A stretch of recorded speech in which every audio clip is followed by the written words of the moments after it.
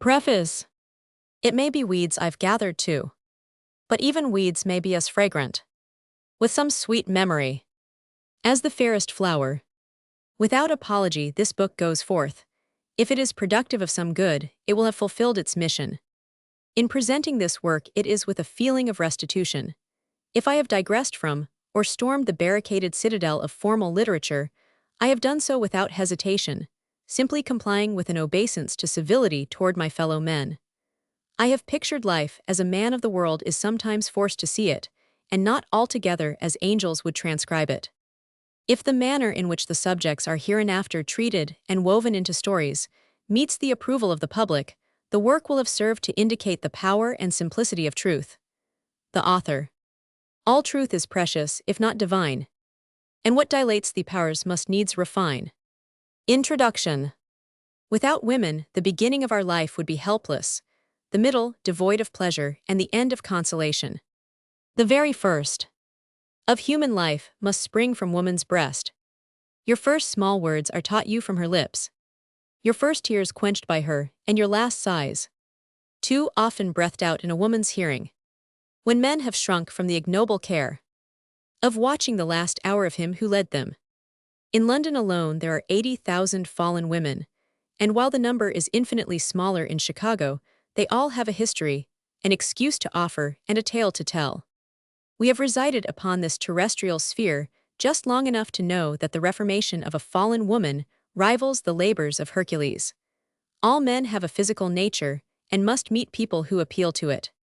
The conditions are such that there has arisen in society a figure that is certainly the most mournful, and, in some respects, the most awful, upon which the eye of the moralist can dwell. That unhappy being, whose very name it is a shame to speak, who counterfeits with a cold heart the transports of affection and submits herself as the passive instrument of lust, who is scorned and insulted as the vilest of her sex, and doomed, for the most part, to disease and abject wretchedness of men, then death.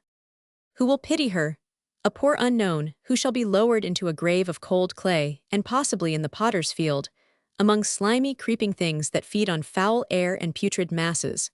Not even a slab to say, "Here lies." With dreamy eyes and rum, dulled brain, her companions take in the scene without warning. They shrink not from the horrors of the charnel house or the maggot-filled grave. Sin fascinates them as the cursed death-giving flame does the foolish moth. They continue to cultivate avarice, defy all laws of nature and modesty, all rules of etiquette, and break down all barriers which ordinarily defend pure womanhood. She is a rag and a bone and a hank of hair. Women of this class feel that they are social outcasts, that their sins are as scarlet. They believe that they are past reform.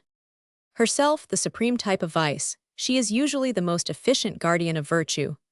But for her, the unchallenged purity of countless homes would be polluted, and not a few, who, in the pride of their untested chastity, think of her with an indignant shudder, would have known the agony of remorse and despair. On that one degraded and ignoble form are concentrated the passions that might have filled the world with shame. She remains while creeds and civilization rise seven and fall, the eternal priestess of humanity, blasted for the sins of the world.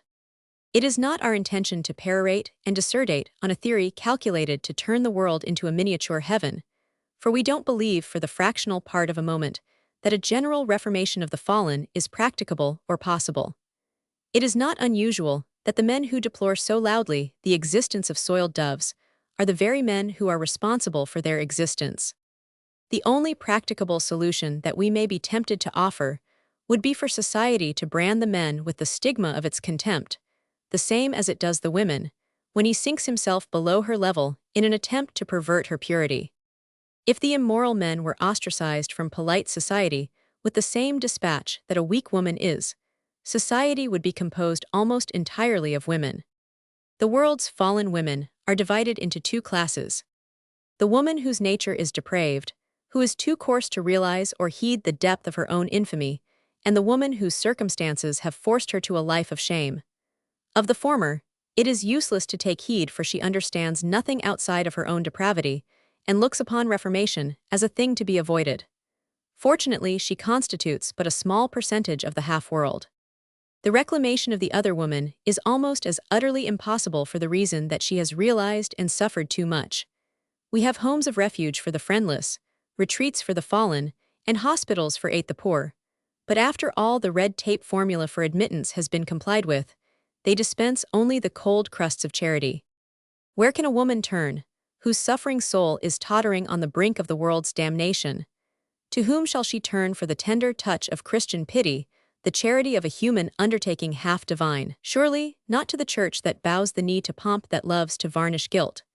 Not to the women of merciless hearts and useless lives who boast of chastity because of frozen veins. Not to public charities who advertise her squalor and her shame. Not to the worldly man, whose aid is almost invariably extended in return for favors their families know not of, but she turns to the hell of the world's lost souls when men no longer find her a convenience. The modest woman of mental refinement finds a rival in the person with a good figure, no matter how blatant, who is able to set the pace that lures the men. Whatever her personal merits may be, her position precludes the possibility of her re-entering social circles that would be agreeable to her.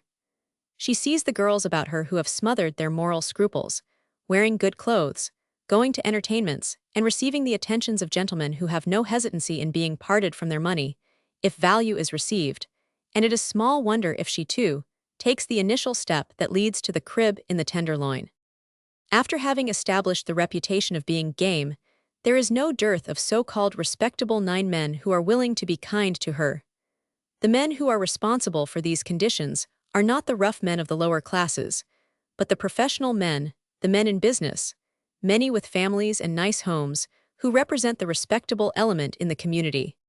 If all the ancient prudes and windjammers, who are so intensely interested in the fallen, would give their support to the decent men who give their employees living wages, instead of straining their corsets to wedge in next to the bargain counter in the department stores, whose scale of wages breeds prostitution and moral depravity, they might discover in the next decade more self-supporting, decent women, and less fair faces flushed with lust in the glare of the red light brothel. In presenting this work to the public, it is not the intention of the author to bruise the hearts of fond parents, who may be able to recall sad occurrences after having read the following chapters, nor to censure the subjects, whose life stories are told in the following narrations, not to bring down unjust criticism on the head of any class, but rather to point out in a measure the reasons most apparent to a man of the world for licentious crime.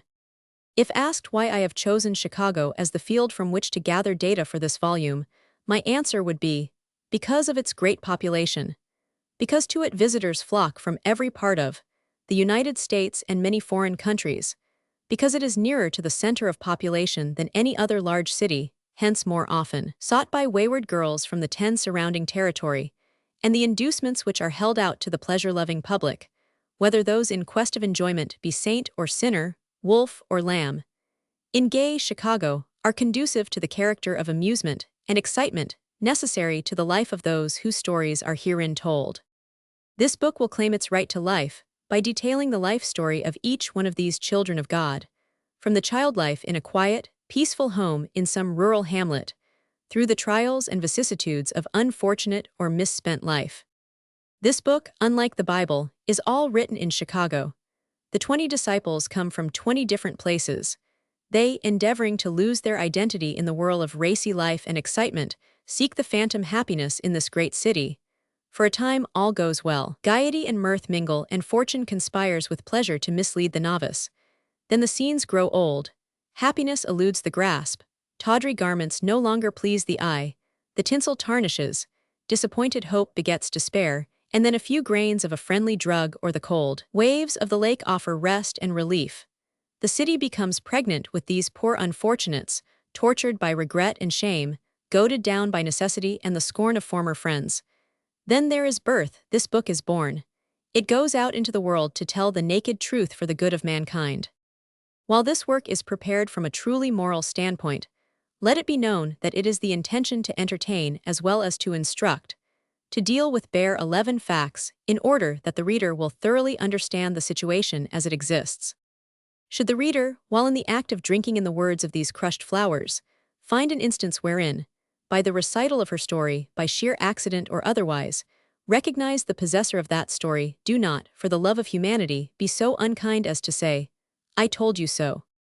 You may know, I adore Some man whose fault it is that that particular girl was placed in the position which makes the tale of her life so miserably sad to some, and yet so racy and full of color to others. If, after having read the story of his wrongdoing, together with the pain he has caused, he does not develop into a different sort of a man, put him down as an iniquitous night bird, fit to flit and hoot by night in search of prey, one in whom a spark of manhood never glows and whose crimes and abominations are myriad, marking him as a loathsome creature, who fears the truth and shuns the light of day, one whose conscience is seared beyond redemption, and who possesses no conception of charity, pity, sorrow, or regret.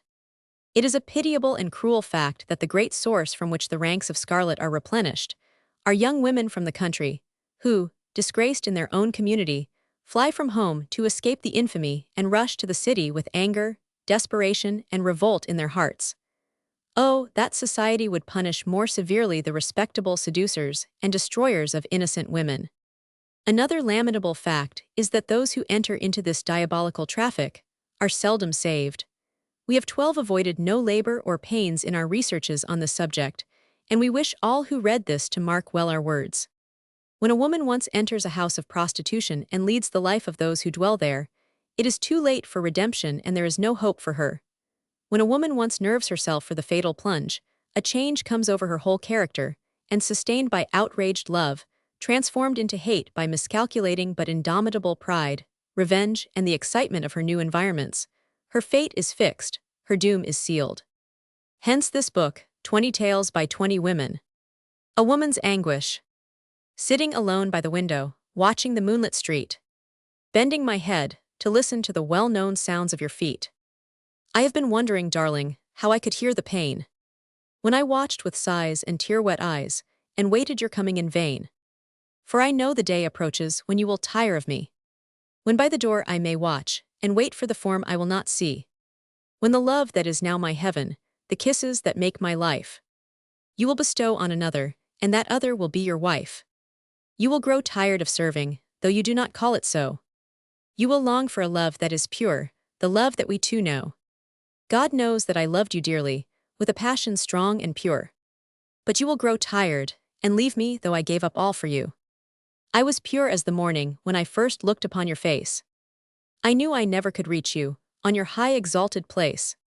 But I looked and loved and worshipped, as a flower might worship a star.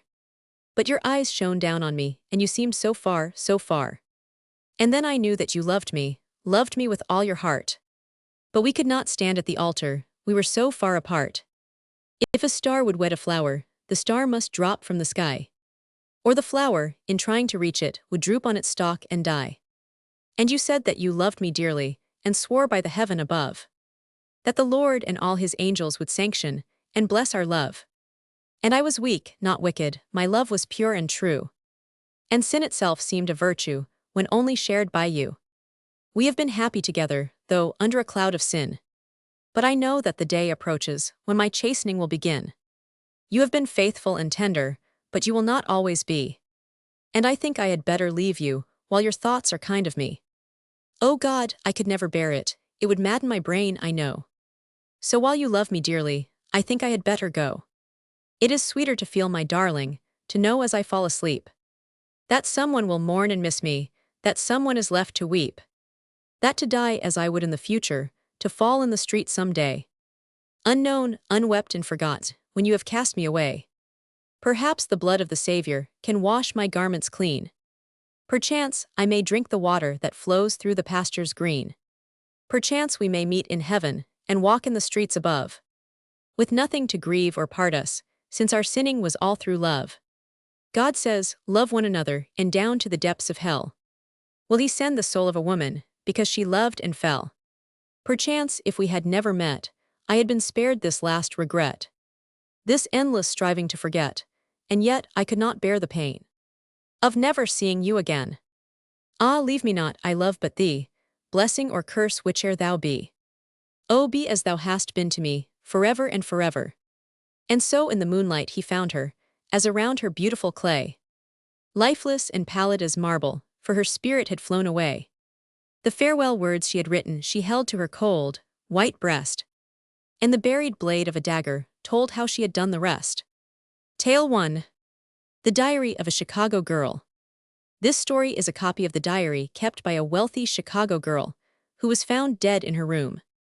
When lovely woman stoops to folly and finds too late that men betray, what charm can soothe her melancholy? What art can wash her guilt away? The only art her guilt to cover, to hide her shame from every eye, to give repentance to her lover, and wring his bosom is to die. January 1. I, Louise Montgomery, 25 years of age, and in full possession of all my faculties, do hereby affirm that I will herein chronicle all the noteworthy happenings of my life for the period of 1 year. Little diary, I am surprised that I, having reached the mature age of 25, should become so sentimental as to wish to keep a diary. What has prompted me I cannot say. Time may reveal it. The old year has just passed into eternity, and the new year has but commenced his reign as I write. Yes, a new year with all its possibilities. I hope at the end of this year I may look back upon it as the 118 bright year of my life. I have not made 1,000 good resolutions, as I have done hitherto, but mean to meet the trials and temptations of each day as bravely as possible. I am not in love yet, little diary, and I want you to bear witness to this fact. There is a man whom you do not know, and to whom I shall introduce you now, for if I can convert him to my way of thinking by the end of this year, I shall not have lived in vain, and I shall have much to tell you about him as the days go by. He is married, this man of whom I speak. That in itself would preclude the possibility of my loving him now, or falling in love with him in the future. He has a lovely wife and 1 child. He speaks of her often and dwells on her excellent qualities, until I too love her. He loves her, maybe he does, but I fear he does not to the fullest extent. It must be my work of this year to teach him the error of his way. He has never by word or action intimated that he cares for me, but I am sensible, not conceited, and know he is. Well, he likes to tell how happy he is, too well. People who are thoroughly happy give no thought to the opinion of the world, but live only in the sunshine of their beloved's presence. I think my task will be a delightful one. He is awfully good-looking, very tall and well-developed, polished, and withal so interesting. It was strange how we became interested in one another the very first night of our meeting. That Thanksgiving ball will be a memorable one. How striking he looked in his full dress suit and how perfectly he dances. I 19 wonder what New Year resolutions he has made. I mean to ask him if he is at the dance tonight. No, I guess I won't either. Men are conceited, and he might think I had been giving him rather more thought than mere casual acquaintance would warrant. Perhaps he doesn't realize his danger. Well, I must retire now to pleasant dreams. January 2. Oh, what a grand time I had last night. I was the belle of the ball, and Mr. Forsyth said he never saw me so radiant. I felt a little as if I ought not to allow him to say it, but I couldn't really find a reason for criticizing him for what many others said. And then, too, if I assume that he is doing wrong, when he may never have thought of it, I shall spoil all my chances for doing good. I know I did look my best, for that clinging black crepe gown is most becoming. I wonder how Nell is progressing with her affair. Somehow she doesn't seem to me to be looking very happy. January 6. I didn't intend to neglect you so soon, my father confessor. But I have been so busy and so tired at night that I couldn't keep my eyes open, and I want you to be as much of a credit to me in appearances as my own deeds are to be. There has been nothing of vital importance to set down here this time.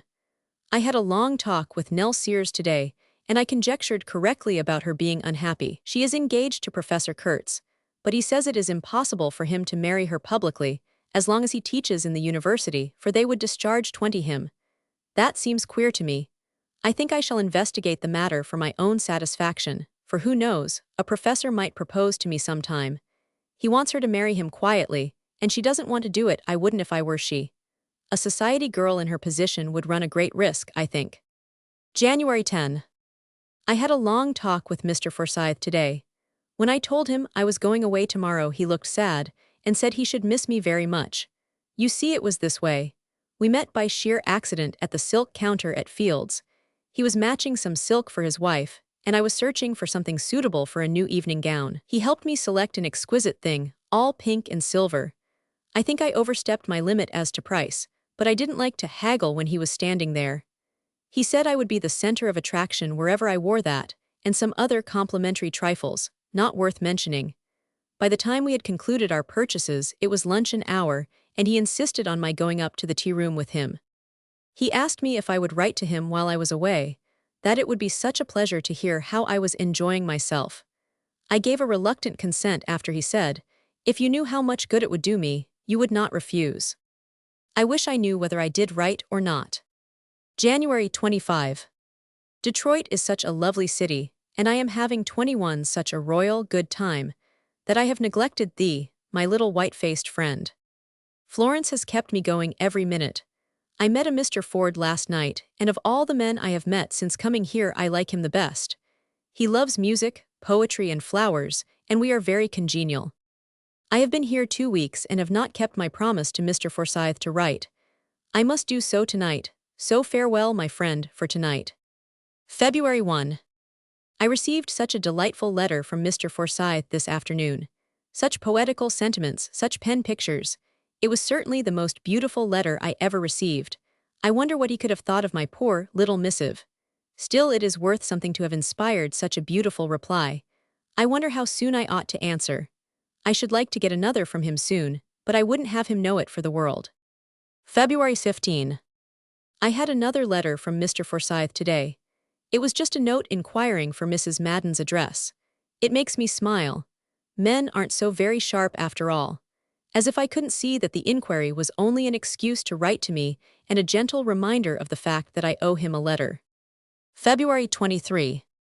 Well, whom do you suppose was at the ball tonight? I was never so surprised in my life. It was a Club 22 dance and Mr. Forsyth was there. I did not know he was in the city. Oh, what a grand waltz we had. He said business had called him east and he thought he would stop at Detroit for a day before going on to New York. Of course we know it was someone who wore a pink gown and has brown eyes, don't we? He is dear. He looked down into my eyes and said, "What beautiful unfathomed depths your soul has, though I can get but a peep at it through those eyes." I can't help it. I like to hear him say those things, although I ought not to allow it and I know it. He is coming to call this afternoon. February 25.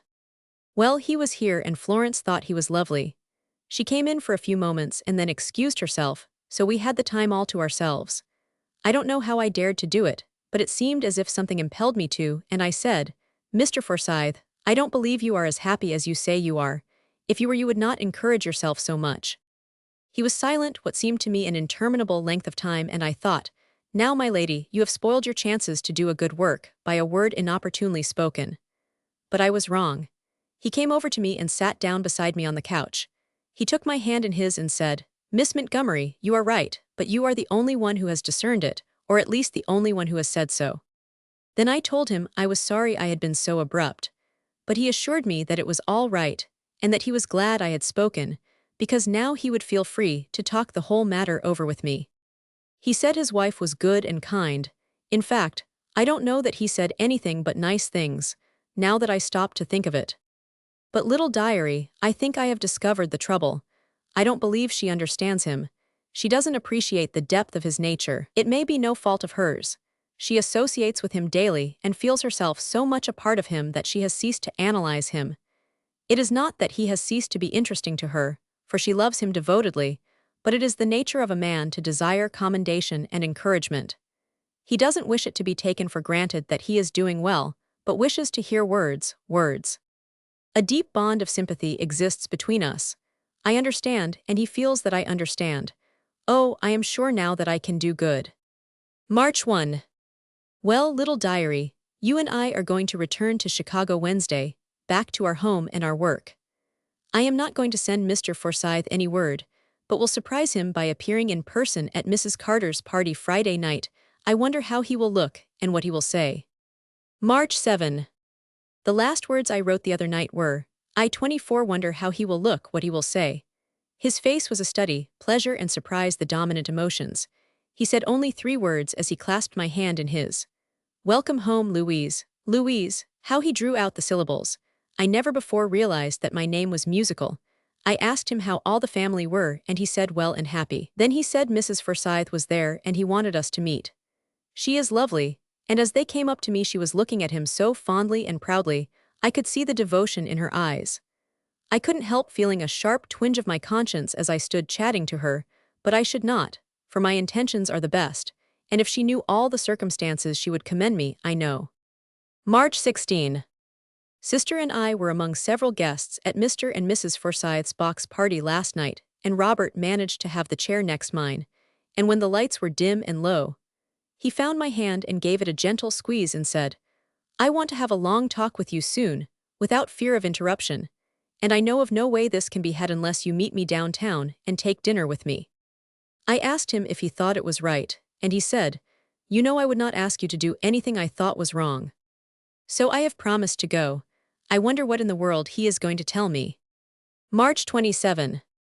We had dinner at Rector's at 4 o'clock today. 25 Robert told me that he loved me. I was dumbfounded, and must have shown it plainly. I asked him if he was in the habit of making love to young women. His lips quivered and he said, "I don't blame you for being offended, but I swear to you that this is the first time I ever told a woman I loved her when I had not the right to do so. I am sorry, so sorry I have told you, for I might have gone on suffering alone, and you would have never been the wiser, while now I have made you unhappy too. Can you forgive me?" He leaned over toward me and looked into my eyes so eagerly for an affirmative answer that, well, how could I refuse forgiveness? And then, you know, my work must be considered. April 2. Nell had an all-fools party last night, and such pranks as we played. Of course Robert was not there because only the young people were there, and it seemed rather strange. In fact, I know I missed him, but this is only for you to know, my faithful. Mr. Ford was there, and he is awfully nice, knows just what to do to make a girl comfortable. I am going to the opera with him tonight. I shall enjoy it immensely with him, I know. April 14. Oh dear, Robert is jealous of Mr. Ford. He happened to be at the opera that night and saw us. He says he did not mean to be too observing, but that he loved me so well that he couldn't keep his eyes off me, and that Mr. Ford must be in love with me too, from the attention he bestowed upon me. April 26. Florence has been here since the 15th on a shopping expedition, and we have had no end of fun. She insists on my returning with her, and so I think we will go, you and one. May 15. Have been here 2 weeks and had a wire today from Robert. He will be here the 17th to remain a few days. I am just wondering what I can do with Mr. Ford while he is here, for I shall have to devote every minute to Robert, and that won't please Mr. Ford very well. Oh dear, I'm always getting my wires crossed. May 17. I met Robert at the train today, and before I could say a word he had put his arm around me and kissed me, right on the lips. His first kiss, May 17th. May 20. Robert was here tonight and Florence had gone to the theater. We were left alone. He took me in his arms and kissed me again, and every kiss thrilled me like an electric shock. I felt the blood tingling to the ends of my fingers. I never felt so strange in my life. I pulled away from him as soon as I could, but oh, those kisses. They seemed to intoxicate me. I felt as if I had been transported to Elysian fields and could die happy right there with my lips pressed to his. We had such a nice visit. He says I am his guiding star, and that everything has 27 gone better since he knew me. I told him that he must never forget his wife, and he assured me that he would not, could not when he had such a sweet reminder, even if she were not always so good and kind. He said, too, that she could not satisfy the longings in his soul which had been there for years, until he met me. That a man must have love, sympathy, and encouragement to fill his life and make it complete. June 4. I had a telegram from New York this morning. It was from Robert asking me to meet him there. Shall I go or shall I not? June 6. I have decided to go. I had some shopping to do anyway, and I can do better there than here or in Chicago. June 10. When I arrived here, Robert had a beautiful suite of rooms engaged for me at the Fifth Avenue Hotel. He told me more about his life at home and its deficiencies, and that his health was failing him. I am dreadfully worried about him. He looks badly. I wonder what I ought to do. If she only knew how he felt and that she was the cause of it, she might do differently, but it is such a delicate matter, I am afraid to interfere. I pity him so much. He is coming to see me tonight. He has said no word, but the hungry look in his eyes speaks to my heart more forcibly than words. He will take me in his arms again tonight, and once more I shall feel the thrill when our lips 28 meet in one long kiss, and maybe I shall say, "Robert, take me for your own, if it will restore you to health." June 12. Robert came. We talked over the whole matter. I asked him if there was anyone else in his life. He said no, that he had never loved anyone but me. Then I put myself in his arms and said, "Robert, take me. He said, "Little girl, are you sure you want to make the sacrifice?" I said, "Yes." I gave myself willingly for pity's sake, not for love because I do not love him. Then our compact was sealed with a kiss. Our lips met, and soon I was all his. How can I entrust this to you, my silent friend? How can I sully your white pages with a relation of my conduct? The world would call me bad if it knew. I should not be the highly respected Louise Montgomery that I have always been, and all because I have chosen to bring happiness to one who was dying for love. I wonder if I can go back to the old scenes and feel the same, feel that I am worthy to mingle with the old friends. Yet why should I feel thus? If anyone is wronged, it is one. It must be the imaginings of a supersensitive conscience, or the result of early training which makes me feel unworthy. I wonder what our rector would say if he could look down into my heart and see, can it be possible that there are others in our set who are as guilty? I must not think it, much less write it. But after all, I do not regret. I have made a sacrifice for a worthy cause. June 30. Back home again, and getting ready to go away for the summer. Have seen Robert 3 times since I returned, and we seem to grow nearer and dearer to each other. July 10. Pedosky never seemed one half so beautiful to me as it does this season. Even the people are nicer. The men are kind and attentive, but towering over and above them all, I can see the face of the one man I love. Yes, little diary, I love him now. He has woven himself into my very nature even in this short time. I could not forget you, dear Robert, if all these men were kings and princes, for you are my prince and my king. Your dear letters are such a comfort to me, and I am so happy in your love, even though I know there is no future. How I miss him! It is always he who thinks of the little things that go to make up a woman's life. July 31. My sweetheart is coming today. I am counting the hours. Just 3 hours and 20 minutes and I shall be with him once more. What a perfect day this. Nature seems to reflect my joy. August 1. We are going for a long drive today through the fragrant pine woods. We will be alone for the first time since he came. I can feel those dear arms about me, those full, soft lips on mine, even now. August 14. Robert is going today, and with him goes the brightness. We have had such a glorious 2 weeks of constant companionship. We will be reunited soon, though, for he is going up into Canada to find a quiet, country home where we can spend the best month of the whole year, beautiful, hazy October. I am supposed to be going to New York. Oh, what a tangled web we weave, when first we practice to deceive. September 3. Florence is here and I have taken her into my confidence, not from choice, but because it seemed necessary. I am sure she loves me just as well as before, but she says it is wrong, all wrong, that I am making the greatest mistake of my life, that no man is worthy of the sacrifice, and that in time, even though he is true now, he will weary of me. She made me to shudder and grow sick at heart. But I do not believe it. Is he not my Romuald, I his Clarimond? How many times he has said, to know you is to know all women. And that satiety itself I set on fire. September 30. At last, I leave on the northwest today for the Sioux, where Robert joins me, and together we go to Collinwood on Georgian Bay. He found a beautiful country home near there, which is ideally quiet and overlooks the bay. October 2. We are on our way. Oh, the joy of this trip, the perfect contentment. Robert's face has been radiant with happiness all day.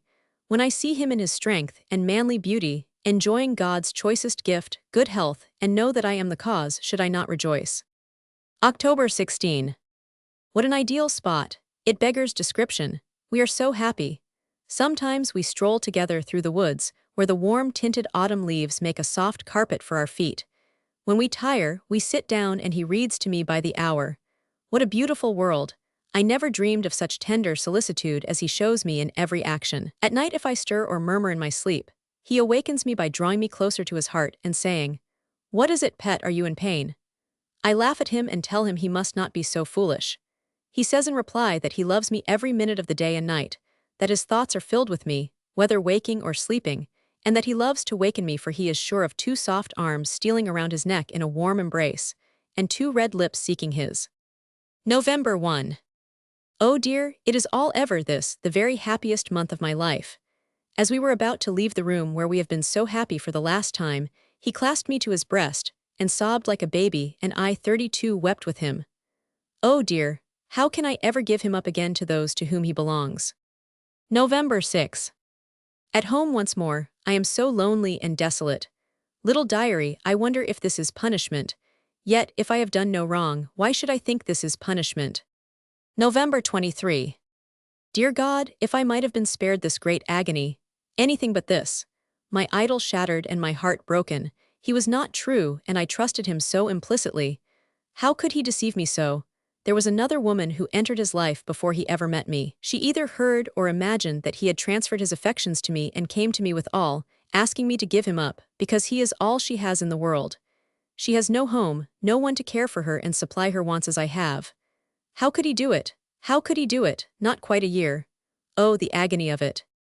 I went to him with her statement, and he said it was true, but that he never loved her.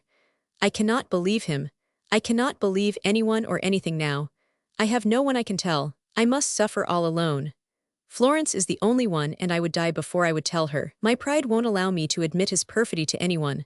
I cannot bear to have the world think ill of him, even now. How can I live and bear it? I will not. I cannot. I will end it all.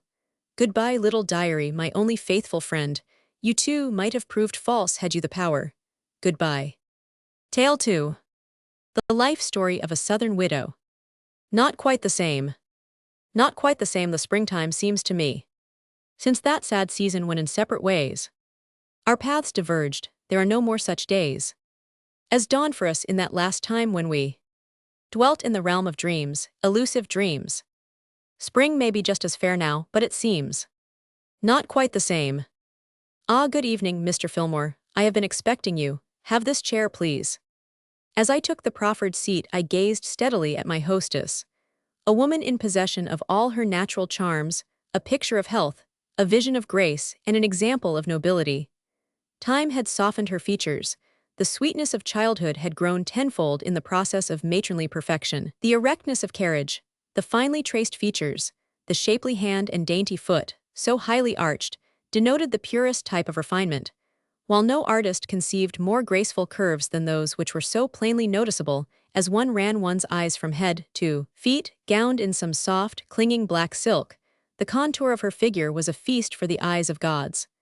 The soft, dulcet tones in which she plainly articulated were of sufficient sweetness to attract one to her, if that were the only charm which she could bring to bear. Nothing had been left undone in the furnishing of the elegant house in which she lived. Rich draperies adorned the walls. Tapestry of the rarest quality fittingly relieved the handsome oriental rugs and handsomely frescoed ceilings. Potted plants placed here, and there sent out such a fragrant odor that it was almost impossible for one to believe that it was midwinter, and that the mercury hovered uncomfortably near zero. The bric-a-brac and pictures were so well selected and artistically arranged that one could readily see the rare good taste and culture which was a dominant feature in the appointment of the entire establishment. The cheeriness seemed to add a halo to the surroundings. The perfect harmony with which all things were blended seemed to soften one's nature to a sense of responsibility toward things infinite. Large, liquid brown eyes rested softly on me, and the satiny complexion of Mrs. Penway glowed with such a beaming radiance of congeniality that despite her 40 or more years, I felt as though I were basking in the sunshine of youthful smiles. Coupled with all the beauty and symmetry, there was a distinct imprint of sadness on her features, which was readily detected. They were not the hardened lines which denote misery and want as associates to suffering, not the expression of hardship, but rather that resigned-to-duty look. After commenting on the weather and general topics of the day, I came to the point by asking Mrs. Penway if she had her narration written. No, I think, Mr. Fillmore, that I shall recite the incidents to you as they transpired, and ask you to be 35 kind enough to arrange the statement into sentences best suited to your purpose. Very well, I will do the best I can to tell the tale in a readable manner. To begin with, I am a native of southern Missouri. My parents being Scotch, I feel that my ancestry is traceable through a long line of descendants. My father was engaged in the lumber business. It was his custom to buy large tracts of timber land, then placing his mill at convenient points, he would proceed to convert all the available timber into marketable lumber. Money proved to be the blessing and curse, which was eventually the cause of more suffering than one cares to bear. Years ago my father purchased a body of land in Arkansas, covering an area of 12,000 acres. In the transaction, he became financially involved to such an extent that he was compelled to go for assistance to some of the large dealers to whom he was in the habit of selling the greater part of his output. At this call for aid, a man came to our home to talk the matter over. He had the appearance of being a man of 50 years of age. He was wealthy, very wealthy. He remained there for 10 days, during which time he seemed to grow very fond of me as a child and would often pat me on the head, coaxingly calling me his little girl. After he had gone, I overheard my parents talking. Father said, "Well, that is a load off my mind." "And one off mine," said my mother. Then she broke down and cried. Between the sobs I could gather but little. 36 However, I heard her say, "I know she will never be happy." I had not the slightest idea to whom she referred. Next morning she called me to her. "Dear," she said, "you are going away." "Oh, where to?" I cried in my childish delight and anticipation of travel. Noting my eagerness and mistaking it for joy at leaving home, my mother, with tears streaming down her dear white face, said, "Are you happy to think of it?" "No, not that, mother," said I. "But I should like to see and learn of things which I have heard so much about and have known so little." "Well, dear, you are to go away from us and go into school. We, your father and I, have concluded that it is best." "But mamma, won't that cost a great deal of money?" "Yes, but your father now has his affairs in shape, so that he can afford to educate you." As my mother finished this last sentence, a fresh torrent of tears sprang from her eyes. It was all a mystery to me, for I had known of my father's difficulties. I could not understand the sudden turn of affairs. I quickly resolved upon a plan which would at least enlighten me. There was in the employ of my father a young man by the name of Landry Grayson. Everyone called him Lanny. He was a trusted man of affairs. Things which other men were never consulted upon were always brought to Lanny for his 37 advice. Lanny could explain to me the cause of this sudden resolution on the part of my parents. Lanny stood quite 6 feet tall, while his broad shoulders looked as though he could carry with ease and grace the burdens which might quickly crush other men out of all semblance of humanity. If his blue eyes were tender, they were only a relief from the firmly set jaws, which plainly said, "I will," without so much as a movement of the rather thin lips. I knew that Lanny would know and tell me, for he was honest. He had been in the family for years. I had learned to lean upon him as a brother, and as I sought him out from among the whirling pulleys, singing saws, and swiftly crawling belts that day, I felt proud to think that I had at different times during my infancy sat on one of those square shoulders or clung tenaciously to that sinewy neck. As Lanny had waded through slough and brush, taking me from place to place in the forest, he had killed the snakes and chased away the wild boars that would so frighten me in childhood, and when young squirrels were susceptible to capture, he would always keep the cage well filled with every known variety with which the woods abounded. If Lanny was the strong rod on which I learned to lean, wherein was I to blame? Lanny saw me as I wistfully watched and waited, then giving some orders, for he was Papa's foreman, he came to where I was standing and said, "What is it, Aileen?" "Lanny, I want to tell you something." I think the tremor of my childish voice impressed Lanny, for he asked me to go to the office, a rough affair, but 38 there were chairs there, and we could be alone and away from the clanging saws and flying dust. "Now tell me what it is, little one," said Lanny, as he closed the door and took up a handful of curls which had crowded out from under the gingham bonnet which I wore. "Lanny, I am going away," said one. "I know it," replied Lanny. "You, who told you?" "I heard the bargain."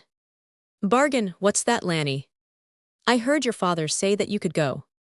"Oh, did you hear him tell Mama?" "No, I heard him tell the old man with the white side whiskers." "Do you know where I am going to, Lanny?" "I only know that you are going away to school. The rich old man is to select the place, and you are to be sent there, and—" Lanny turned to the window without finishing the sentence. Presently, he resumed his speech again by asking if I was glad. I did not know what the change in Lanny's voice meant then, but I could not fail to notice it. "Yes, I want to go and learn to be a lady, but I don't like to go away and leave Mama and who, Aileen?" "You, Lanny. I will be lonely with a whole lot of dressed-up children and mean old teachers around." Before I had closed my sentence, Lanny had drawn me to him and was kissing me fondly. "Oh, little girl, you don't know how much Lanny 39 will miss you, and to think I won't see you any more." "Why, Lanny, why do you say that? I won't stay always." "No, but you see, little one, the rich man wants you for his own. He is only waiting for you to be educated and grow into full womanhood. Then you are to be his." Hasn't he any little girls of his own? No, you poor dear, you don't know what I mean, what it all means. No, tell me, Lanny, for if it is not nice and good, I don't want to do anything but just stay here. Well, it's this, Aileen. May God grant that you will forgive me for disturbing your young heart, but your father came near losing all he had. He applied to a firm for financial aid. The old gentleman who was here furnished the much-needed assistance under these conditions, that you be educated at his expense, and then he will marry you, for he has fallen in love with you. Oh, the ugly old thing, I don't want to marry him, I hate him, I don't want to marry anybody. I want to stay where you are, I cried. Yes, dear, I know, but a great deal depends on you, for you are not to know it yet. And as I have been a witness to the contract and have been sworn to secrecy, you must not tell anyone that you know. But I won't go. Yes, pet, you must go, and remember that you are only 15 now. You are not expected to marry your father's benefactor until you are 19 or 20. 40 changes may take place before the time arrives for you to give up all hope. It was a sad leave taking for more than me. I shall never forget the pained expression in my mother's face, and the stern, sad look of my father as I waved my hand from the car window. Lanny had carried a little basket of luncheon to the station for me, and when I opened it on the train late that afternoon, I found a handful of wild flowers wrapped in a piece of the lumberman's journal, which I knew Lanny to be a regular subscriber of. There under the glass cover are those same flowers, withered and faded beyond recognition, but the sweet memory which clings to them makes them more precious to me than all the blossoms this world contains. I had 4 years of school life with everything that money could buy, kind friends, pleasant surroundings, and indulgent teachers. But oh, how I longed for mother, for the woods, the vines and moss, the whir of saws, and the scream of the mill whistle, and for Lanny. Oh, for 1 hour in the tangled forest with strong, brave Lanny would have paid me for all the suffering which I had to bear. At last the day arrived when Lanny's reckoning proved correct. My father and Mr. Penway came to visit me at school. They quickly told me what the plans were, and for me to go on with a repetition of the details would only bore you. Mr. Penway made love to me in a manner that I then supposed was perfectly correct, but I have since been led to believe that his manner courtship was stereotyped, but it made no difference. I was the price of a home and a fortune, I saw it all. 41 if I refused, my father's years of labor would be lost, and he would be penniless and my mother homeless. I felt as though children were brought into the world much the same as horses, cattle, and hogs, that a fixed sum might be realized on them. We were married in a hotel in St. Louis. All of the luxuries were supplied, gowns of rarest and most exquisite texture, and as I rudely told one of my bridesmaids, every article was there which is needed at a first-class funeral, except the casket and hearse. Music, ushers with stately tread, presents and flowers, great clusters of potted plants, waving ferns, roses, pure white lilies, narcissus, orange blossoms, loads of each in full view. Yes, and wrapped in a bit of white silk, nestled inside my clothing next to my heart, were a handful of withered wild flowers, which during 4 years had kept fresh in my memory. We went to Europe, spent the winter in sunny Italy. At times I did imagine I was happy. Then the ghost of something, I knew not what, arose before me, and all I could see was a contract, wherein so many dollars in hand paid had been exchanged for a human form, which was so like ice that the purchaser could only gaze on his possession with a feeling that he at least got it first-hand, without it ever having been placed on the bargain counter. I had no conception of what married life was, and I fear my husband was a poor teacher. Many fine pictures and rare ornaments found their way into the great pile of treasures and relics which we gathered with no thought of cost. Mr. Penway was a connoisseur, but not a lover. He was proud of me. I was introduced to many of the noble 42 families. I was catered to by those whose station in life was apparently so far above me that I shuddered when I thought of a saw 1099. We returned from our trip abroad, only to be ushered into a house of magnificence. That is, so far as grandeur was concerned. Servants to do my bidding, carriages at my command, everything that money could buy, but not one bit of love, not a word of that soul-sustaining love. 1 year of this, and Mr. Penway was called to Europe again, this time on business. I had been in regular correspondence with my parents, and they insisted on my coming home for a visit during Mr. Penway's sojourn abroad. I went, and for the first time in nearly 6 years met Lanny. My first impulse was to throw myself into his arms, regardless of the presence of my parents, but I managed to control myself. However, during my stay there, I naturally roamed in the woods, through the mills, In that way saw much of Lanny. Dear old Lanny. With the same clock-like regularity he performed his duties, the same broad shoulders and the same tender blue eyes. If time had wrought changes in him, it was for the better. He seemed so mature with the full soft beard that covered his face. His words were all uttered in kindness. I asked my parents about him, and they told me how he had applied himself to my father's interests, not losing a day from the confining duties of business and labor. In fact, he was the mainstay. If the head sawyer was sick or off duty, Lanny laid the master hand on the lever, and the saws and the dust flew as the lumber piles grew higher and higher. If the engineer or fireman was absent, it was Lanny's 43 touch that put the machinery in motion, and his willing hands that heaved the great slabs into the furnace to make the steam. If any of the little colony were sick and needed attention, it was Lanny who kept the lonely vigil through the dark and solemn hours of blackest night. And when morning came he, mighty as the sun, shone all day, beaming with good nature. And when, as was often the case, the fever so prevalent in the swamps claimed a victim, it was Lanny's gentle hands that folded the arms across the quiet breast and closed the staring eyes. It was his soothing, reassuring words which brought comfort to the poor mother, whose heart bled in sorrow for her darling child.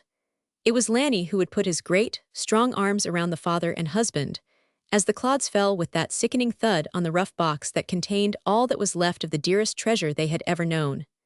Again, it was Lanny who took into his arms the fatherless children and told them that the Father of all was God.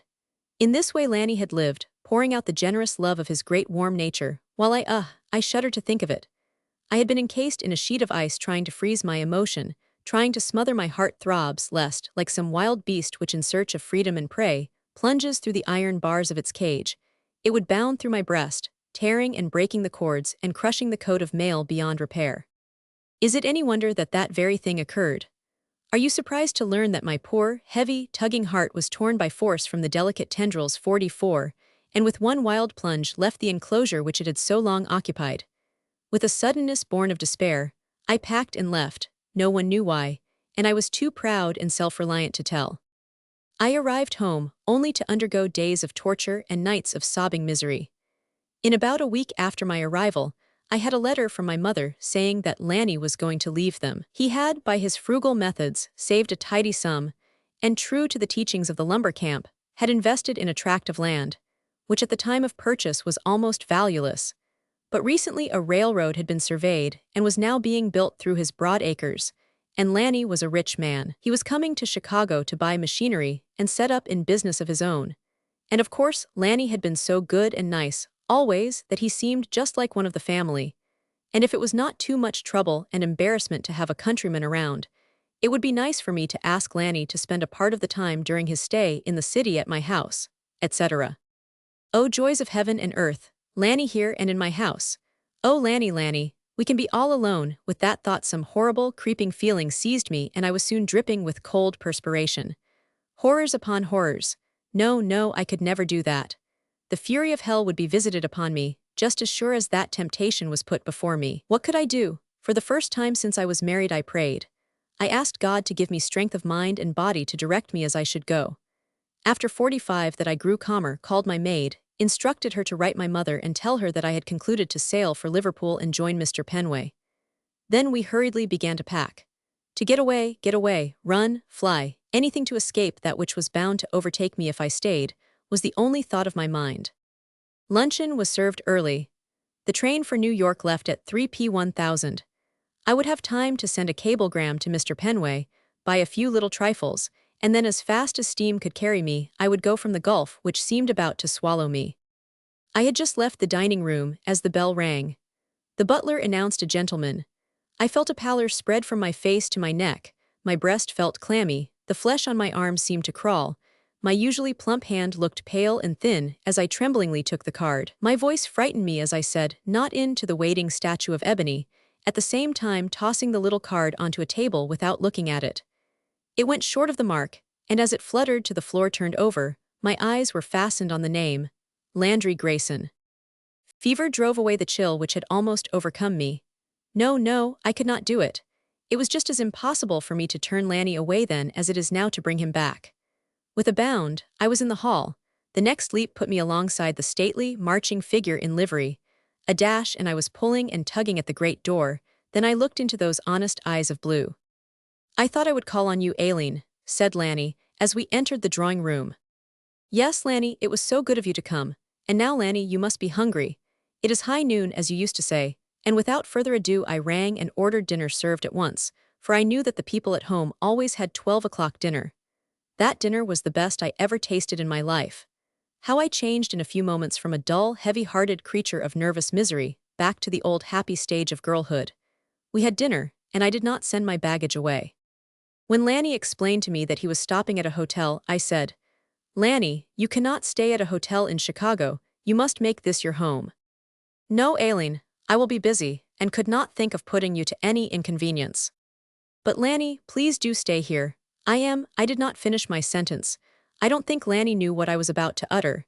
If he did know that I was on the point of telling him that I was alone, he paid no attention to it.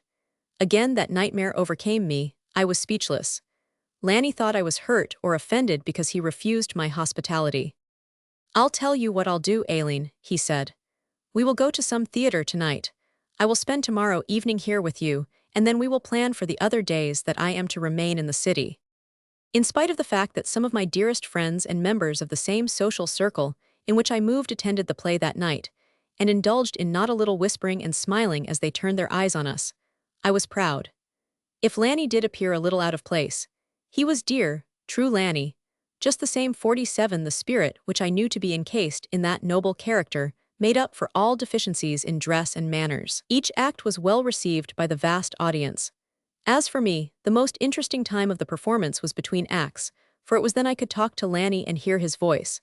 I saw little of the actors, for I was busy feasting my eyes on my companion.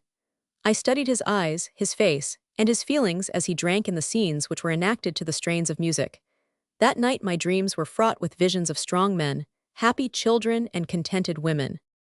The next day dragged slowly enough, but at last, with happy delight, I welcomed the hour of Lanny's coming. We dined, I played and sang. Lanny told me of all the things that had transpired since I had left the forest. At 11 o'clock Lanny arose to go, all too soon for me. I begged him to stay.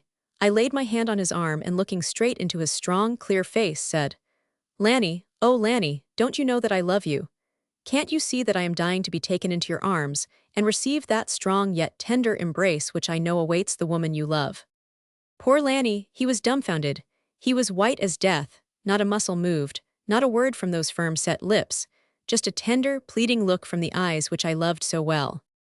"Lanny, speak to me," I cried. "Oh, dearest, give me some relief, say some kind word to me or I shall surely die." I threw myself into his arms. I pulled him down onto the divan and clung to him as though 48 my life depended upon it. Oh, the emotion of the soul! I sometimes think that if the world knew what a woman must suffer at such times, it would not be so unkind. I was wild, and when Lanny freed his hands from my passionate clutch and tenderly lifted me from my knees to a position beside him, my joy knew no bounds.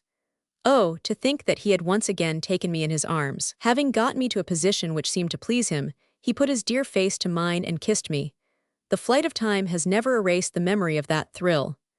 Love, devotion, strength, happiness, all I say, went surging through me like an avalanche. More, Lanny," I cried, and forgot all suffering as I, in my reclining position, could see the shadow of his great form as he bent over me again.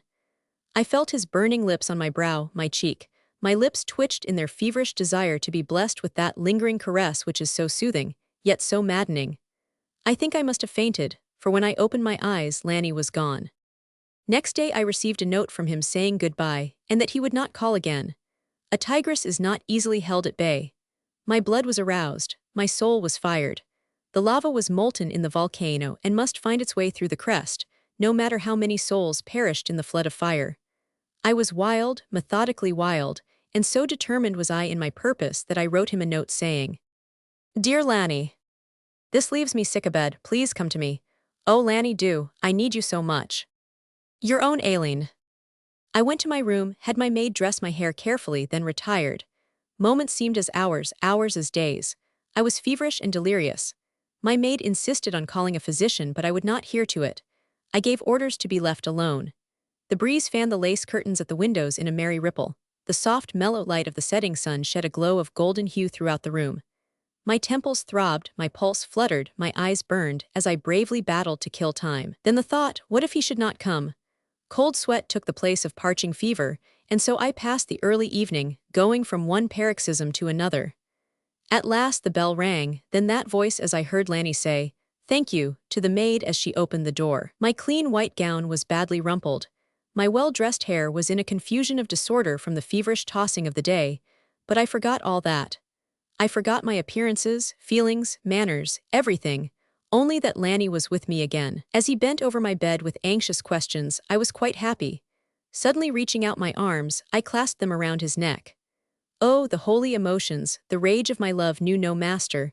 I clung to him, he tried to free himself, but no, I would rather have died than give him up. Great, strong Lanny of Herculean strength, one who could have held a horse, or felled an ox by a blow of his strong right arm, one who could withstand the ravages of pestilence and disease, one on whom weak men looked with that feeling of admiration born of awe, one whose strength, broad judgment, and kindly temperament made him easily the master of any and all 50 situations. But with all his bravery and fortitude, all his battles, all his years of duration, he had never been called upon to wage war upon a woman whose soul was starving for the loving caress, which is so dear to a lonely heart. He was as wax in my hands, as I clutched him fiercely yet fondly. "Oh, Lanny, Lanny, say that you love me," I cried, all the time raining kisses on his dear face, while he acquiesced in mute silence. With his eyes dilated, his nostrils distended, his lips drawn and white, he fought the silent battle which led to his defeat. In his years of physical building, he had never been called upon to withstand the onslaught which I now brought to bear upon him. He had never been drilled in the tactics necessary to repel the attacks of passion. I could see my victory coming. The light of his eyes told me that the world was fast melting away. Then suddenly he clasped me to his dear self, saying, "Oh, Aileen, what is it? Why can I not go away from you? Yes, little girl, I love you, I love you. Kiss me, Lanny, there dear, yes, that is right, Lanny, hold me in your arms. Now, dearest, we are happy." Then, while tears of joy dimmed my eyes, in the madness of passion, my future was molded.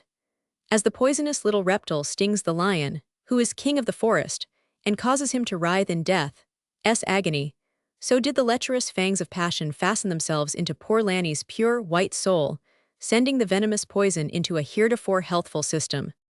If I could but live that hour over again, if I erred the sin was tempered with love. I know, in the way that sins are reckoned. This thought is a sin of the deepest dye. But I know too, if an angel beckoned, standing close by the throne on high, and you down by the gates infernal, should open your loving arms and smile, I would turn my back on things supernal, to lie on your breast a little while, to know for an hour you were mine completely, mine in body and soul, my own.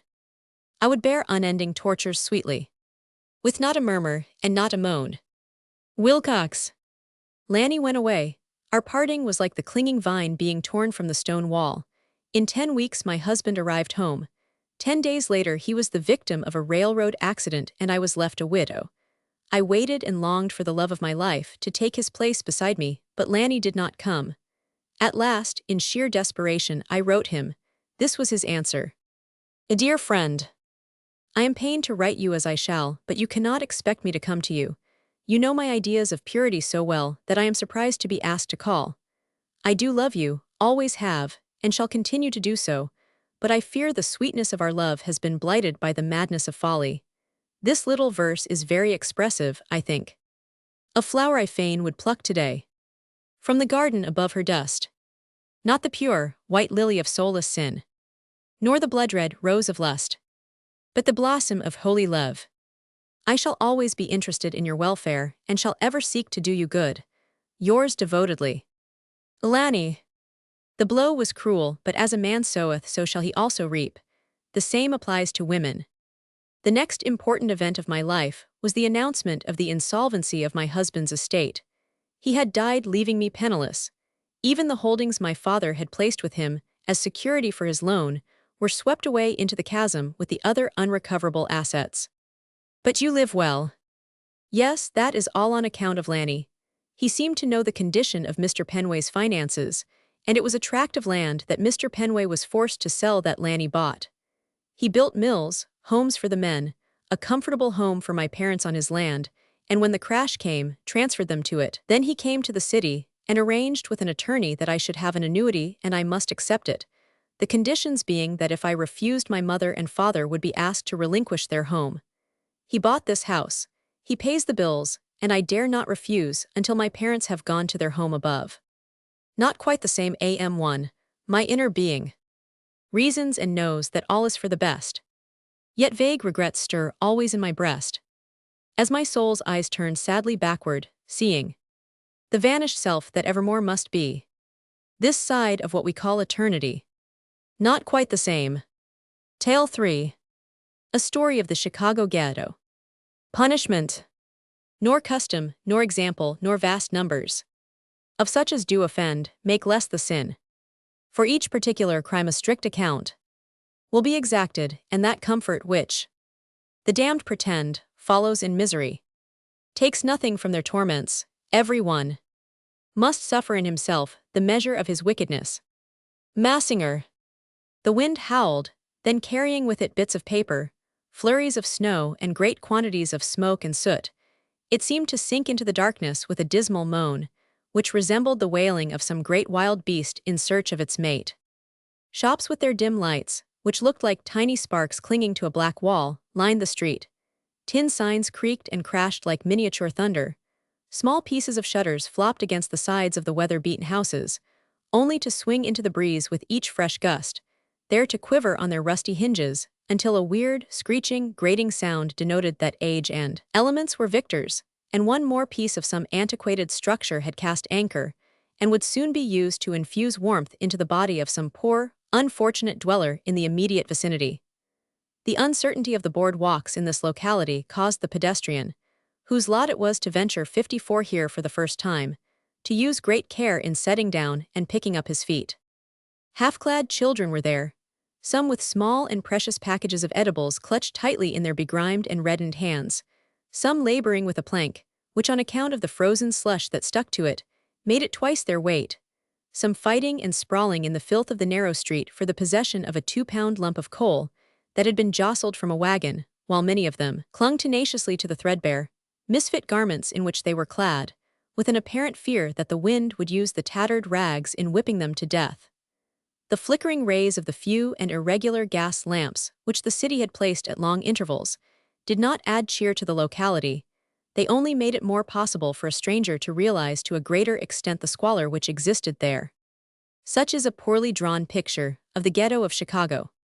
When compared to the commodious home on the lake front, with its coils of pipes conducting steam into every nook and corner, making even the cellar a place of comfort, the rich rugs, the substantial furnishing of oak and mahogany, the bright lights, the dear little mother, the happy children, the music, pictures and flowers, the well-filled larder and comfortable clothing we all enjoy, it is inclined to cause one to forget to complain. It was no pleasant task, but it was a duty. I have set out to tell the life story of 20 different women, and to get these stories from the lips of the principals 55, it behooves me to appear to them in person, even though at times I am compelled to freeze myself against all humanity. And again, so stirred with pity and aroused with sympathy, that I have frequently come away from hovels with just enough change in my pockets for car fare home. This night, after searching for blocks and burning many matches in a vain endeavor to find the number which I had been given, I was led to the point of my investigation by an old man who was on his way home from his days begging and peddling. He was a kindly Hebrew. "Dis is de place," said he, with an instinctive stretching out of the right hand, palm upward. "Bud, meester, I don't tink dey vil be at home," he added, as I laid a $50 in the still outstretched hand. "Otto vait, I vil see for you." With that he shambled around the side of the tumble-down house, while I stamped my feet on the frozen cinders to keep up circulation, all the time thinking the old man was correct, for there was no sign of life anywhere about the house. Finally he came back. "Yes, dey vast dere, but you see, meester, Saturday nights is a bad time to found 'em home." "Why?" "Oh, it is a goot time to find tings. So many grocery wagons on de streets und der vast some stores vat gift de peebles de rotten cabbages, und apples und lots of vilted tings. You see, meester, we have a hard time to eat." The old man was an artist. His eyes shone with that everlasting thrift so characteristic of his race 56, and somehow I could not get away without handing him another quarter. Then, receiving his instructions as to getting into the house, I took up that part of my labor. I managed to keep myself separated from the piles of ashes and tin cans until I reached a rear door. The house was on the corner and was a basement affair, the first part being brick up to the level of the street. From that on up to the top it was frame. The house had been built before the street was filled in, so that when that operation took place, one side and one end of the brick wall, being the parts of the house that were exposed to the street, had become submerged in a mixture of old bricks, pieces of bottles, mud, and other rubbish that was from time to time scraped off the business portion of the street. It was difficult to distinguish my hard and vigorous rapping from the violent rattle of the door. Finally, I heard a sound as though something was being dragged across the floor, then the door was pulled halfway open and I was asked to enter.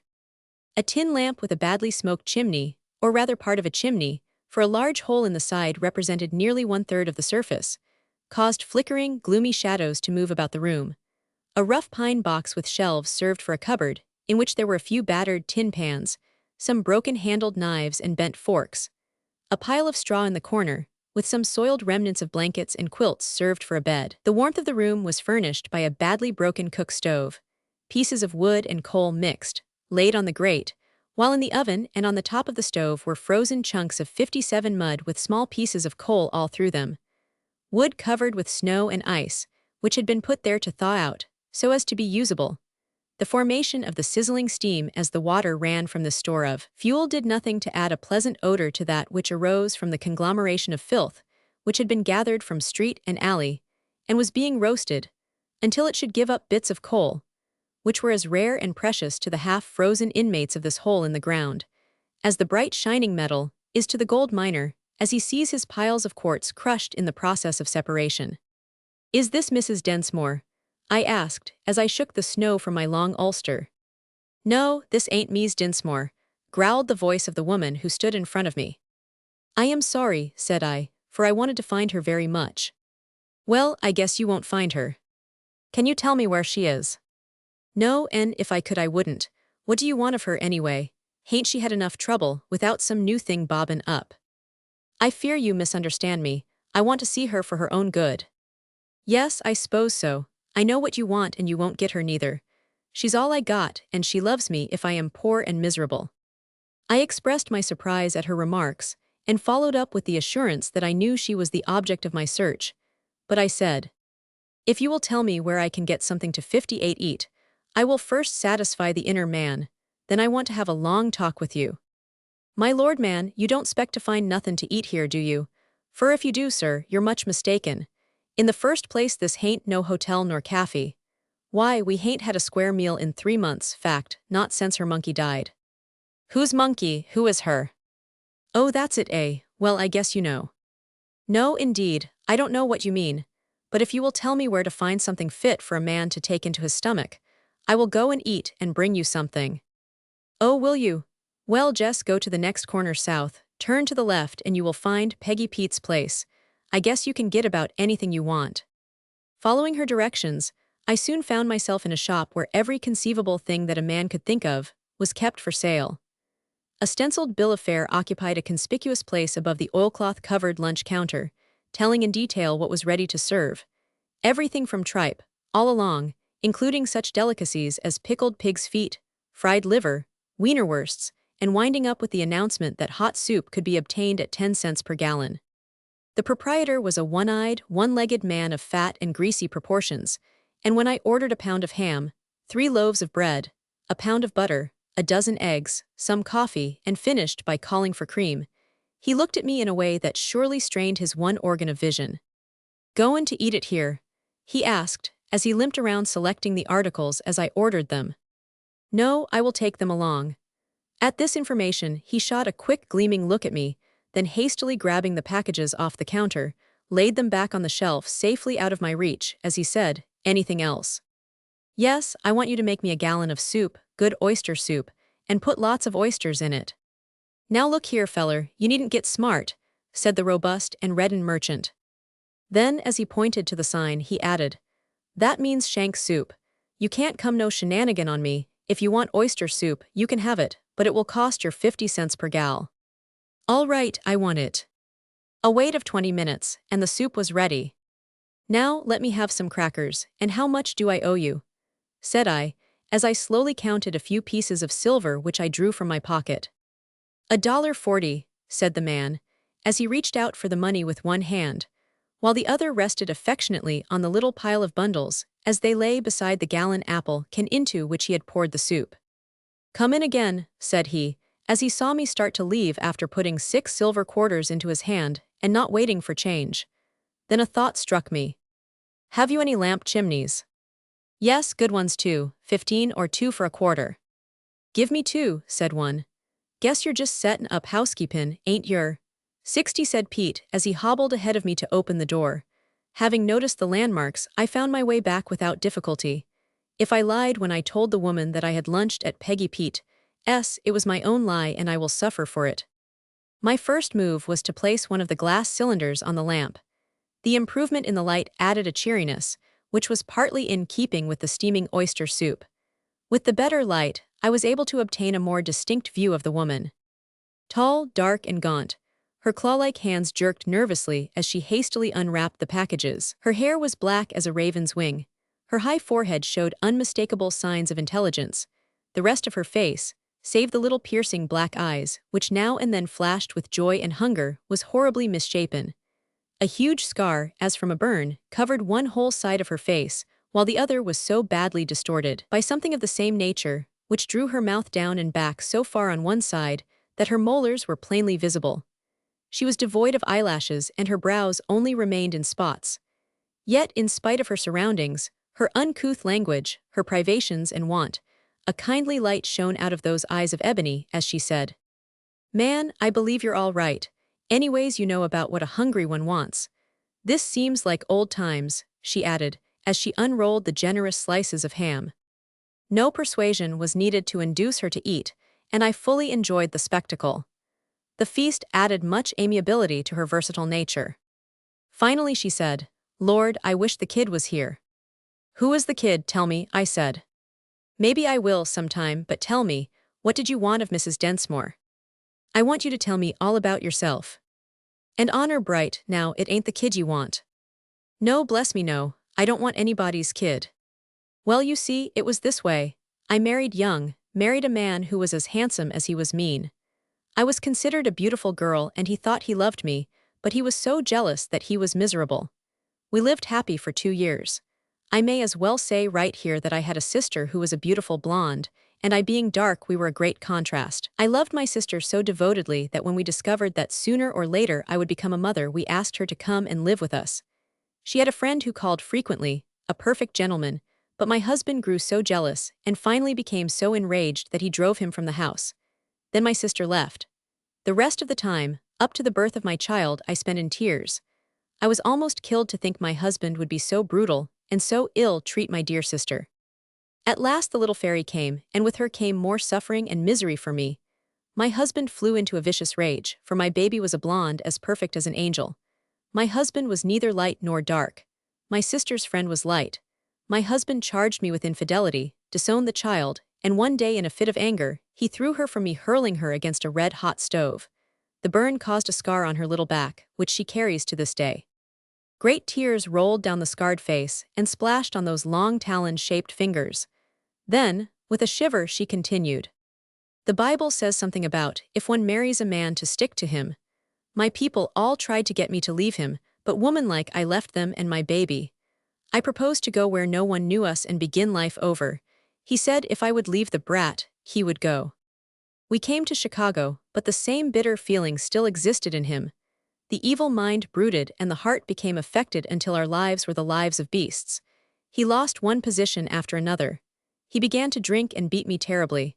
Oh, sir, I would have stood all that, if he had only loved me. I would have willingly starved for bread if my heart could have had one morsel on which it might be sustained.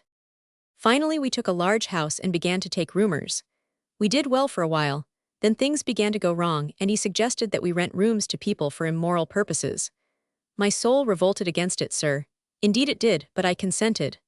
Oh, sir, many's the time I've cried when I would see some sweet-faced girl come to our house. For, sir, I could not help thinking that some day my baby would grow up and she might become the prey of some vulture." As she progressed with her narrative, she dropped the uncouth language of the locality in which she lived. The hot soup and the light, together with the living over the better times, seemed to have taken her out of herself for the time being. My husband drifted from one bad crowd of associates to another. At last, he was arrested and convicted 63 of stealing and was sentenced to the penitentiary. The disgrace which this brought upon me was so terrible that it overwhelmed me. I lost all respect for everything and everybody. I removed from the semi-respectable district into the more notorious and better advertised portion of the city and became the landlady of one of the most notorious resorts of the day.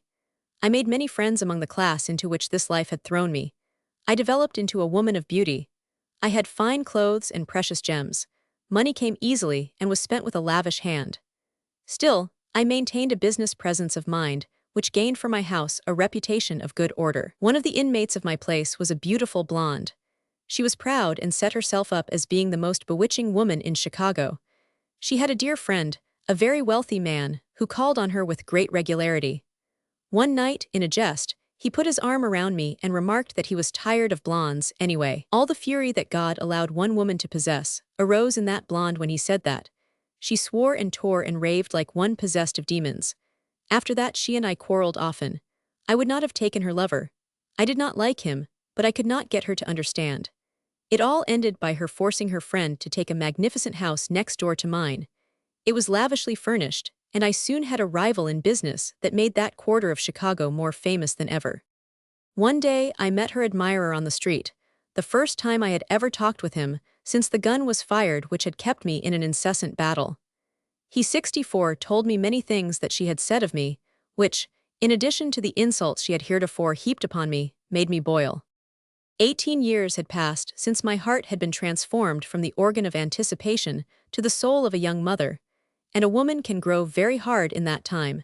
She can nerve herself to do anything at anyone's cost, in order to crush a rival. I forgot all the goodness I had ever known.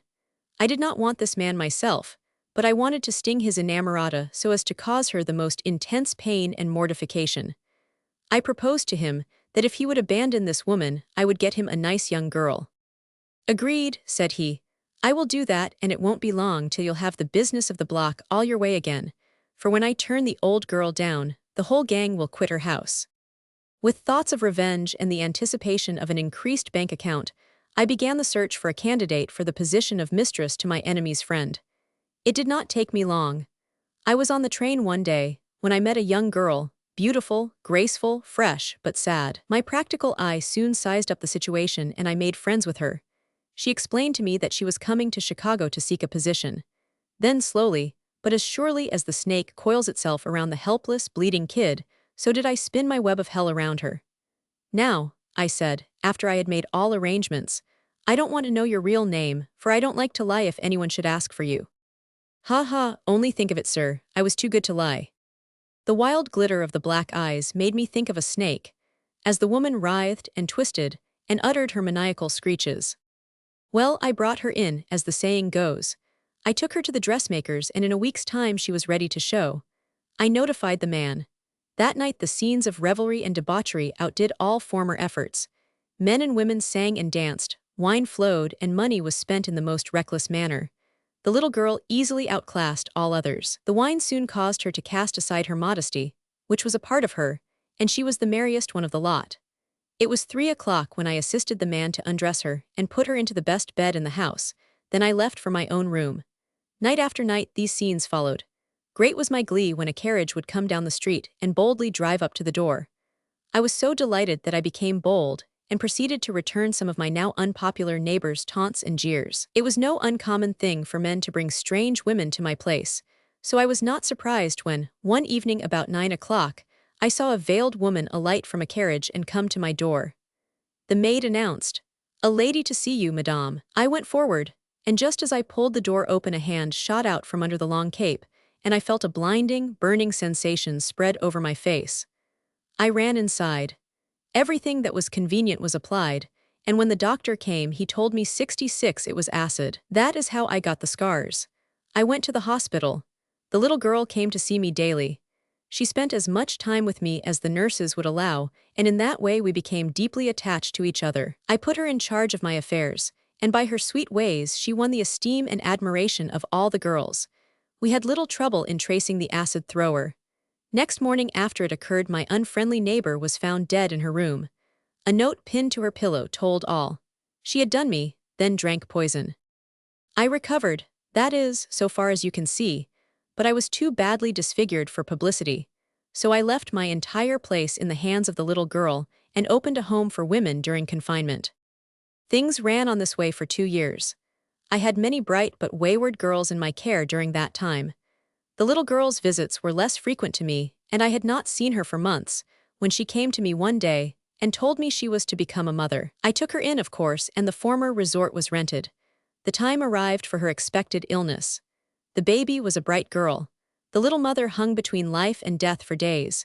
She, in her delirium, roamed everywhere, called many by name, and spoke of places she had known. One day during her ravings, I attempted to arrange her bed more comfortably, and in order to do so was compelled to turn her over. I discovered that her back and shoulders were covered with a rash. I thought a tepid bath would be just the thing, so I slipped her gown down and laid bare her back. I saw a scar. Believe me or 67 not, mister, that acid felt cooling on my face compared to the pain which now fired me within and without. My daughter, I was able to be up and around the house when she regained her senses. She asked for her baby. I don't know why, but I lied to her. I was not too good to lie this time. The gurgle which emitted from the woman's throat at this juncture was a poor excuse for a laugh. Yes, I lied. I told her it had died. And to think it was then in the nursery with several others, and the jolliest, cunningest one of the lot. The little mother got well and strong, and she got a good position, and a man, a real man, fell heels over head in love with her, and now they are married. Now she has 3 sweet children. Do you ever see your daughter? At this question the small black eyes snapped, and the haggard woman started. Don't say that, mister, please, 'cause nobody knows. Yes, I see her twice a week. She has a beautiful home, and for the sake of old times she has me come and clean her room twice a week. She says I do it so much better than her regular servants. Oh, mister, you don't know how long and faithful I work in that room. And the other little girl, her first baby. Oh, the kid. Yes. Well, you see, I'm trying to raise her right, for now you see I know right from wrong. She is nearly 10. A year ago a drunken man came down here and brought a monkey. He mistreated it so that it bit him 68 and broke away. It ran to the kid and nothing could get it to leave, so the man told her to keep it, and he took rather a fancy to her in his drunken way and took her uptown and bought her an organ. From that on we lived real well, but during the first cold snap the fire went out one night, and when we got up Pranks was froze to death. Since then she has begged a right smart. Does she ever see her mother? Sometimes, not often though, mister. I took her with me Aunt Jess. After the coal oil man's little girl died and his wife give me all her clothes, 'cause she said I'd been there and helped so much. So I kinda dressed the little one up and took her over, and while I worked she played with her. I mean with the other children, and when I got ready to start home I like to never got her to come. She cried most all night, so I don't take her no more, but she's gone over there now.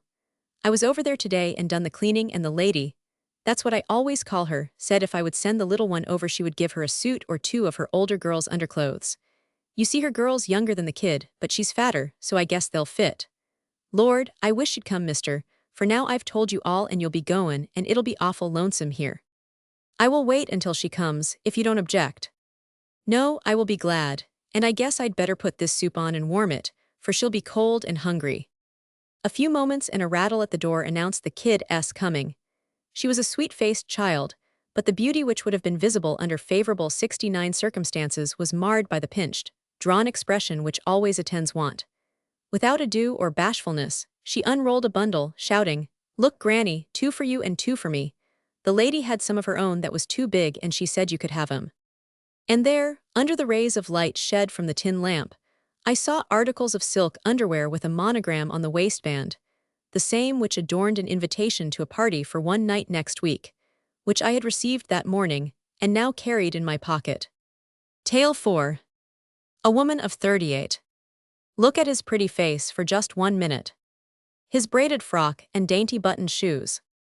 His firm shut hand, the favorite plaything in it. Then tell me, mothers, wast not hard to lose. And miss him from my side. My little boy that died.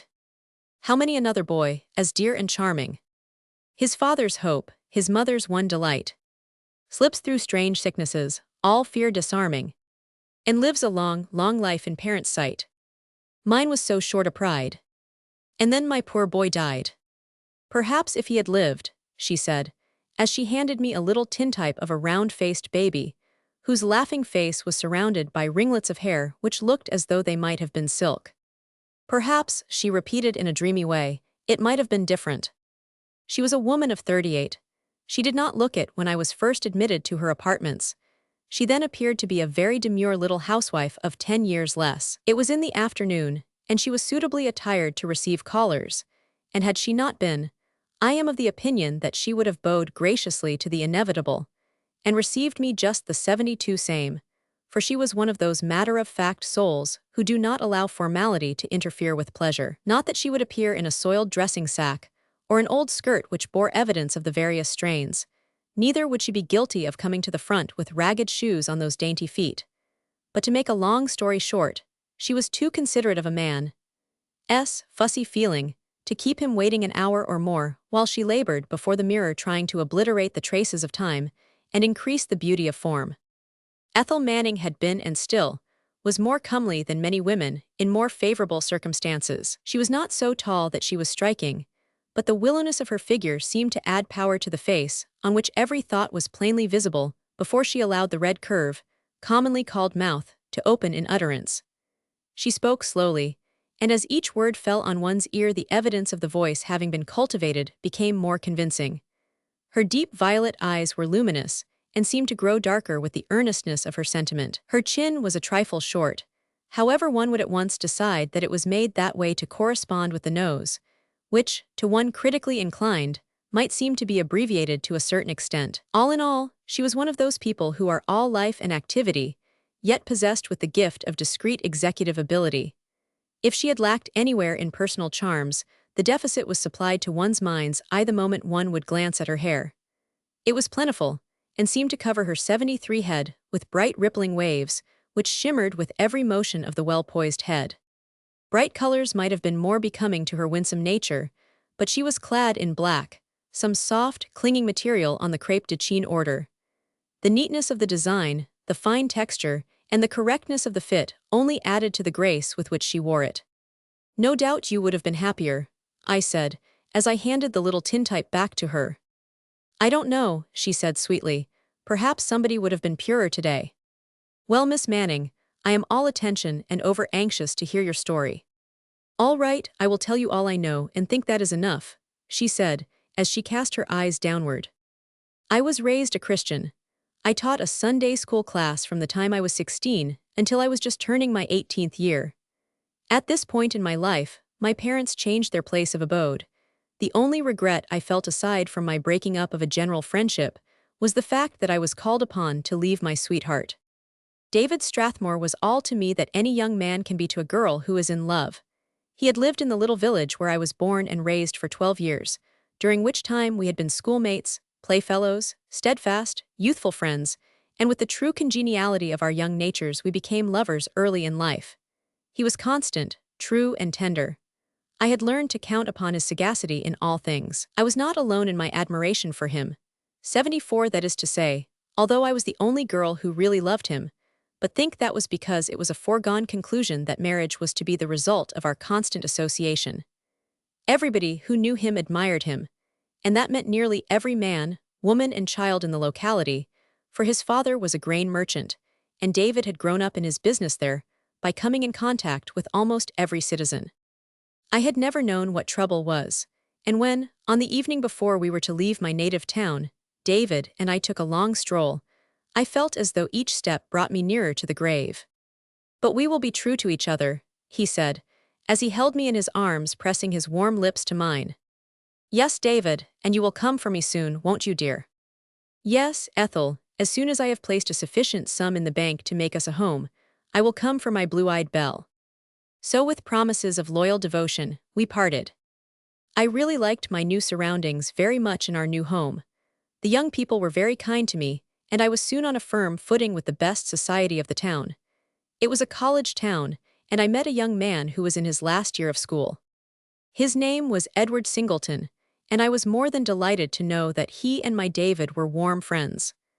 That fact bound us closer together, and I did not feel that I was being disloyal to David when I accepted the attentions of his friend Singleton. He was very kind, a born aristocrat, and soon became devoted to me. David came to see me as often as possible. At such times Singleton could call with him, but always retired from the scene as soon as propriety would allow. He seemed to know that David and I were engaged. Once when it was time for David to call, he failed. Fearing he was ill, I immediately wrote to him to ascertain the cause. His very cold letter informed me that he had come to our town with the intention of making his regular call, but had learned that I was being attended in a very chivalrous manner by his old friend Singleton, and he did not wish to be classed as an interloper, etc. That almost killed me. That letter petrified my heart. It took months of indulgence and constant coaxing for Mr. Singleton to convince me that it was David's plan to jilt me. "You don't know," he said, "but there is someone else he loves." He besought me to bestow my love on him, but I was true to David. It was a fact that I had not answered his letter. I simply ignored him. I still accepted Mr. Singleton's attentions and allowed him to condemn David, but it took more than that to cause me to rescind my promise. But the time came. It came too, just as I had arrived at the conclusion that I could not live longer without David. Of course, I had Mr. Singleton at my feet making love to me all the time, and I think that had much to do with my endurance in the matter, for when a woman loves a man and that man for any reason whatever goes out of her life, she can even appreciate 76 the affection of a good loyal dog. It seems to fill an aching void, you know. As I said, the time came when the last cord of love which bound me to David was called upon to stand a severe strain. It happened in this way. There was a party given near our home. I was invited to attend, and Mr. Singleton had insisted on calling for me, but there had happened to be one girl in the crowd who had made the remark that I surely must be proud to be able to take up all of Ned Singleton's time. It stung me, and not caring to be the butt of remarks, I declined to go. I was at home that evening when about 10 o'clock Mr. Singleton called. He apologized for the time, and then went on to say smilingly that he could not resist the temptation of running in just to tell me that David was at the party with Emma Klein. The blood left my face. I could feel the pallor creeping over me, then with a flash and a horrid thought, I almost screamed. "I don't believe it." I was now burning up. "Come," said Singleton. I went, and there through the bright plate glass, I could see that the bad thought of calling Singleton a liar was entirely wrong. David was enjoying himself with the other young people. The words of love that Mr. Singleton poured into my ear that night sounded like the song of the nightingale. It soothed my poor, troubled heart, and seemed to gather the torn and bleeding fragments together, and they grew with a new hope. I did not know that 77 I was yearning to be loved, but I was. My soul was fed to its full. I had never before fully enjoyed Singleton's protestations of love, but now they were as healing balm, and I was glad to lay my face on his shoulder and weep as a child weeps for its lost mother, while his strong arms encircled my form. With each loving word, he gave me a firm but gentle pressure, which only made the shivers and sobs more delightfully thrilling, and while his own great heart throbbed and muffled, accord with mine he kissed away my tears, smoothed back the straggling locks of hair which clung to my feverish face, and softened my feelings in such a way that when he tenderly took me in his arms for the last time that night, I felt that there had been a death and a birth at one and the same time, and that I was the mother of 2 children and those 2 were each named Love, and that in the act of burying one in the darkness of the cavern of despair, the other love had shed its light and been born into my soul. From that on I wondered how a girl could be so foolish as to think she was in love with anyone until she had known at least more than one man. "Those were happy days," said the girl with a sigh as she glanced at the little picture. "And of course you and Mr. Singleton were married," said one. "I will tell you all, everything," she said, then hastily rising, she walked across the room and gazed out of the window. When she returned, tears were glistening on her cheeks. I waited for her to continue, which she did after a moment. "Those were happy days. I mean the last days of Ned's school, for we planned our future, at least my future. He graduated with highest honors and came to see me often during vacation. He had intended to settle in business somewhere before the next term of school commenced. He was just killing time for one summer, he said. He seemed to fully realize that his boyhood days were over and put in his time calling on me and writing to old college chums. We were much surprised when the management of the institution of learning which he had attended offered him a chair in the college. He had never aspired to become identified with the faculty, but the honor was so great for a young man that he was not long in allowing his friends to persuade him to accept. Our wedding day was set. It was to occur during the holiday season. Just about the time that Ned took his position, I realized that our indiscretions in love had led to a state of affairs that would be exceedingly embarrassing. I told Ned my trouble and insisted on an immediate marriage. But he, of course, would not do that. Now that he was a professor, there must be some deliberation in the matter of a ceremony. A big wedding must be planned. Then I began to fail in health, and a physician, who had been an old classmate of Ned's, advised that I go south. My mother wished to accompany me, but as my father's health was poor, I simply declared myself against going unless she remained with him. I told 79 her I would rather stay at home and die than go away and live at the expense of my father's comfort. I went alone. No power could help me from the predicament which had been wrought by folly. My babe was born in New Orleans. Ned came to see me as often as his duties would permit. I had the tenderest of care, and he always commented on my good appearance when he was with me. But I am sure if he could have seen me 1 hour after he had gone, he would have thought differently.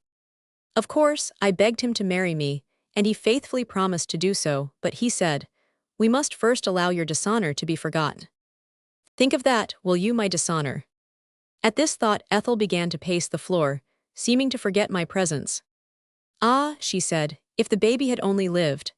Then, clutching the little square of tin, she pressed it to her lips with the fervor of a loving mother. "If you had but lived," she said, as her deep blue eyes gazed at the chubby face shown in the picture. He put me off from time to time. One day I received a letter from my mother saying that she would visit me. Horrors! What was I to do? It was at this point that the good little French woman with whom I was making my home came to my rescue. She was a mother. She had a child a year older than mine, but still at the breast. I told her of my predicament. "Never mind, dear," said she, with a pat on the head. "Tell your mirror to come, I will save you." On the day my mother was to arrive, she sent her 80 child to her sister's home in the country, and for 3 days, my child received the nourishment which rightfully belonged to another child. I looked quite well, and my mother insisted on my returning home with her, but I made the excuse that I was going to take a course and become a trained nurse. My argument prevailed. In 60 days, my baby was at rest in a far-off corner in one of the famous cemeteries of New Orleans, which is the object of so much interest to travelers from the fact that all the vaults are above the ground. Then, for many reasons, I did go into a training school and eventually graduated as a professional nurse. I followed that occupation for 8 years. But what became of Professor Singleton? "Oh, he became Professor Doubleton," said the girl, with a toss of her head, which denoted more sarcasm than words could imply. "You mean?" "Yes, I mean he was married 3 weeks after the baby died, while I was yet weeping my eyes red, as I sat on that cold gray slab of stone each day. Did you not protest?" "Yes," I wrote, upbraiding him with all the power I had left, but sorrow for the loss of my baby had so softened me that my letter was more in the manner of an appeal than a command. And a man who is as heartless as he will quickly see a woman's weak point, and will not hesitate to grasp the opportunity of crushing her so completely that she loses all semblance of her former self. He did answer me, rather a long letter too it was, but among other things he said that his position in life was so changed, and that he would be able to rise higher if he would marry someone in his present station, and a lot of such rot. He closed by saying that a woman with a past has no future.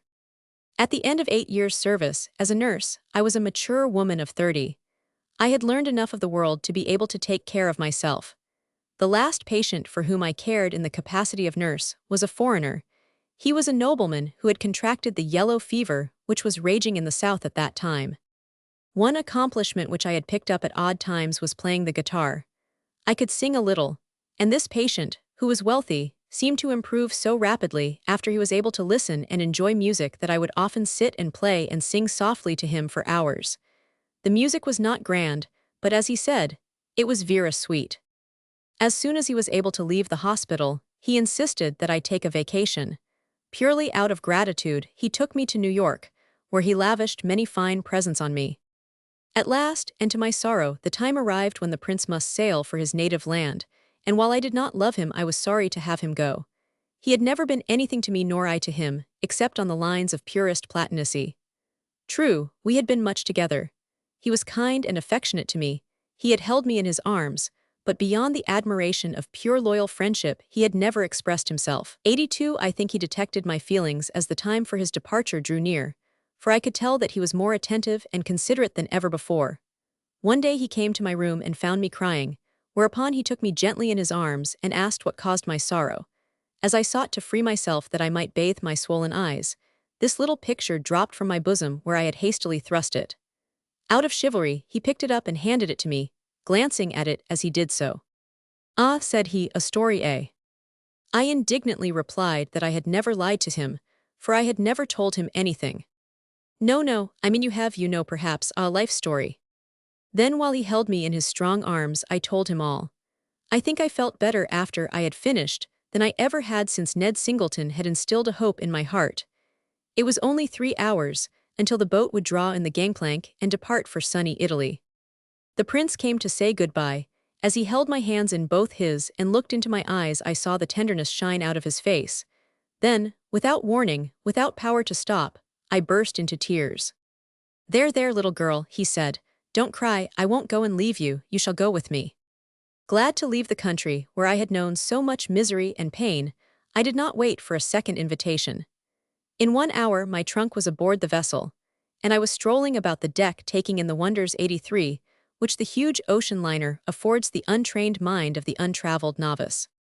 The stateroom, our stateroom, was to me the most wonderful and interesting point on the boat, so cozy and secluded, to what I had anticipated, that I felt like lounging around all the time for the first day or two out. The prince was so pleased to have me play and sing to him that I found great pleasure in that pastime. I know you think it strange that a woman of the age that I had reached should repeat my youthful indiscretions, but nevertheless I did so. The commonplace existence of man and mistress seemed very conducive to pleasure, for we did enjoy each other's society so much. We traveled from one point of interest to another in the foreign country. 6 years had been spent in sightseeing and pleasure-seeking. I was then 36. We were in Paris when the Chicago World's Fair opened. The prince had often told me that we must begin to surrender each other, for he was expected to marry someone of rank. I knew all the time that he was everything to me that it was possible for him to be. I well knew that I was drifting down the stream of time, only to be cast onto the breakers of separation. We could see the great ghost of dissolution looming up higher and higher, as one by one, the days were torn from our calendar of pleasure. That one haunting thought was the only blot on our title of happiness. I was surrounded by all the luxuries of the land. The prince lavished costly presents on me and seemed so happy when he could think of some little act of kindness 84 that would especially please me. He was ever thoughtful and kind.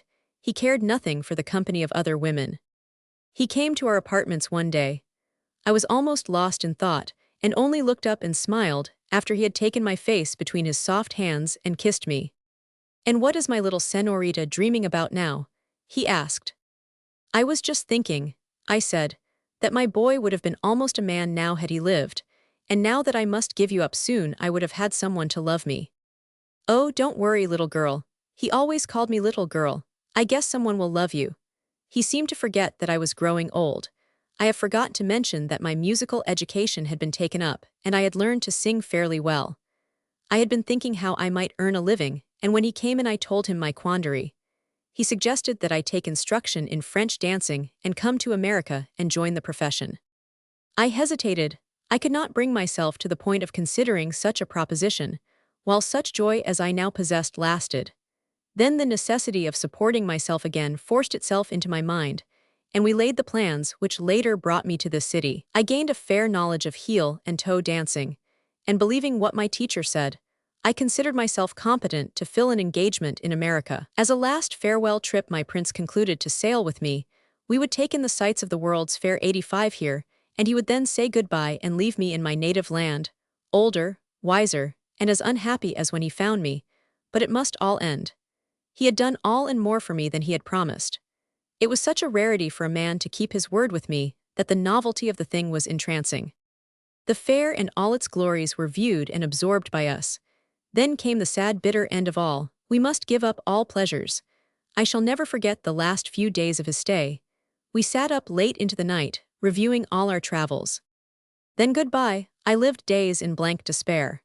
Each time I looked on some treasure he had given me, tears would flow so freely as to indicate no control of the floodgates which my eyes appeared to be. At last, more to attract my mind to other things, I made application for a position.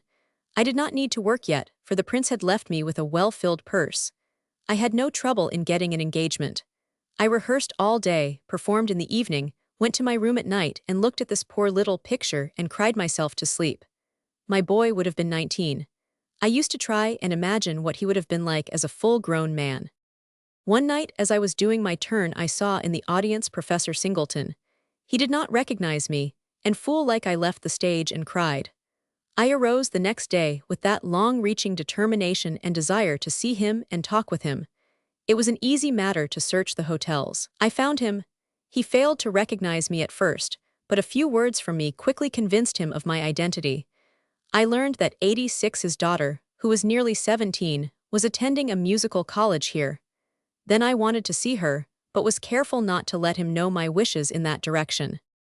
I soon found her and managed to make her my friend. She was a sweet girl. I often closed my eyes and took her in my arms with brain afire and ears strained, almost expecting to hear her call me Mama. We grew fond of each other. She was filled with a desire to go on the stage. I dared not ask her about her home or her parents. One day she came to me asking me to go with her to the station to meet a friend, as she put it. That friend was her father. I would not have gone for worlds, for I was not inclined to make anyone suffer. I am sure I did not expect to be a witness of what happened. I gave him credit for having more sense. But as she led me to meet him, instead of being a man and accepting his position by bowing to the circumstances, he turned his back on me, grabbed Yoni by the arm, and hurried her into a carriage.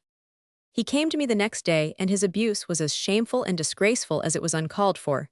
He insisted that I had taken foul means to poison his child's mind. I begged for pity. I tried to stay his scathing tongue, but no. He would show me, a public woman, how to entice a pure young girl from her duty. Then he struck me, the brute. I might have forgiven all he said, for I suppose he was sincere in his belief, but he should not have been so cruel as to use personal violence. He went away and left me lying on the floor in agony. My mind was quickly made 87 up. He prized this daughter so highly that he could lay me low in the dust and dirt. I, who should have been mother to his second child the same as I was to the first. My child by him had long ago been food for the worms. I resolved that his daughter should meet a fate worse than did his son. I would ruin her, and then ask him to strike again, strike the kind of a blow that he deserved when I was young and fair like his much-beloved daughter. The plan was long. I had many admirers, several of whom professed to love me, one in particular whom I think meant it. I sent for him and quickly told him that I had been injured, and that a certain young lady was the cause of it. He immediately grew gallant, and suggested that he assist me in punishing my tormentor.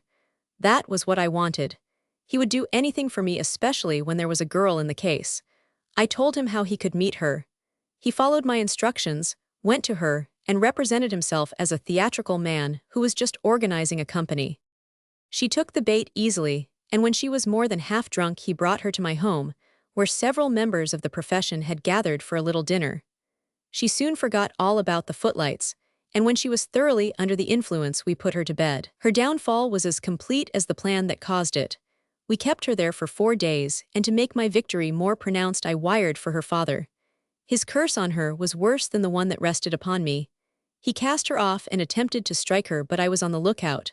I put myself between him and her with a dagger. He was a coward. He went away. Yoni became herself again, but she was a pitiable object. She wanted so much to die. Just at this time the prince came unexpectedly. He had concluded that he could not live without me and had come to take me, rank or no rank. He met Yoni Singleton. Her sadness caused him to ask questions.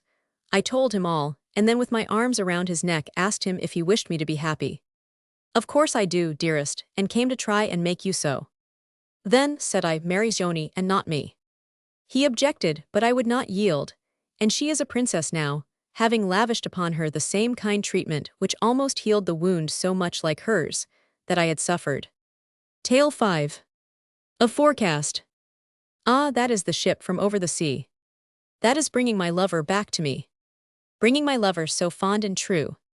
Who does not change like the wind like you. Oh my, look at that. Money, a letter, and good news.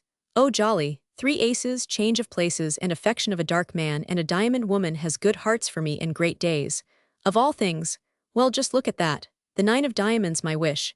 I am going to get my wish, so I am, 'cause the cards say so. I stood in the open door as the above monologue was being rendered, feeling a trifle guilty at the thought that I was even a friendly eavesdropper.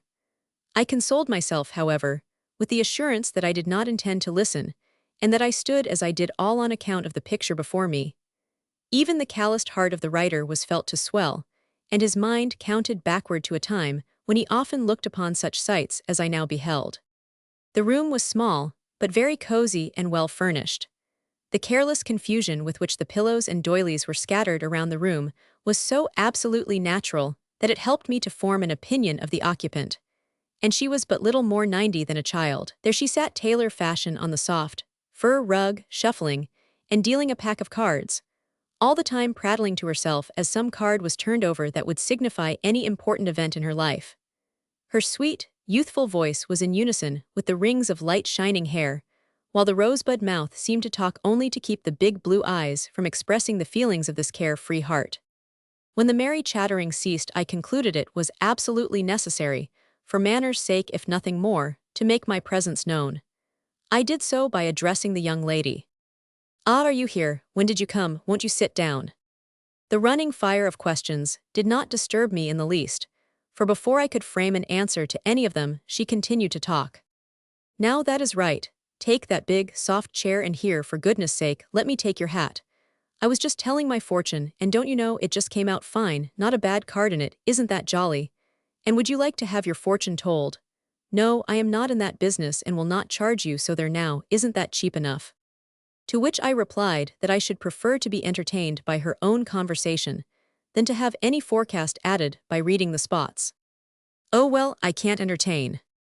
"Yes, but you can give me some news." "News?" "Yes. What subject can I enlighten you on?" "Well, you are such an interesting little body, I think I should like to know all about yourself." "All that I know is that I am in love, and oh yes, I am very, very rich, I guess, at least my lawyer says so." "I did not know you were a woman of wealth." "I know, you see no one knows that but my attorney and myself, and now that I have told you, you also know it, but you won't tell it, will you?" "Not if you wish it to remain a secret, but now that you have told me so much, will you tell me why you do not want the fact to become public?" "Well, you see, as I said, I am in love, and I guess to tell you one part one. Must tell you all, but you are one of those horrid newspaper reporters. You will have that all printed." "No, not until you have given your permission." "Have some candy, and see, here is a present I just received yesterday. Isn't he a little darling?" Whereupon this little 110-pound mite of humanity dropped a silk poodle from under a soft comforter with one hand, while she passed a box of allegrities to me with the other, while I in turn patted the dog with one hand, and at the same time relieved the box of a couple of pieces of the sweetmeats. "Now," said I, "let's have a story." "Well, you see, it was this way. I was born in Janesville, Wisconsin. My father was a mechanic. He was poor, so very poor that my mother's folks, who were rich, got awfully mad when she married Papa. They would not go to see her nor allow her to go to see them. Finally, my father was injured by a falling building, and for 2 years we were dependent on charity, or, as some children used to say to me, we were county charges. I was so young then that I did not realize what it really meant. At last Papa gave up his last breath of this life, and the county buried him. Mama's rich relatives never came near during the trouble.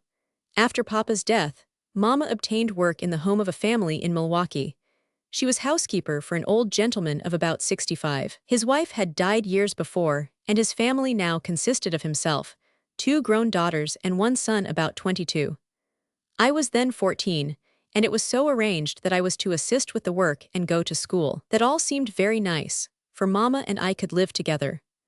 All went well for a year, during which time my mother's 2 brothers died, and as they were the only remaining heirs to the large estate, their demise left my grandmother the only legal heir, as my grandfather had so provided in his will that my mother was entirely cut off. At the end of the first year in our Milwaukee position, Edmund Decker came home from college ready to do battle with the world. I felt the effects of the menial exactness of my position. I was but 15 then, but he of 23, fell in love with me, and fearing his father's objections, our meetings were secret. Oh, how I have watched and waited for him, and how the moments would fly as he held me in his arms and breathed words into my young ears that made the rich, warm blood of my youth leap and bound through my veins, while my lips and cheeks burned as though they were being bathed in fire. Alas, 93, our anticipations were true. We were caught fairly in one of our little love-making scenes. It happened one afternoon when we supposed everyone was away. Edmund came to the house, and we were having a tete-a-tete in a little alcove off the library.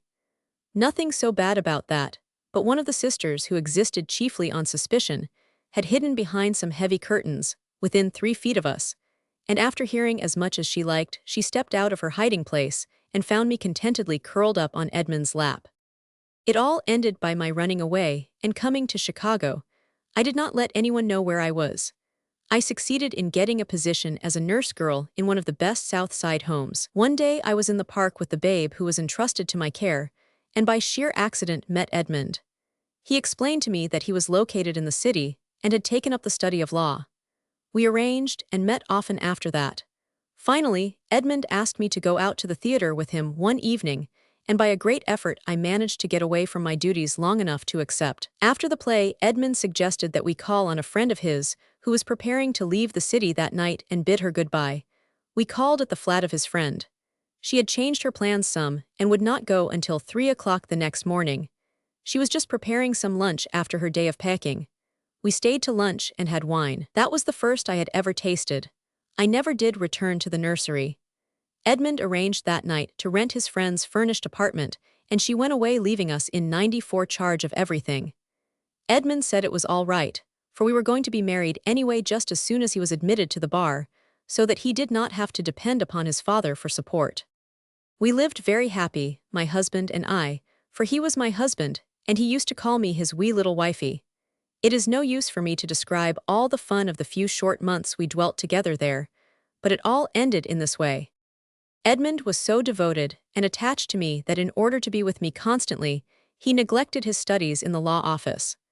Sometimes he would not leave me for days, and the firm with whom he was studying notified his father of his dilatory conduct. His father was a shrewd man and was not long in guessing that there was a woman in the affair someplace. He had Edmund watched, followed and located in the house, discovered that he was living under an assumed name with some woman, but failed to determine who the woman was. One day I watched and waited for Edmund as usual. Night came, but no Edmund. All night I waited by the window for that form to appear. Daylight broke in all its freshness and glory only to find me still longing for the loving caress on which I had learned to exist. Long days and dreary nights dragged slowly enough. I could not imagine why Edmund did not return or at least write me. I listened for the familiar step along the hall, and when exhaustion compelled me to seek rest and sleep, I would dream of rivers of dirty, black water, and finally awoke from some horrible nightmare screaming for Edmund. I did not 95 lose faith in him, and I thank God for that. I knew some terrible calamity had befallen him, but silly little goose that I was, dared not tell anyone nor try to find him. Each day the sun rose with more spots on it, each night was darker than the preceding one. Every hour brought more misery and desolation to my young heart, and with nothing to console or encourage me, I almost cried my eyes out. I had no appetite. Consequently, at the end of 3 weeks, I was a fit subject for a dime museum. Oh, I looked terrible. At that time, I was confronted with a new trouble which absorbed some of my time and attention. When Edmund went away, he left very little money in the house, and I was suddenly brought face to face with the fact that I was almost penniless. My maid of all work left at this stage, and I was entirely alone in my misery. For 3 days and nights I had not a bite to eat. Then a strange thing happened. A woman came to my house and asked me if I would rent her and her husband a room. She was a handsome, dignified, well-dressed woman and offered to pay liberally and in advance. I hesitated, not because I thought of refusing, but for the reason that I was faint and hungry and not strong enough to talk glibly. The woman mistook my slowness of reply. She thought I was afraid she would not pay. Whereupon she took from her purse a roll of bills greater than I had ever before seen, at the same time asking me how much I wanted for the front room. Visions of loaded tables, steaming dishes and dainty salads rushed past my eyes, while the aroma of hot coffee seemed to fill my nostrils until my wasted frame shook with an excited hunger. I managed to 96 state a price. She paid me and went to bring her trunks. Oh, at last, I could have something to eat. I could regale myself with food such as I had not tasted for days. I went to my room to dress, thinking it best to go to a restaurant. Fortunately, I had given my roomer a key, and when she returned that night she found me where I had fallen, half-dressed on the floor of my room, while clasped tightly in my hand were the crumpled bills she had given me. I battled long and hard with a fever, all the time calling for Edmund. At last the fever broke, leaving me a poor, emaciated wreck. The doctor told me I would be all right soon, and added that I would soon be able to go to work. That sounded so strange to me, who had learned to depend on someone else. Time did bring my complete physical recovery, but I had added responsibilities.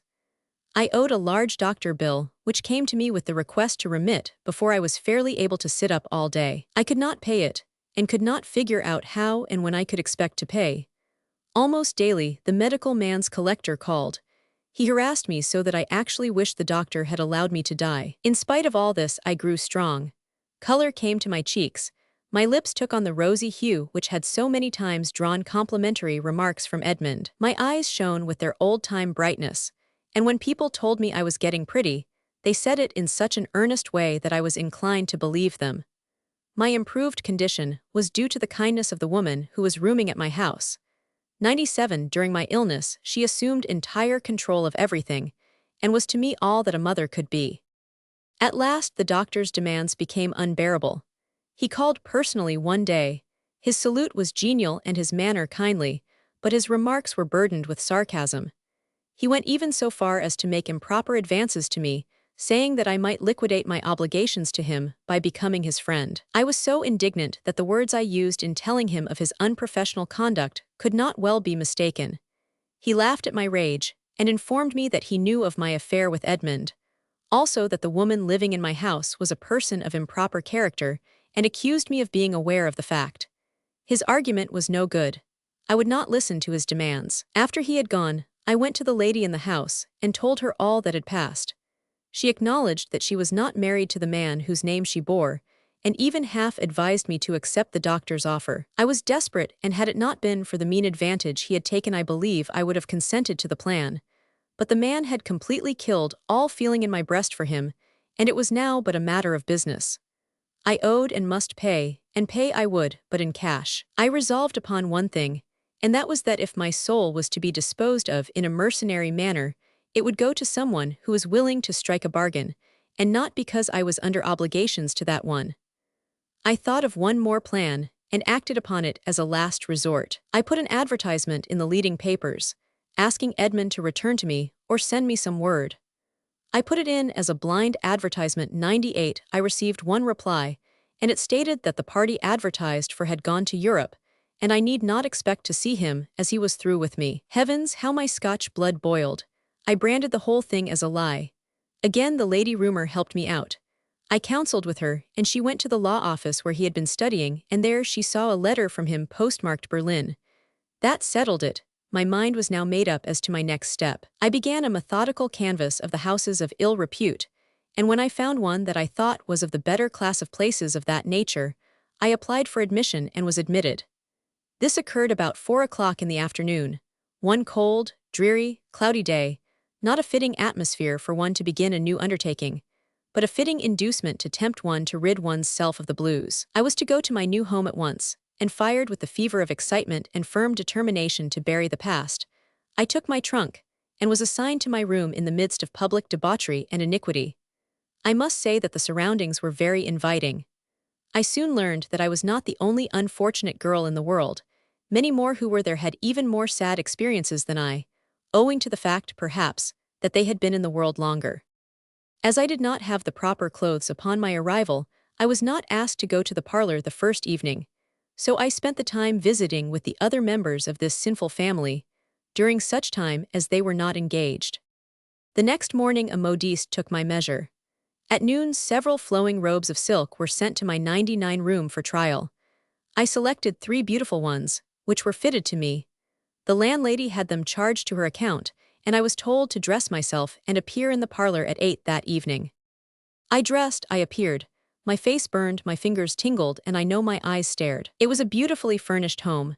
Music, birds, flowers, gaiety, and mirth answered the clink of the wine glasses, as long as the parlor was the scene of the festivities. But I knew that burning, scalding tears were the sequels to all this as soon as the participants were allowed to retire to their rooms alone. The shudders which convulsed me were noticed by others of the house, and many a kind touch and look was given me.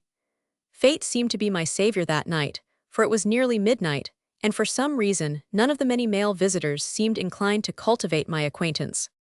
I had just received permission to go to my room when the bell rang. And oh gods, I was told to wait. I waited, and as the visitors were ushered into the reception room, I heard a voice that chilled my flesh and caused my blood to stand still. It was the voice of one I knew well. Then a vivid, wild thought came to me. Had Edmund found me at last? Thank heaven, he was in time to save me.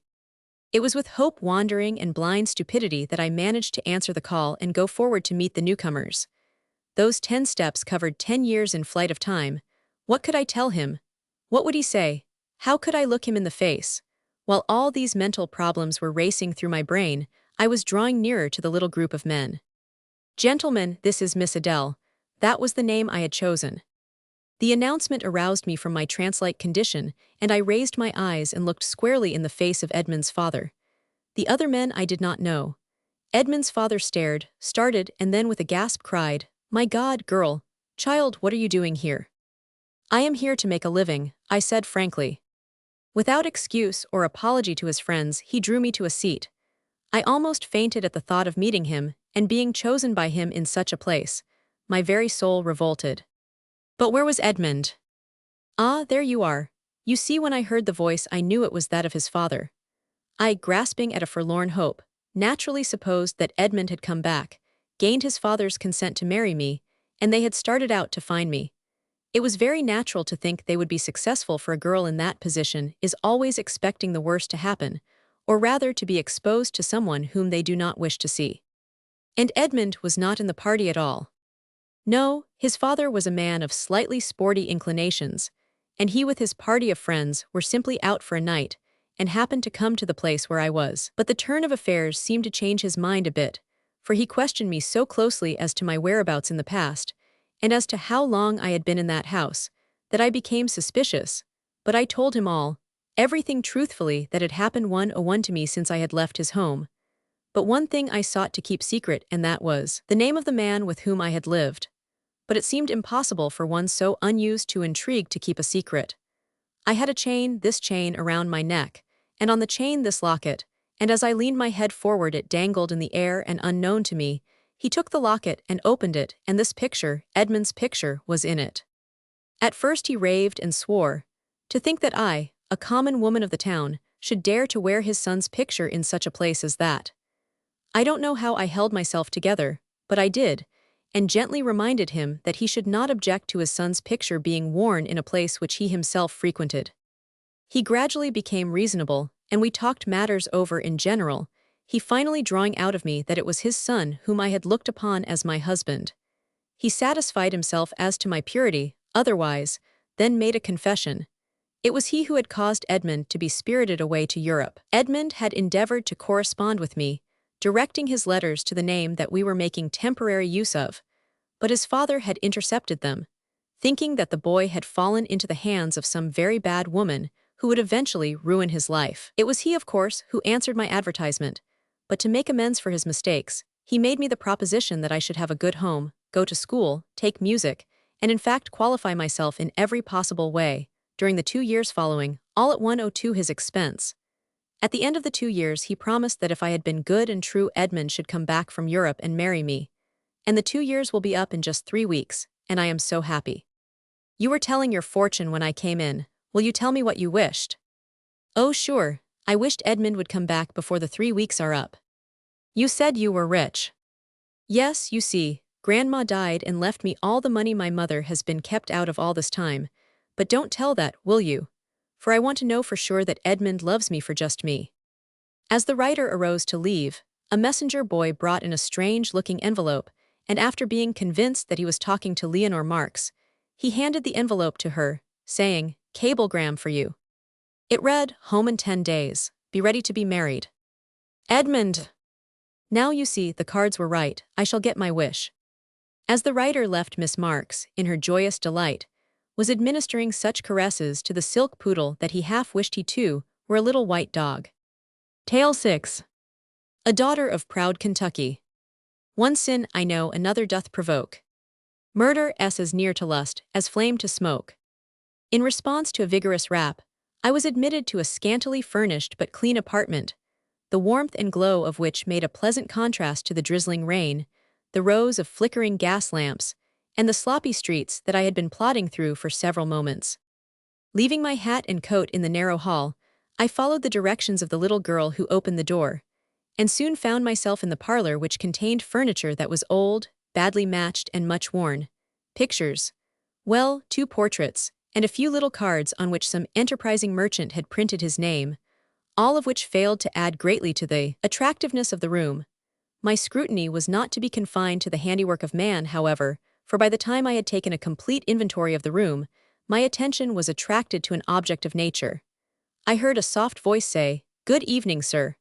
The full tone and sweet southern accent caused me to turn, and as I did so my mind was filled with anticipation. Before me stood a girlish figure.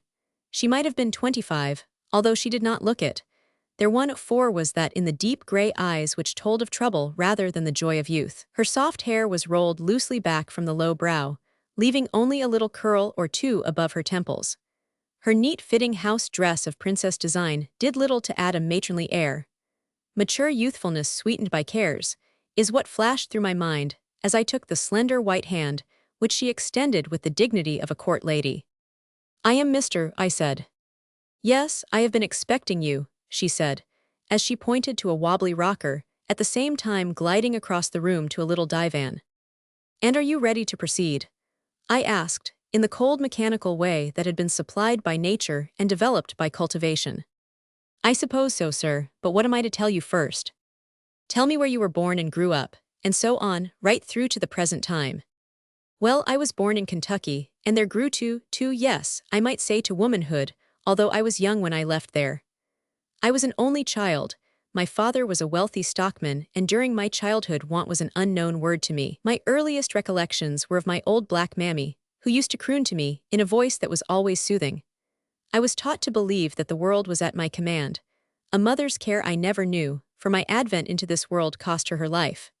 Ah, sir, I have often longed for a real mother, one to whom I could go and tell all my little secrets, one who could feel the love for me which my nature seems to crave. My father was a most indulgent parent, but I fear that in his great goodness, he failed to conceive the emotions of a girl's heart. When I was 15, I met a young man from the north. It was quite an accidental meeting, but it was not an accident that I loved him, nor that he worshipped me. He came to our plantation to buy some horses for his stables in Chicago. He was honorable enough to ask my father for my hand in marriage, whereupon my father flew into a rage, told him that his business there was buying horses, and not putting foolish notions into a young girl's head. The scene was a stormy one, and closed by the young man being ordered to leave. He left that night and took me with him. We crossed the river into Indiana and tried to get married, but on account of my extreme youthful appearance, we were unable to obtain the license. We traveled on to Cincinnati. Failure again confronted us. Just as we were in the act of boarding a train for Chicago, an officer arrested us. I was taken back to my home, while my lover was placed in jail on the charge of abduction. A taste of the things in the outer world only made the fancies in my childish brain grow. I soon found myself planning how I could leave my father's home and secure freedom for the only man I loved. I begged and pleaded with my father, but to no avail. Finally, he informed me that he would horsewhip me and lock me up if I ever mentioned the matter again. This was too much. All the pride within me bounded to the surface, my hot southern blood tingled, my cheeks flamed in anger. It was then that I missed my mother more than anyone 6 times in my life. The thought of her put a new idea into my disturbed brain. I would go to the spot where she was laid to rest, there to find relief in the desolation of the grave. It seems as but yesterday that I strolled down the lane, across the meadow, and entered the little enclosure that had been set apart for a final resting place for the members of our little family. The ripened blue grass waved gently at the bidding of the gentle breeze. The full, warm October sun shed its beauteous rays of light upon the great, spreading trees. The birds seemed to be chanting their last song of summer. The red and brown leaves lay scattered on the hillside, making a scene of gorgeous splendor in the bright sunlight. Drooping flowers showed signs of the first frost, chattering squirrels scurrying hither and thither, gathering the winter's store of food, added to the fullness of nature.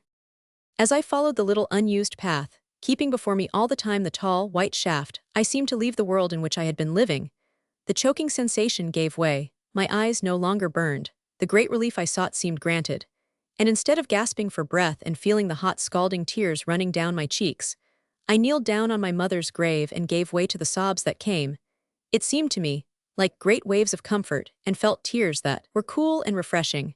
I remained there for hours, never looking up, and not till a well-known fluttering sound reached my ear did I think of leaving. The noise was made by a flock of blackbirds that had come to seek shelter for the night. As I passed down 107 the sloping hillside, where the long shadows were fast fading into the twilight, the first feeling of loneliness crept over me, but I did not want to leave.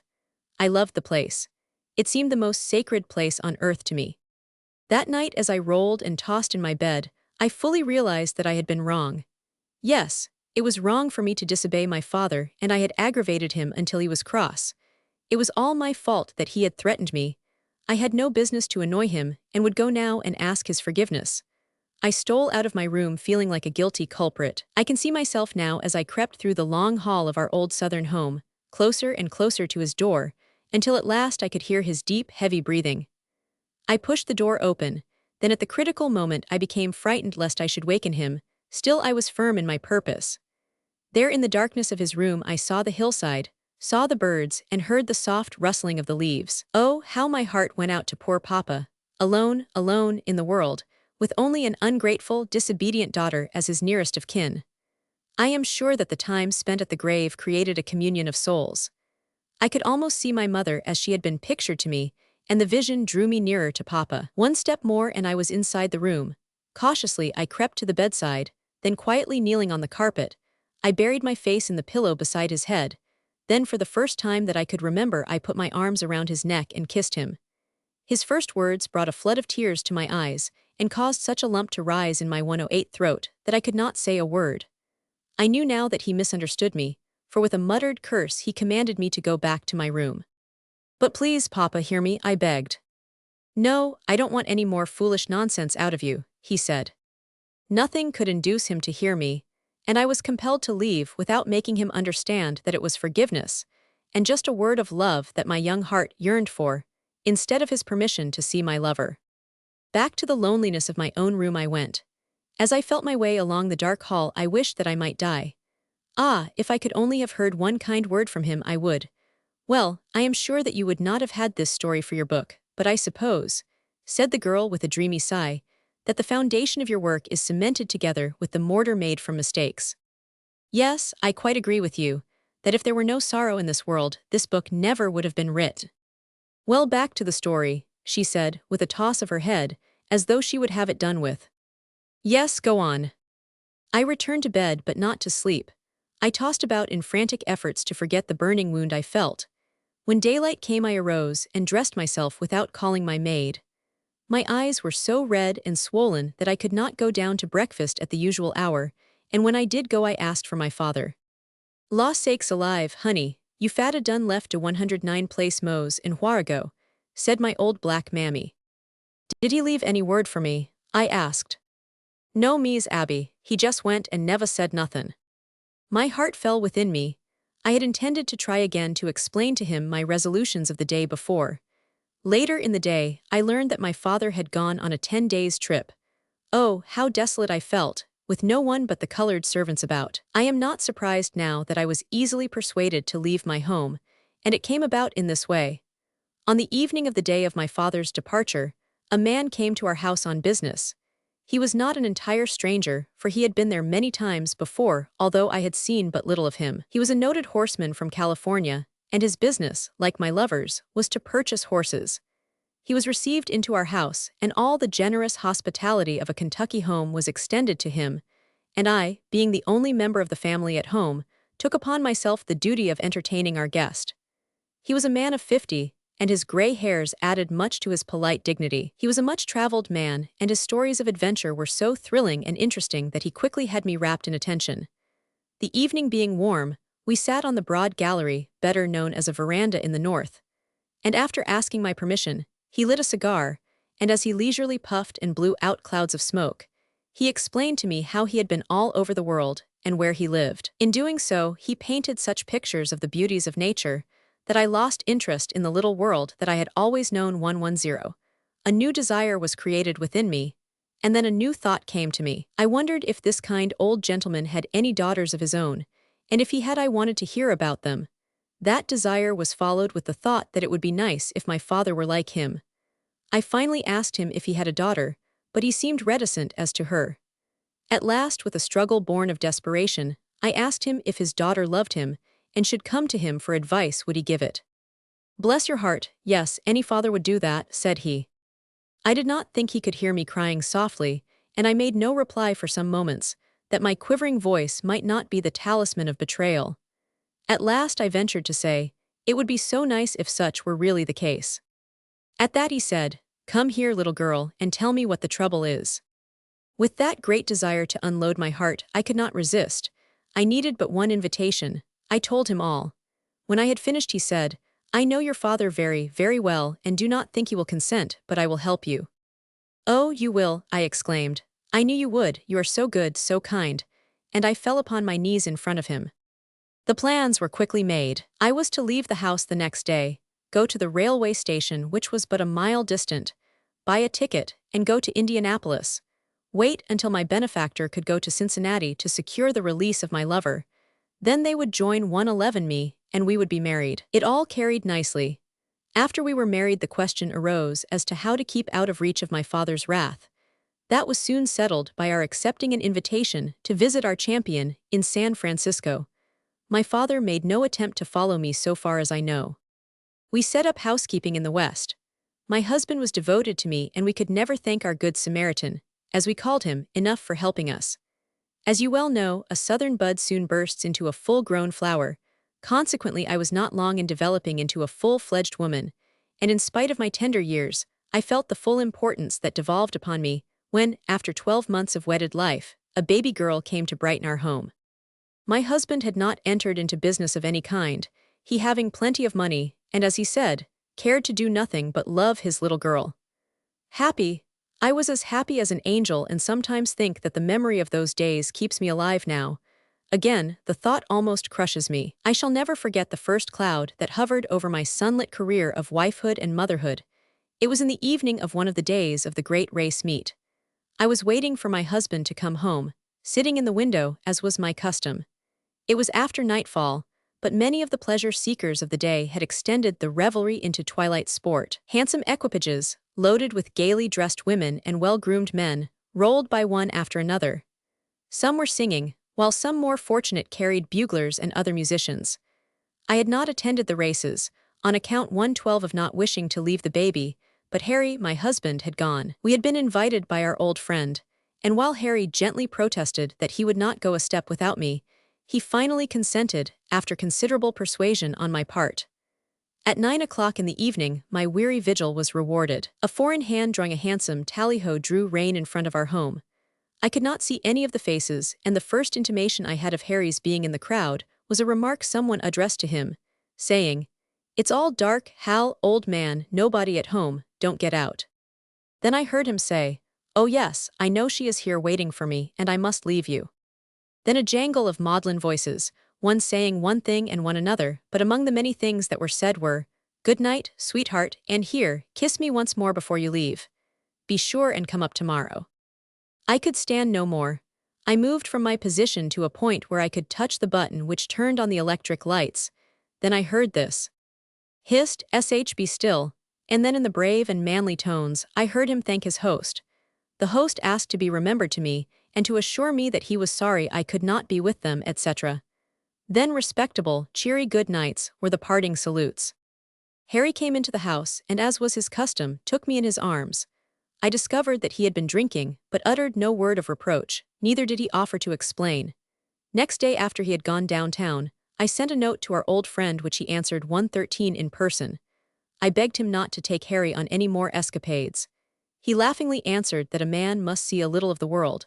I did not like his manner, and frankly asked him to tell me all about the affair. "There's nothing to tell," said he, "except that, as you know, Harry is a fine fellow and a good entertainer, and I needed him to help to take care of that jolly little party, and I must say that he was a success. Ah yes, Harry is a prime favorite, and you, my little girl, should be proud to know that since he has been so unfortunate as to lose every dollar of his own, that he can yet be of such service to me that I can afford to pay him a princely sum for his good qualities." "Lost every dollar? Why, what do you mean, mister?" "I mean that unfortunate speculation has caused your husband well, never mind, little girl.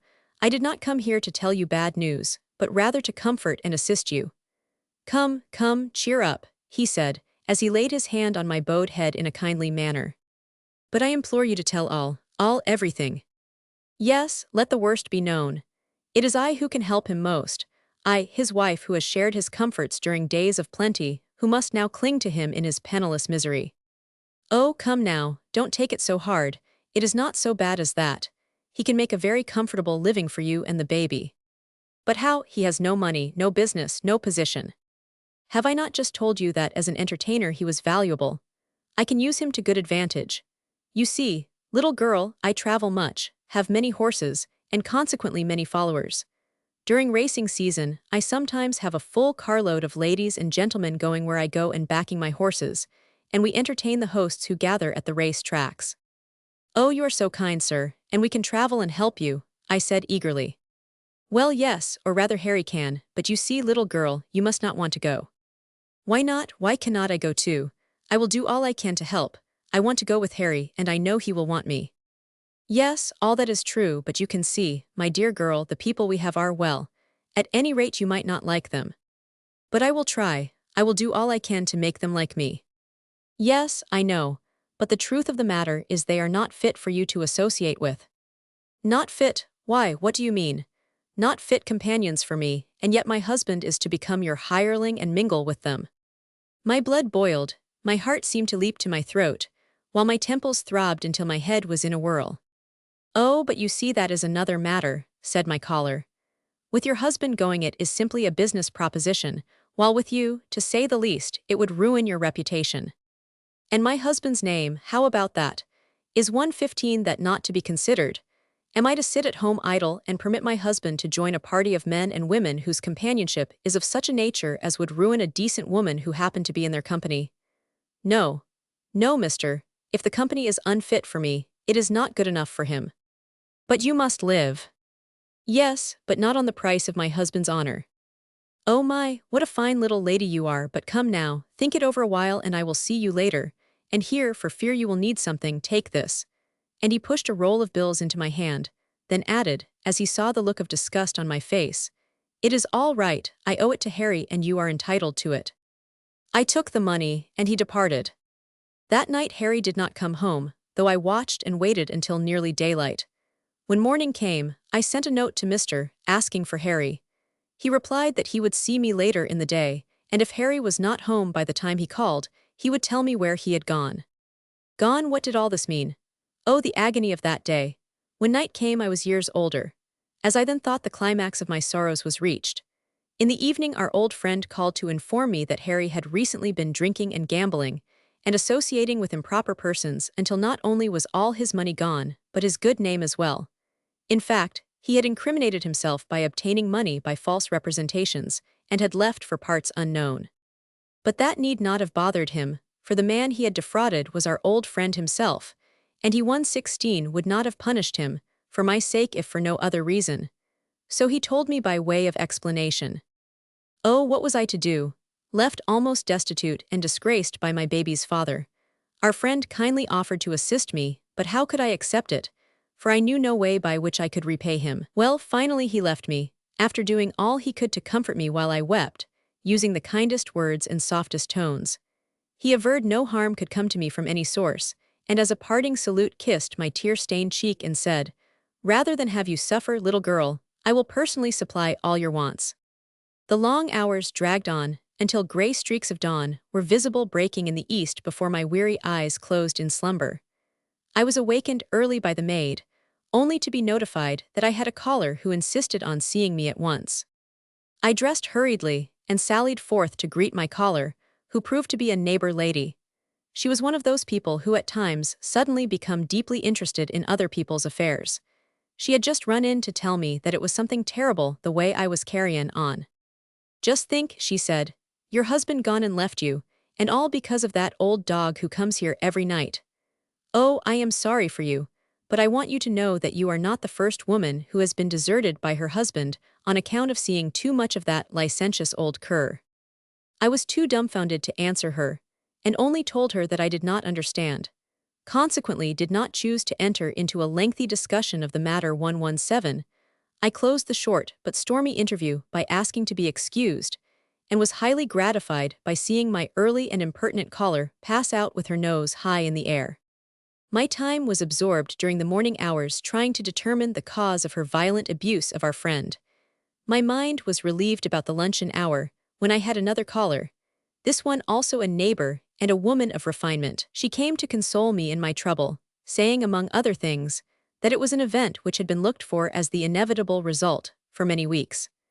I was not overjoyed at the particular kind of consolation which she dealt out, but my spirit was subdued to some extent, and my anger of the early morning somewhat mollified. I was curious to know in just what position I was. My second caller soon made me acquainted with facts that surprised me.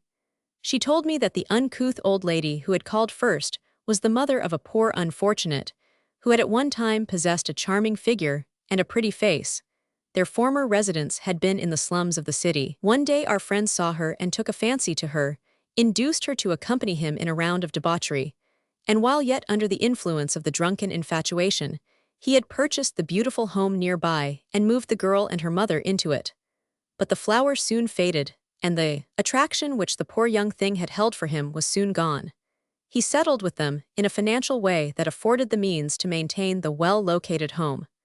The fact that he paid no further attention 118 to them angered the old lady, and she made use of every opportunity to abuse and decry him. That same evening I was favored with another call from the gentleman himself. He had heard nothing from Harry, and could give me no information as to his whereabouts. I asked him for advice, and he suggested that I wait a reasonable time for news from Harry, and if I did not hear from him, he thought it would be well for me to start out to find him. Next day the agent who had charge of the house in which we lived called.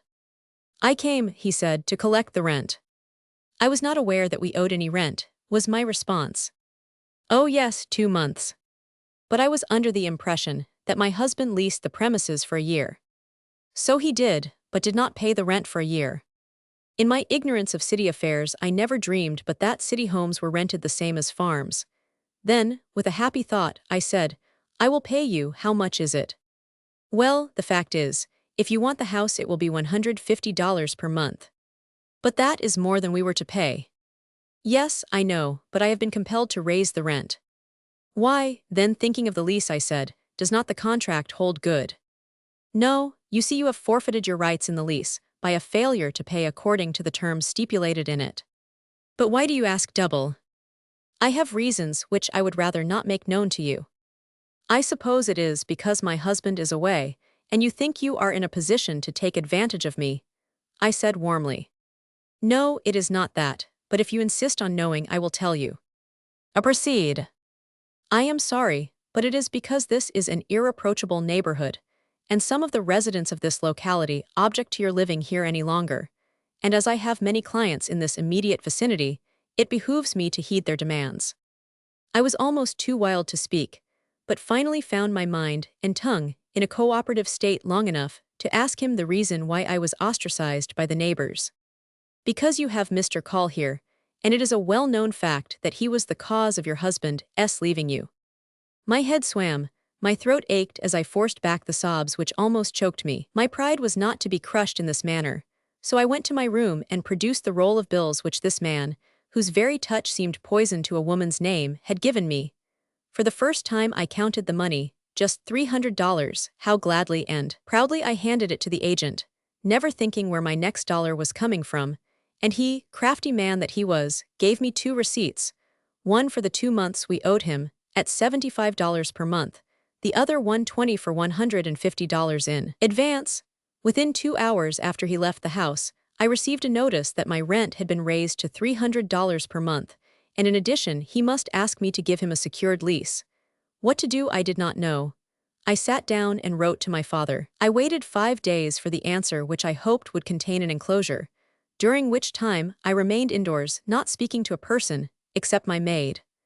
I fed my soul on the anticipation that I should be able to live down the unearned shame which had fallen upon me. I knew, of course, when Papa understood my position he would be liberal, and that after all the pitiless neighbors must apologize to me, for I was as good as any of them.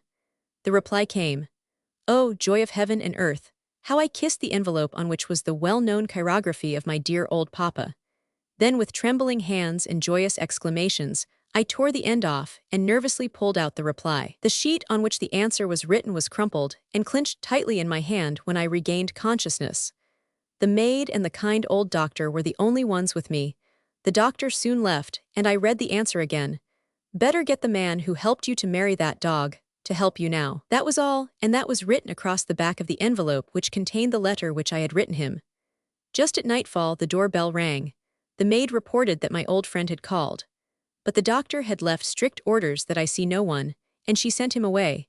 In less than an hour several bottles of the rarest wine 121 that his famous cellar contained were sent to me, along with an armful of most beautiful cut flowers.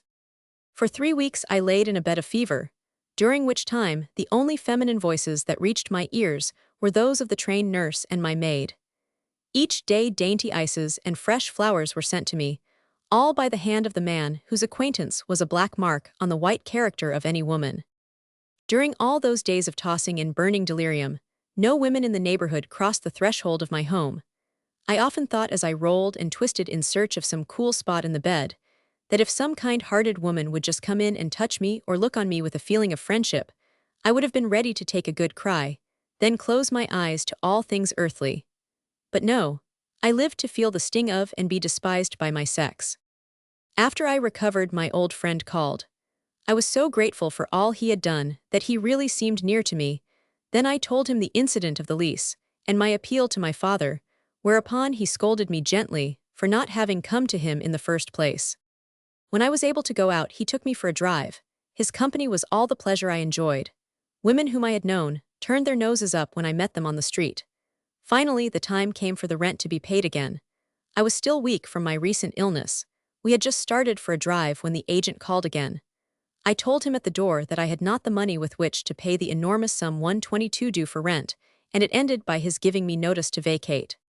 Next day a special messenger brought me a signed receipt for a year's rent, together with a brief note from my friend, saying that he had just bought the property and was now the landlord. I could not see then what it all meant, but I know now that I was simply sold to the highest bidder, and the buyer conducted the sale and purchase all on his own account. I shall never forget my seduction. It occurred right there where I had known so many happy hours with Harry, in the same room where I had been accustomed to receive his beautiful caresses, there in the midst of condemning neighbors. Flowers filled the room in wild profusion. We had a dinner. My friend had invited a few gentlemen to spend the evening. The feast of good things was freely washed down with wine. A musician had kept the piano ringing out sweet melodies. Everything appeared bright. Words seemed soft and soothing. Time passed quickly. The callers were gone all too soon. In fact, just as I had begun to fully enjoy the evening, they seemed to fade away almost before I knew they were gone. The lights were lowered, as though being smothered by the perfume that filled the house. Everything looked soft and velvety. The flowers organized themselves into a kaleidoscopic scene, as though they understood that it was time for retirement, and so effectually blended their different hues, as to cause one to feel that sweet repose abided in the air. I was so glad when I reached my bed, and realized in a dreamy way that I was being disrobed, and fondled 123 at the same time. At last, with the silken folds of a new gown, that I did not know was in my wardrobe, clinging softly to my excited, trembling form, I reached the point where the curtain must be drawn. When I awoke the next morning, my head throbbed wildly, my eyes smarted, while my hands seemed pale and weak. As I staggered from room to room in search of I don't know what, strange sights met my gaze. A table in a bad state of disorder, chairs misplaced, and flowers whose heads had once been held high in the air were now drooping, while many petals were scattered about the room. An air of desolation hovered in every nook and corner. The atmosphere seemed stifling. The rays of morning sun straggled through the half-open slats of the window shutters. My heart was heavier than ever before. The consolation I sought, when I thought of my seducer's kindness, in comparison to my father's cruel treatment, was of small consequence. I tried to blame my father for the loss of that which heretofore I had held so holy and sacred, that even the thought of surrendering it to any man not rightfully possessing it had never entered my innocent mind. I went to the little nursery, and there in the morning light, my baby was slumbering in perfect peace. No trial, no sorrow, no temptation had as yet come to the pure infantile heart. The following nights for a fortnight were only repetitions of the acts of the night just described. I learned to sleep by day, and as the shades of evening gathered, shutting out the glaring light of the setting sun, I would find myself engaged with my toilet, endeavoring to appear at my best, for my friend took 124 great pains to compliment me on my personal appearance. Consequently, my pride knew no bounds. Every night he spent with me fondling me as a child does a new toy, and why not? Was I not a new plaything for this man of millions? I had lost interest in my baby, so much so that I would not see her for days at a time, leaving her to the care of a nurse girl. I had given up hope of ever seeing Harry again, and cared little about him. He had willfully wronged and deserted me. He was a thing of the past to my frivolous mind. If I became blue and depressed, I would have the maid bring me a bottle of wine from the well-stocked cellar. But all this must end. A change such as the frailties of humanity seek is sure to come. I grew tired of the solitude that I had to contend with. I was a prisoner. One day I told my friend that I wanted to travel some.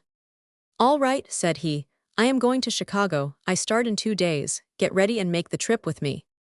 I was wild, and in my delight, I threw my arms around his neck and thanked him. It was agreed that we should spend one more night in the house, where we had known so many pleasures before departing. That night of all nights, we had a sumptuous dinner, wine, cordials, everything that two happy, healthy people could indulge in. It was on that occasion that I fully concluded that I could not live without him, and discovered that things which I had hitherto loathed and despised, I now looked upon as a part of my daily existence. The city was reached in due time. The first day here was given to rest, then a round of sightseeing 125 which fairly dazzled me. I had never given much thought as to the immensity of Chicago, and it is little wonder that my unsophisticated mind was overcrowded with the many things that were on every hand for it to feed upon. It was after 10 days of revelry, during which time we went to every place of entertainment, both high and low, that this city contains, that my mind for the first time reverted to my baby, and then to Harry. Not that I cared for him still, but I was seized with a fit of curiosity. About this time horse racing began here at Washington Park Track, and as my friend and admirer was in that business, I too became very enthusiastic in the sport. Every day I could be seen in a box, the most lavishly gowned woman at the ringside. I had money and tips, and being full of the blood that tingles with feverish excitement when anything is at stake, I quickly and easily became the best-known woman among the talent which frequents the race course. I wagered and won, and lost with the same confiding nonchalance. I cared nothing for the money, for I knew not the value, but I was filled with the true desire to be able to pick the winner. At last the season ended, but not until a certain influential and wealthy man of the city managed to fall desperately in love with me. And as he was young, handsome, and clever, I must admit that the fickle goddess who waves the magic wand over such affairs succeeded in convincing me that my California friend had faded some. The glamour seemed to have receded, but honesty and gratitude had not yet been completely eliminated from my sinful soul, and it was with real tears and sobs that I 126 told him that I had learned to love the younger man. His reply only verified statements which I had heard made in regard to him, being that he was always cool, even at the betting stand. He would lose or win a fortune without a change of countenance. But his reply, "Oh yes," he simply said, "all right, the season is ended, I am through with you anyway." Then taking my hand in his, he said goodbye and departed. Then began the new life. Oh, how easy the second step. Rather than dread it, I looked forward to the completing of the arrangements with pleasure. My new suitor knew my past history except that I had a child. We took elegant apartments, and he spent the greater portion of his time with me. We were very congenial companions. For months this life continued. At last the existence became monotonous to me. I began to long for something, I knew not what. I often found myself thinking of my past life, my childhood home and my child, the memory of whom I had allowed to go almost entirely out of my mind. One day Mr. Eddy came to see me and found me weeping. He questioned me and then I told him of my baby, and God bless him, he insisted on my sending for her, which I 999. He arranged it all for the nurse to come to me, and in 7 days my little girl was in my arms. I then became possessed of a new feeling, such, I think, as only a mother can experience. I felt as if I must change my mode of living, but how? To go to my father meant to be turned away, and the burden was double when the care of a baby and earning a living were both to be considered. Again, I put the matter before my friend. 127 he was kindness itself, and proposed to marry me and be the father that my child needed. I gladly accepted his offer, but before we could be legally married, it was necessary for me to obtain a divorce from Harry. We took the first steps in that direction, one of which was to advertise as the law specified, and lo and behold, the advertisement had an unlooked-for effect. It brought Harry from his long silence. He found me and we talked the matter over with my husband-to-be. It was at this meeting that I learned the cause of Harry's action. He told us as follows. Our old California friend had induced him to bet his every cent on certain races on the day he came home with the crowd, and he had lost all. Then, in order to retrieve his losses, he was advised to become a forger in order to get more money with which to again play the races. It was the same old story. He lost. Then for fear of punishment he left the country. I then told him all. Oh, how sorry I felt for poor Harry. After exchanging ideas, we became convinced that it was all a plot of the kind old man in California to get me in his clutches. After we were assured of that, Harry asked me to promise not to go further with divorce proceedings until he saw me again. I promised him. I also promised him not to receive a penny from the man who now wanted to marry me, and as I could not live as I had been, with my child under the same roof, we left.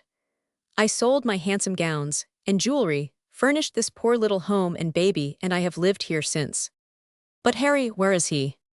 In the State's prison of California. Ah, he was caught at last and punished for forgery. No, when he left me, he went to California and killed my traducer. He is serving a term of 10 years for manslaughter, and I am waiting for him. Tale 7. My lover's bequest. 2 women. I know 2 women and one is chaste, and cold as the snows on a winter waste, stainless ever in act and thought, a cruel tongue and a jealous mind. As a man born dumb, in his speech errs not. But she had malice toward her kind, void of pity and full of greed. She judges the world by her narrow creed. A brewer of quarrels, a breeder of hate. Yet she holds the key to society's gate.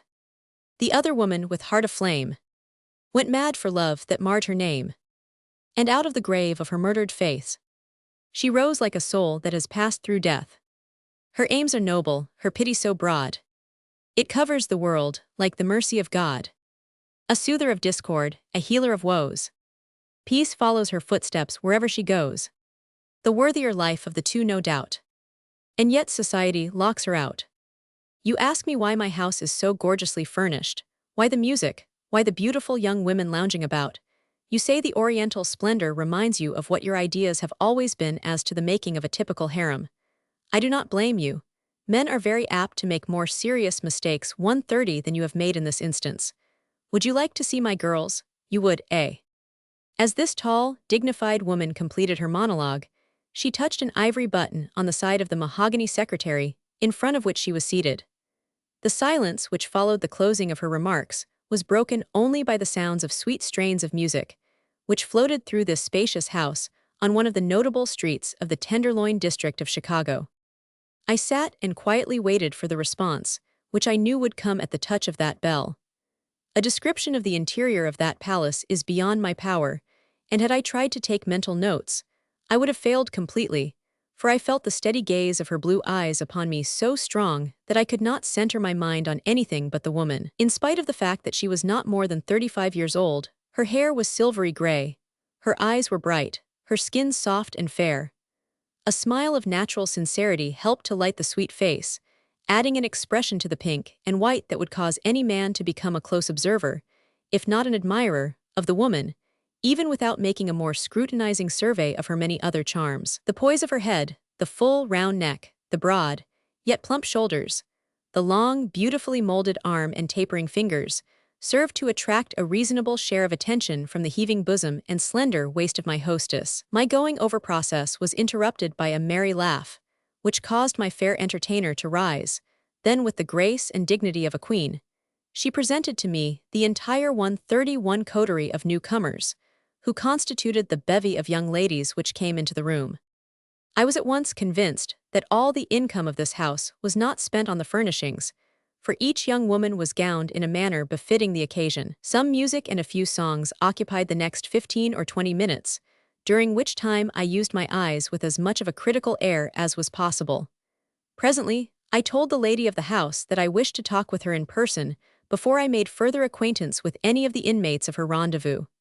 The hint was sufficient, and we were soon alone. "Well," said she pleasantly. "Yes, I want to talk privately with you." "Proceed." "But had we not better retire to some private room where we will not be in danger of being disturbed?" "This house is mine, we will not be interrupted here," she said sweetly. "Thank you, then I will tell you what I want. I am looking for facts and wish you to give me the entire history of your life." The smile of anticipation faded into a look of remorse. That expression in turn was followed by an inquisitive look, which told me that the woman was feigning misunderstanding. "Yes," I continued, "I want to know how you happen to be here." The fair cheeks flushed, the intelligent brow wrinkled, while hard lines were plainly visible around her mouth as I finished the sentence. "It may be a long story," said the woman, as she 132 gazed at the bright buckles on the dainty slippers which encased her feet. "I am willing to listen if you will be kind enough to tell me all," said one. "My early life was devoid of anything more than most girls are called upon to endure. At the age of 12, I lost my mother, at 15 death claimed my father, then I went to live with a maiden aunt in Columbus, Ind. I was poor, very poor. As I now look back and view the past, I wonder that I was able to continue my studies until I graduated with high honors. But I did, and the day I was 17 my greatest heights of happiness were scaled, for it was on that eventful day that my youthful lover, Jamie Harris, and I became engaged with the consent of my auntie, provided, however, we would not think of marriage until Jamie had finished his course at college, which he was taking at the State University, located at Bloomington, Ind. We two young lovers, eager in our happiness, consented to the plans which my spinster relative laid for us. Jamie was 20, he had 2 more years in the regular collegiate course, then a professional course of some sort, and we would be ready to take up life's journey. Meanwhile, I bided my time, looking forward to the longed-for event with anticipation in every way worthy of the reward. One long year dragged along. I cared for no one, thought of nothing but to dream of Jamie. All the little details of love in a cottage had been thoroughly gone over, and directed, I in my own mind, trying to find some method of improvement on the time-worn ethics of a wife's duty. When morning came, I busied myself with the affairs of my aunt's humble home, which I, too, had known as my only shelter for years. I moved with the spirit of love. I became mechanical in doing things while I drew on my imagination to such an extent that at times I almost fancied that it was our home, Jamie's and mine, and that I was serving him. I planned and thought so much of how I would always have his slippers ready, and papers and cigars, for he smoked. Oh, all the dreams made me so happy and contented. It was the beginning of the 2nd year that I received an invitation to visit a friend in Franklin, Ind., a nearby town. During my stay there, I met many and made scores of friends. It was then that I realized how closely my life and Jamie's had become cemented together. I saw the world as I had never before known it to exist. I was the recipient of many favors at the hands of my new friends. If I failed to write to Jamie as often as I had done, he excused me by saying in his letters that he was glad I was having a good time. Theaters, drives, parties, dinners, etc., to the fulfillment of my fondest hopes. More excitement than I had ever expected to know. The friend whom I was visiting was a few years my senior, and when I explained to her that I was engaged and suggested that it might not be good form for me to receive the attentions of a certain young man, who insisted on occupying most of my time, she only laughed and said I had lots to learn. She then gave me much information along the lines of society conventionalities. She was my best friend. I heard 134 all she said, and allowed myself to put too broad a construction on her words.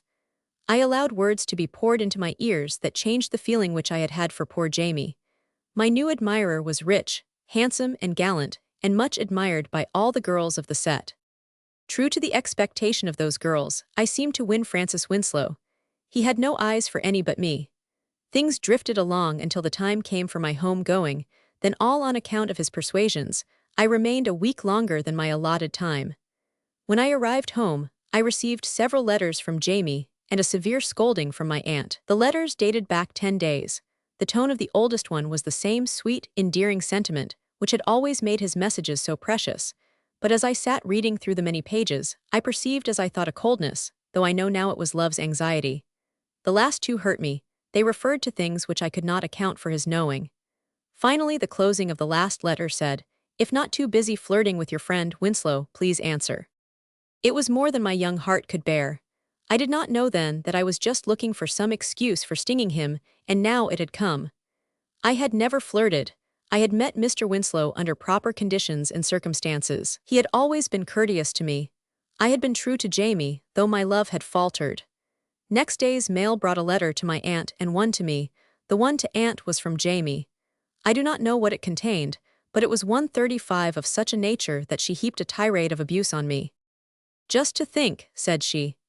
"I've worked and done for you all these years and tried to raise you decent, and done all this for my poor dead sister's sake. And when I've got you fit to marry a good man, you go and spoil it all by talkin' up with a fop you nor the Lord don't know nothin' about." The letter which I had tucked away in my bosom was from Mr. Winslow. It stated that he was going to visit in the city and he would be glad to have me join him. "I know," it said, "that you will have to invent some excuse for your absence from home, but that can be arranged by your saying you met my cousin, while in Franklin, and she will write you soon, asking you to spend a week with her in Chicago. She is the wife of a railroad man and will send you transportation." My mind was quickly made up. I would not stand my aunt's abuse and Jamie's insults.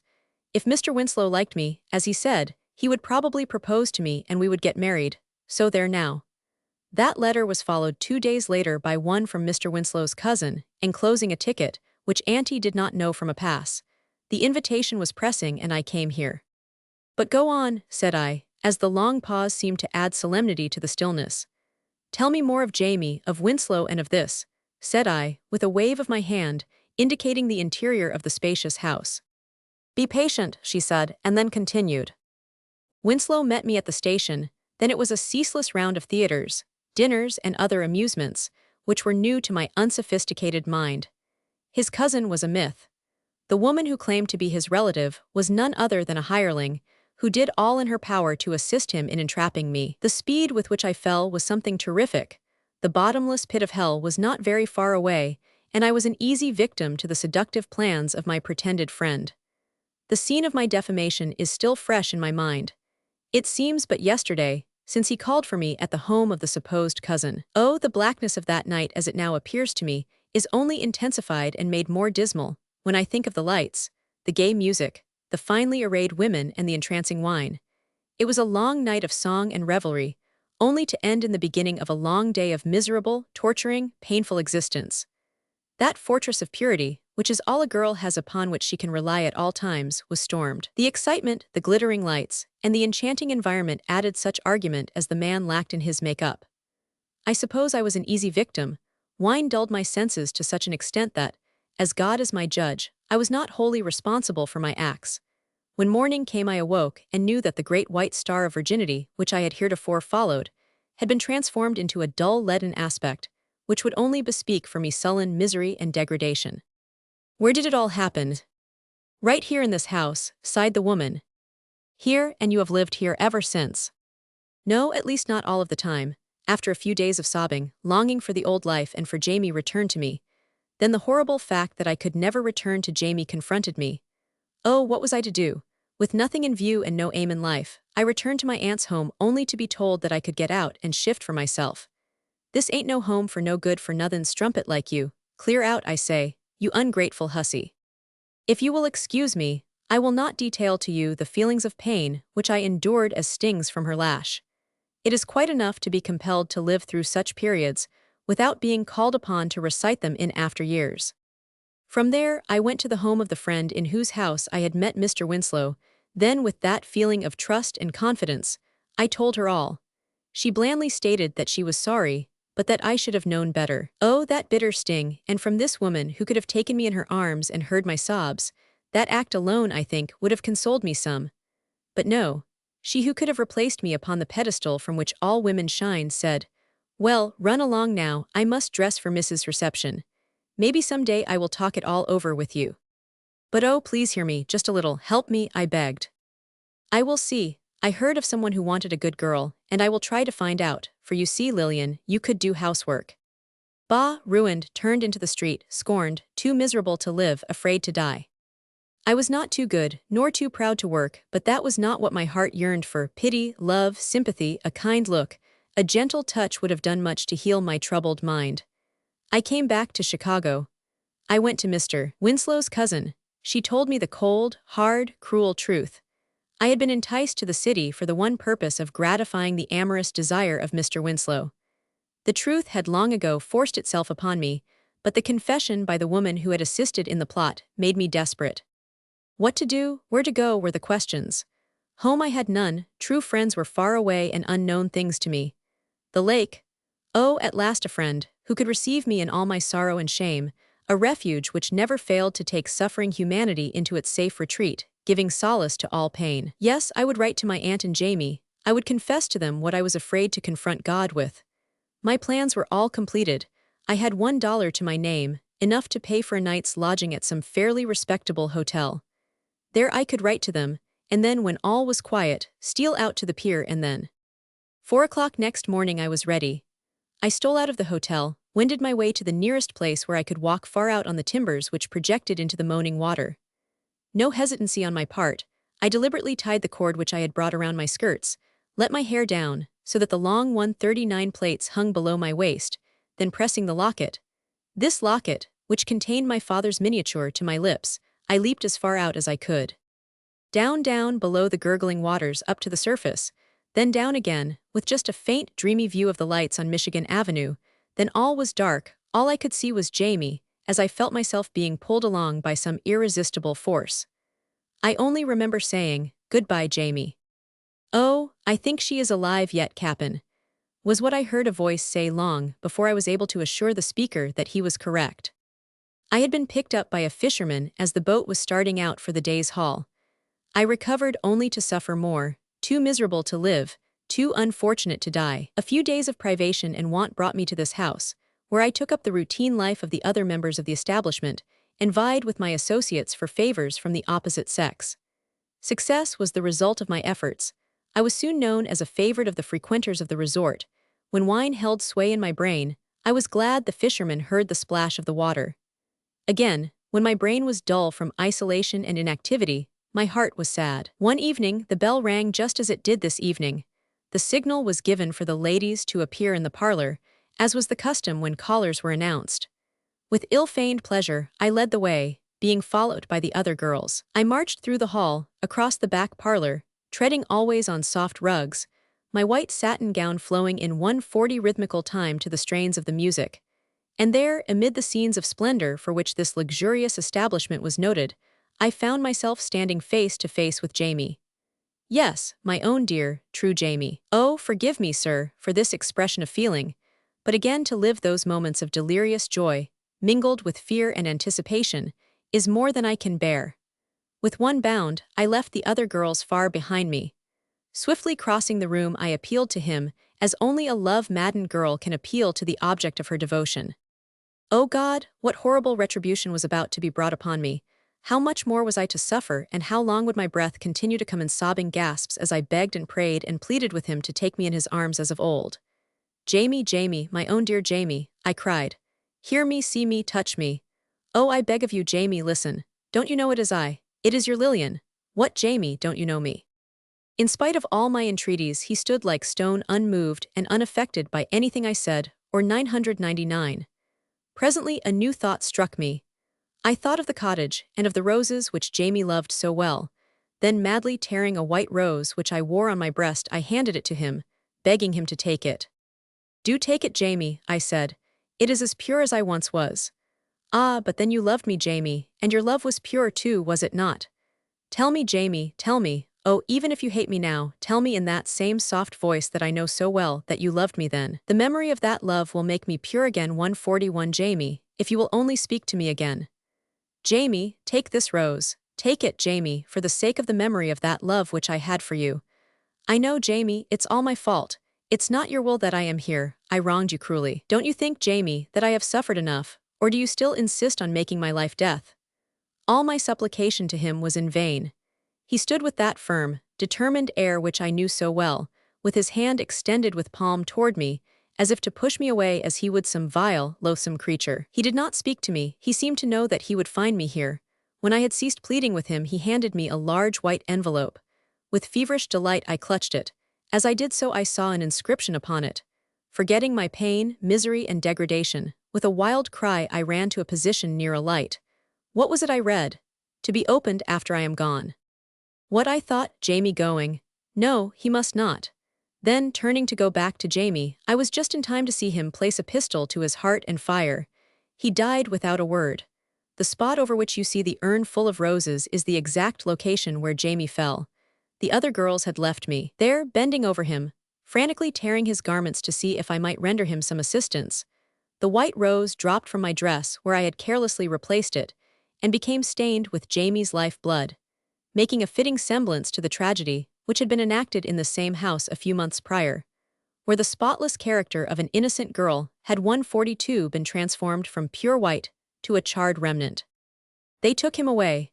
I saw him once more at the morgue, then the officers took me to a cell, then there was a trial. I was accused of murdering Jamie and almost convicted when the thought struck me to send for the packet which he had placed in my hand. It contained, besides this letter, which you may read, other things which the letter will make plain. My poor dear Lillian, as I write this letter I know not what your fate is, but I fear that something terrible has befallen you. I start out to find you, if on earth. Since leaving your old home, I have come into a large inheritance, which will afford me ample means with which to pursue my aim. May God grant that I may find you pure and unstained, and that I shall be able to take you to my bosom, that we may be allowed to enjoy the fruits which have fallen to us as two lovers should enjoy life. Yours lovingly, Jamie. Later I have discovered you. My love is buried in sorrow. I have nothing to live for, no ambition, no soul, no heart. I have but one request, which is as follows. You will find enclosed negotiable papers to all the wealth which I possess. It is yours, the same as my life has been yours. I want you to take it and spend it in saving the blossoms of this earth. I have yet enough confidence in you to cause me to believe that if the circumstances were conducive to honor and purity, that you would court the same with the ambition and zeal which is a part of your nature. I leave the method of restitution entirely in 143 your hands, only asking you in closing to put forth your every effort to snatch the burning brands from the fiery furnace, which is ever ready to engulf the innocent, unsophisticated representative of purity. As ever yours, Jamie. Well, said I, as I handed the letters back to the woman, do you make much money here? I suppose you had a good time while Jamie's cash lasted. Jamie's cash is still lasting, said she. You don't mean to tell me that you have the heart to support this place, as a house of ill repute, by spending poor Jamie's money in that way. Bless your heart, no. I own this property, a monument to Jamie's pure devotion and good intentions. It not only serves to remind me of where I last looked upon him alive, thereby making the associations more pleasant, but also keeps fresh in my mind the night that I leaped in the darkness and landed into the mire of debauchery. Do your girls know your story? In part, yes. Do they enjoy the existence of soiled doves? But my dear sir, they are not soiled doves. They are brands which I have snatched from the burning. Then this is not a house of. No, sir, this is an harbor of restitution, where souls may be anchored to hope, where hope fills the heart with a longing for better and purer things, a home where I am trying to atone for my own misdeeds. Tale 8. The victim of a drug. Blank the mind, sad the heart. Supple the form, sweet the face. Pure the soul, sold on the mart. To suffer ever in vile disgrace. Neither bended knees. Pure hands held out. Sad sighs, deep groans, nor silvery shedding tears could penetrate the uncompassionate shout that in spite of all, fell on her bloodless ears. I am sorry, said the girl, that you have concluded to abandon the detective business, for I am sure that you accomplished much good while thus engaged. If I had not been attracted by the strong personality of the speaker, I should have been favorably impressed with the sincerity of her tone. She was pale, very pale, Her eyes were large and brown. As she spoke, she gazed on me with the languid expression, so in keeping with one of great volume of earnestness. Her nose was thin, I might say drawn and pinched. Her lips as red as cherries, parted slightly as the soft words left them, showing a mouth full of regular, well-kept teeth. The forehead was not higher than the ordinary, but it made a fitting support 146 for the crown of dark brown hair, which was artistically dressed in a manner to form a frame about the face, which seemingly did not end at the chin, as most faces do, but it was possessed of a broadness and deepness of nature, which illumined the pallid cheeks on either side back as far as the little, thin ears. She was not large, neither could she be considered under size, not altogether on account of her stature, which might have seemed diminutive to the eye in search of physical development, but rather because the intelligence which this creature possessed seemed to reach out and permeate every nook and corner of the lavishly furnished parlor. I thank you for your kindly allusion, and feel that if I have been the cause of good, that there must have been some good enveloped in the subjects with which I had to deal during my professional career. In pursuance of the fact that good may come from good, I have retired from the Secret Service business, and am now preparing a work which will be largely based upon the experience of former days. I find it necessary for me to glean from others some of the facts of their lives, in order that I may not digress from the truth, and that the 20 stories that will compose my book may be hinged upon different modes of existence, hence my call upon you today. I well remember the last words you uttered when I left you in a convalescent condition in the hospital. If I can ever serve you, command me. I am not here to command you, but to ask you for your life's story. And did you know, Mr. Spencer, that if you are put in possession of the facts as they exist, that you will have something which the world knows nothing of? I trust, however, that you will place in me the confidence of your history. But what time in life do you desire that I begin? I want you to tell me how you happened to come to Chicago before I ever met you. At this request, the woman seemed to draw herself together, and with a movement of her figure that impressed me as a straightening out process, she began by saying, I came to Chicago when I was 16. I came to visit my aunt. It was during my last year in high school. I don't believe I had ever known what love was. I had lost my mother when an infant. My father was a stereotyped businessman, with so many affairs to keep his mind employed that he evidently did not have the time nor inclination to take me in his arms and show me any devotion whatever. I had 2 brothers, both of them several years my senior, and by the time I was old enough to appreciate the brotherly protection and love which their existence might have afforded me, they were married. True, I had my school day episodes of note writing, and had indulged in the blissful pastime of a few kissing parties, but never the full realization of loving caresses. I had been in the city 3 days when I met a young man. I was quick to listen to his avowal of love. It seemed to bring to me new joys. It directed my feet into newer and brighter paths of life, and all 148 wound up with an elopement and a marriage, after which I wrote to my father for his blessing, and as I have since learned through the influence of my stepmother, received his curse. His cold letter informing me that if I wished to return to the old home and continue in my studies as I had suggested, that he would certainly offer no objection, as I was now mistress of my own affairs, and if I chose to continue in school, he could see no reason why I should not do so, as the schoolhouse still remained. Of course, I didn't go. I fell ill, and this necessitated the absence of my husband from his duties for such a long time that he lost his position. When I regained my health, I set out to find employment, and met with partial success.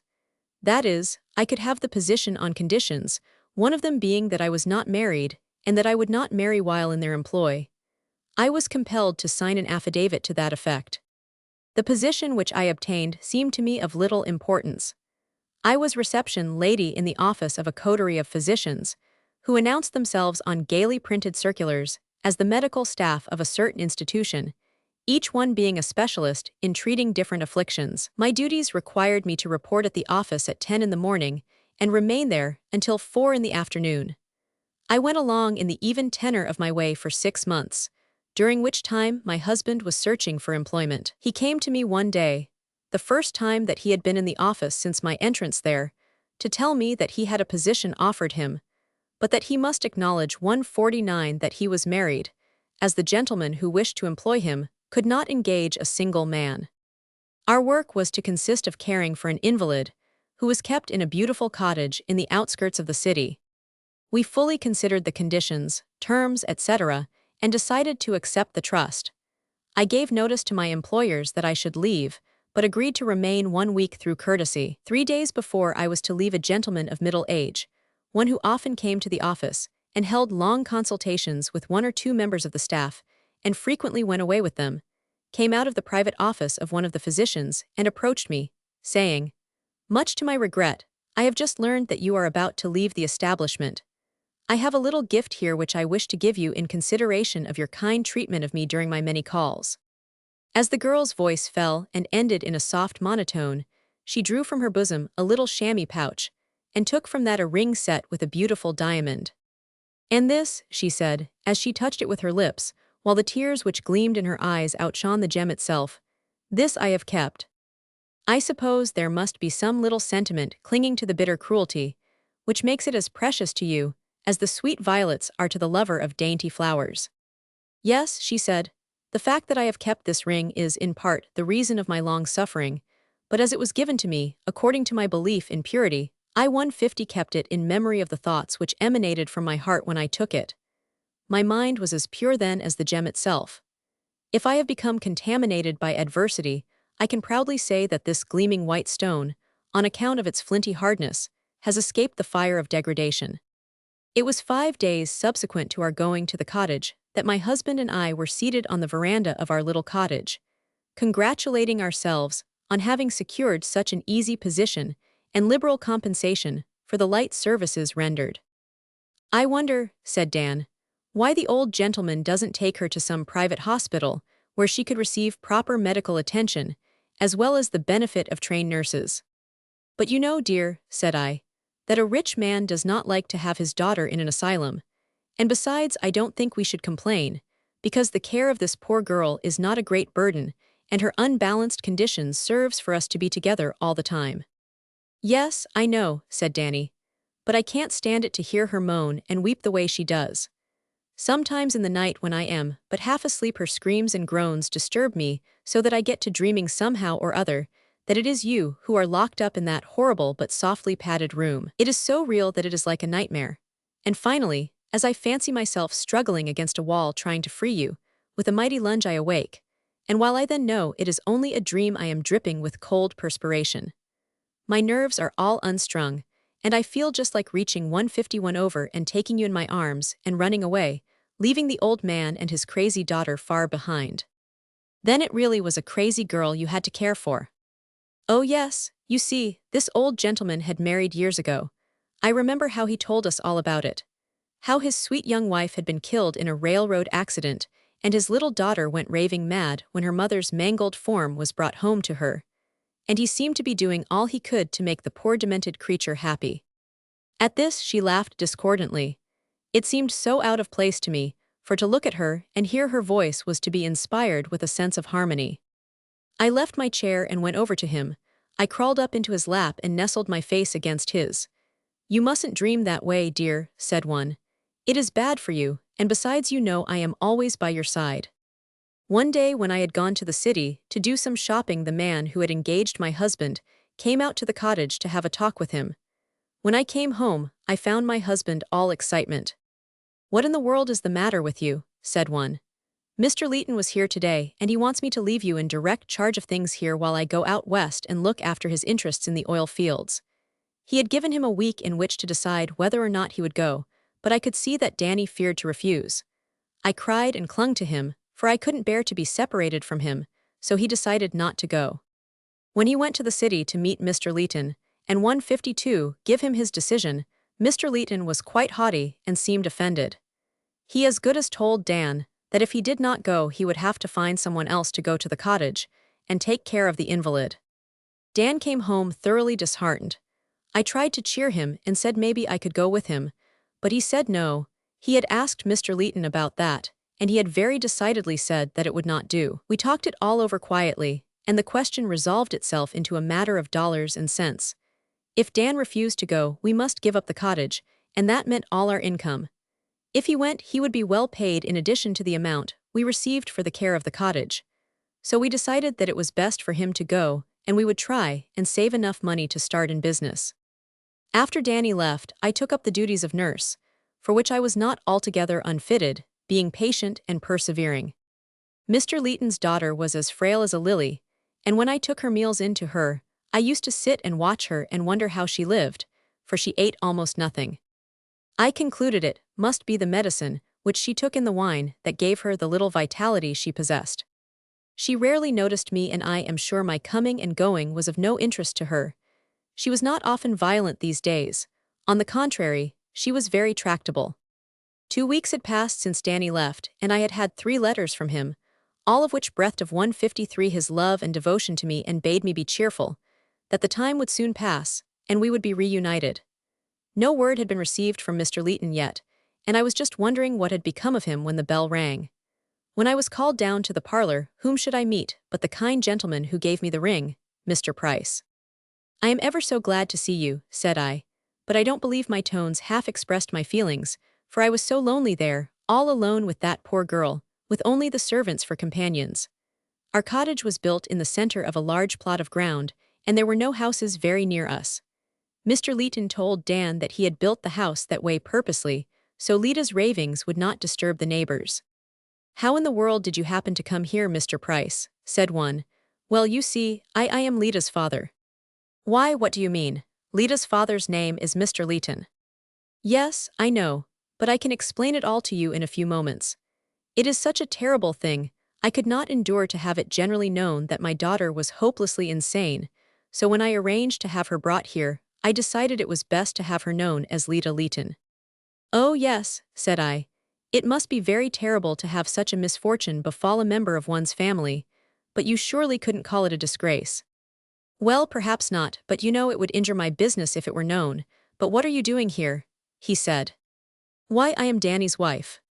He seemed to be greatly surprised, and asked me why I did not tell him long before.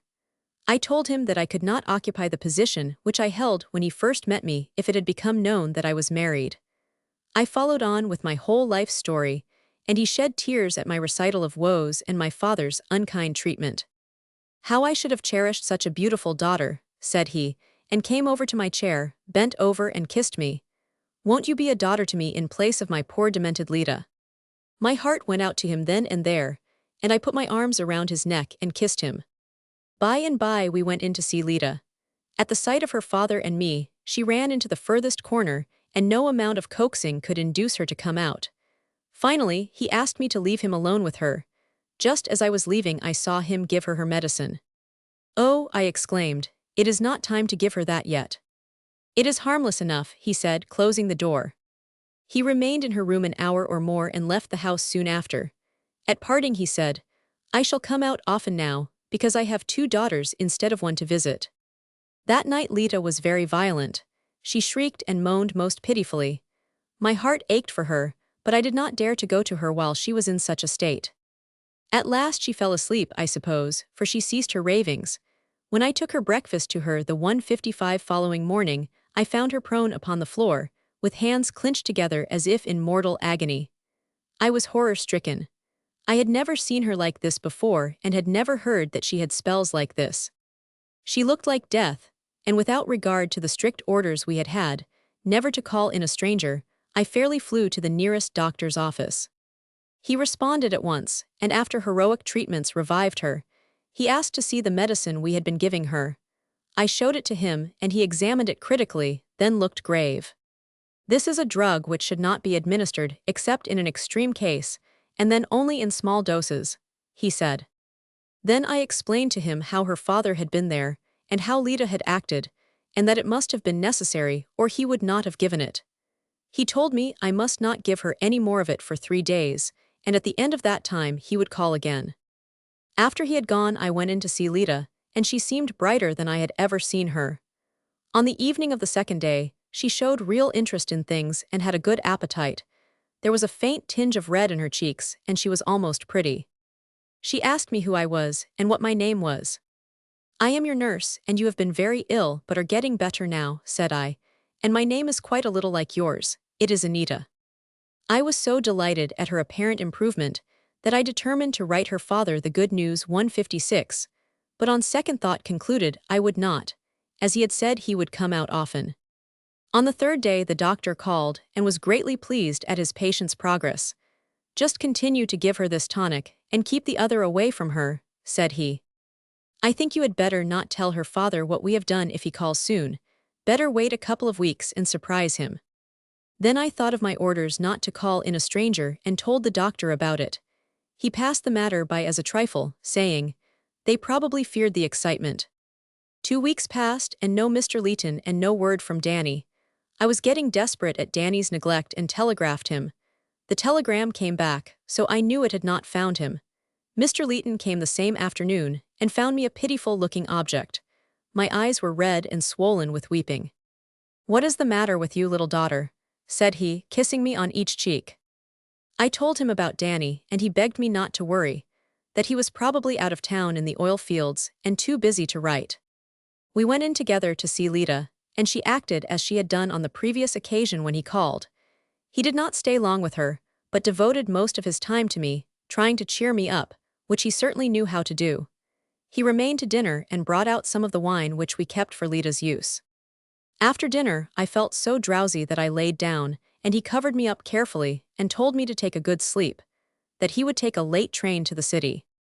That was the last innocent sleep I had. When I awoke, in the night, I was undressed and in bed. I could not think where I was, and when I turned I thought Danny was there and I put my arms about him.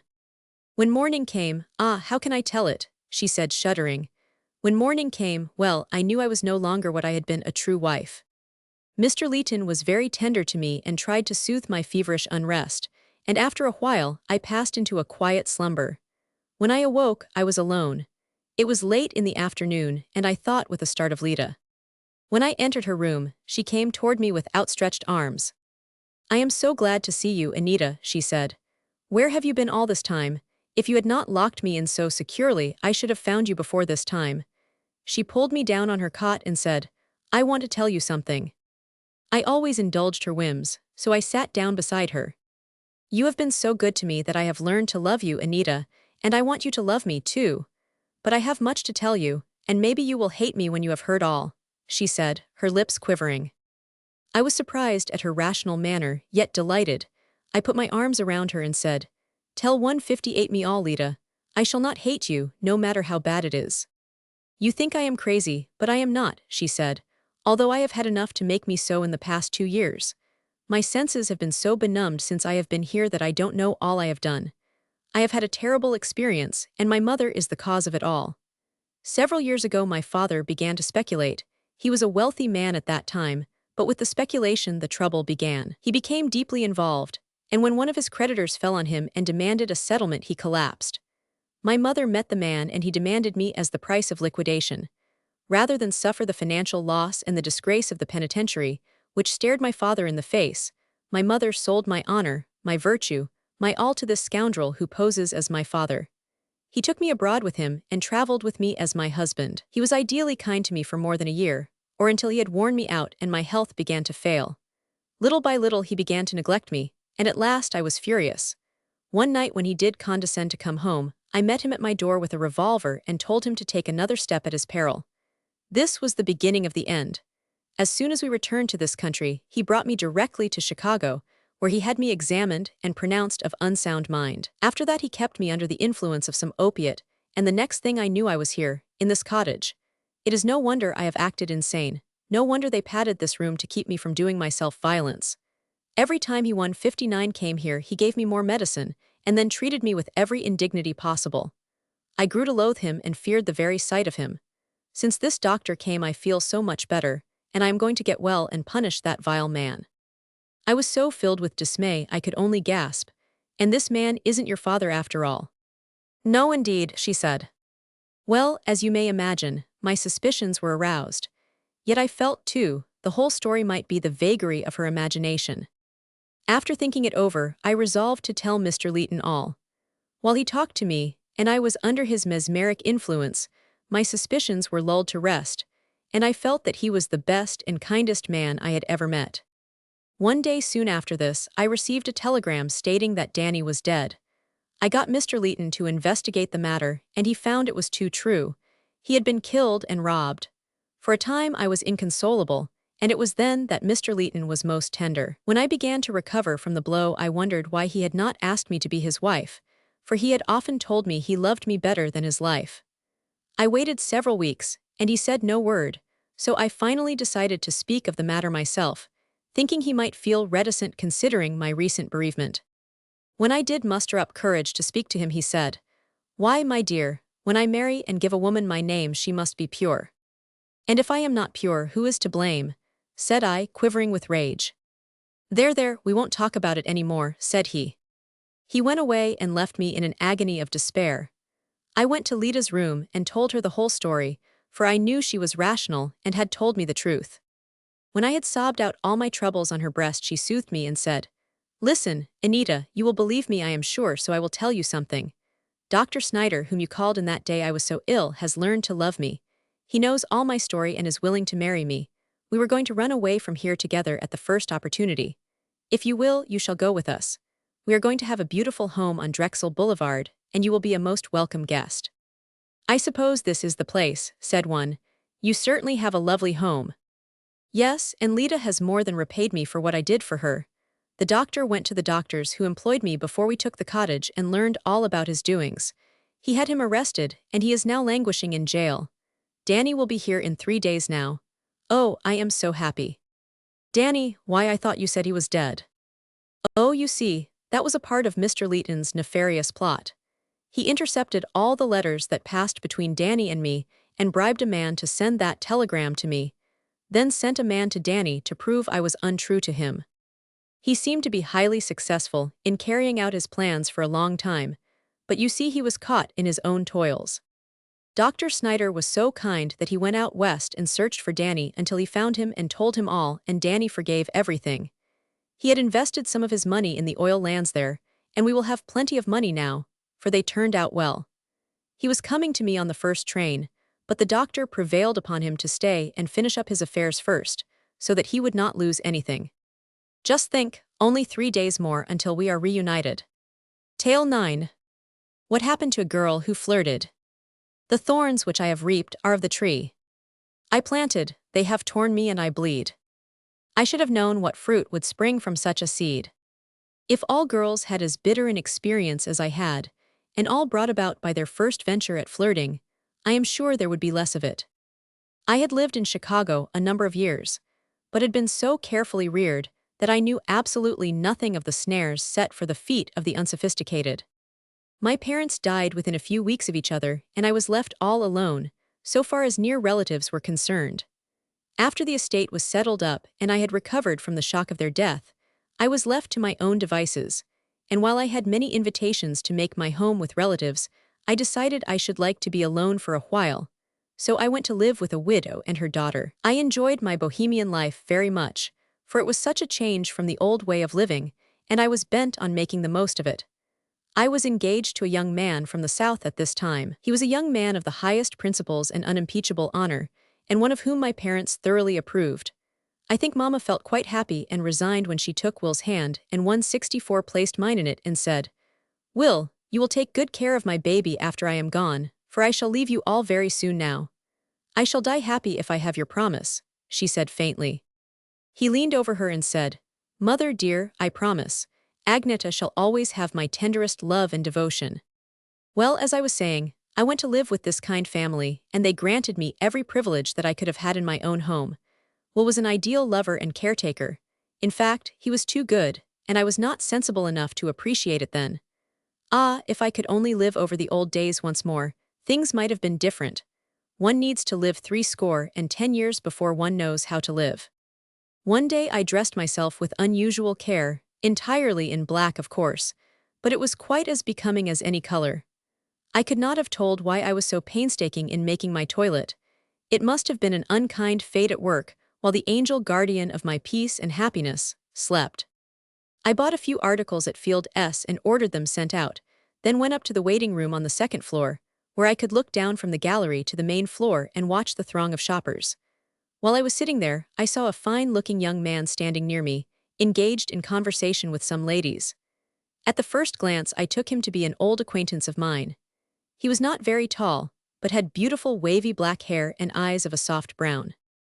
I suppose my gaze, which was a little more ardent 165 than custom would permit, attracted his attention, for he glanced at me frequently, and as those things sometimes happen caught my glance every time. I knew by this time that he was not the acquaintance for whom I had taken him the first time I looked at him, but his face was so handsome it seemed to fascinate me, although on a closer inspection, it was slightly effeminate. I think we kept that up for nearly half an hour, but all this time no word was spoken. I decided that I had better leave, and I arose to go and was soon lost in the throng. I was walking east on Madison when someone walked up beside me and tipping his hat said, "Pardon me, may I walk with you?" I was not so disconcerted as I had always supposed a girl must feel under such circumstances. I looked around, and of course, it was not the young man but Will.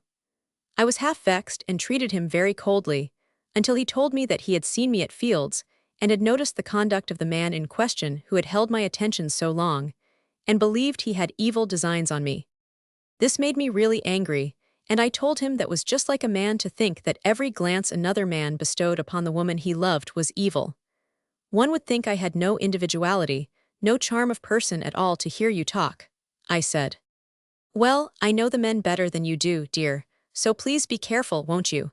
Men never have a good opinion of a woman who will flirt with them. Now, you see, if there is anything a girl hates, it is to have her sweetheart assume superiority over her 166 in knowledge of men, so it all combined to make me disagreeable. He walked as far as Lyon and Healy S with me, and I went in to buy some music. He went on back to his office. After I had bought my music, I sauntered into the room where the pianolas are on exhibition and sat down near the window to listen to the music. It was not long before someone at my elbow said, "How do you do? I have been trying to find you ever since you left Field S, and was just despairing when I passed this window and saw you. Are you enjoying the music?" I looked up into two brown eyes, and my heart fluttered painfully. No, I didn't feel any remorse yet, for I was still piqued at Will's interference with my innocent pastime, and what he had said still rankled in my heart. He sat down and we talked a few moments, and then he suggested that we walk up to the auditorium and sit in the parlor, as it would be so much more quiet there. So I walked up there with him. We had a very pleasant chat, and I thought more and more how ill-timed Will's remarks were, and how unjust. Why, this man was every bit as much a gentleman as Will himself. "Pardon me, but are you not in mourning?"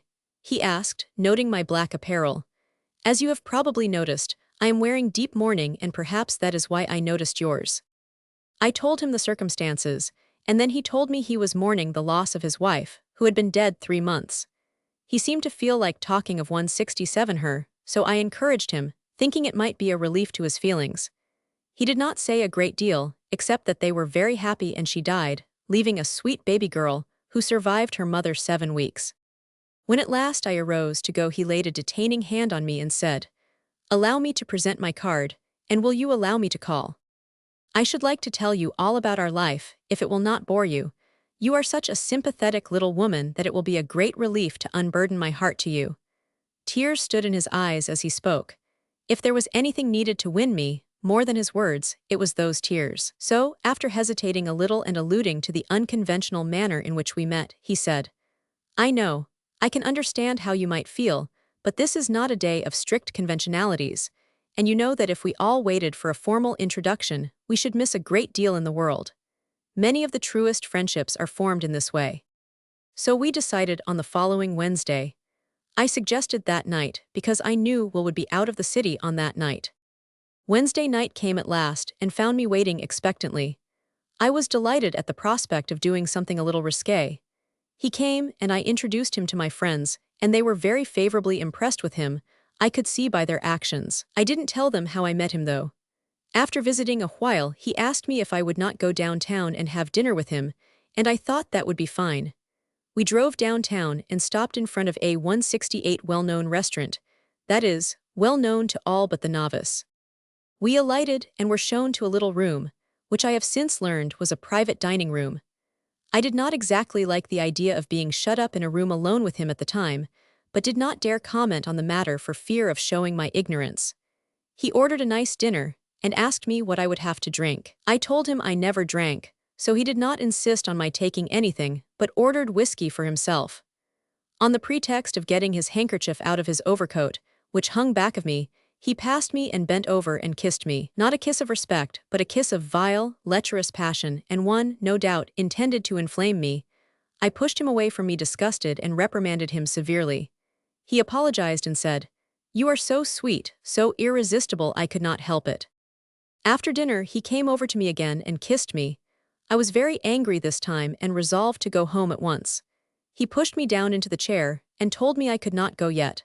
I finally succeeded in rising to my feet, and he sat down in the chair I vacated and pulled me down in his lap. I struggled to free myself and reached the door. He caught me in his arms and pressed me to him in a passionate embrace, raining burning kisses on my face. He subjected me to every indignity that was possible considering that I was fighting all the time to get away. I tried to reach the electric bell and summon aid, but he divined my intention and drew me back. I was afraid to scream for fear of creating a scene, and perhaps getting my name 169 in the paper in connection with such a scandalous affair. I prayed for deliverance from that man as I never prayed before in all my life, and promised myself if I got home safely, I would never flirt with anyone again. As if in answer to my prayer, a thought flashed across my brain. My hat pins, they were of very stiff steel, and I snatched one out of my hat and plunged it viciously into his arm. It broke. I took the other and struck him with all my strength, and that broke, and I could not see that I had hurt him a particle.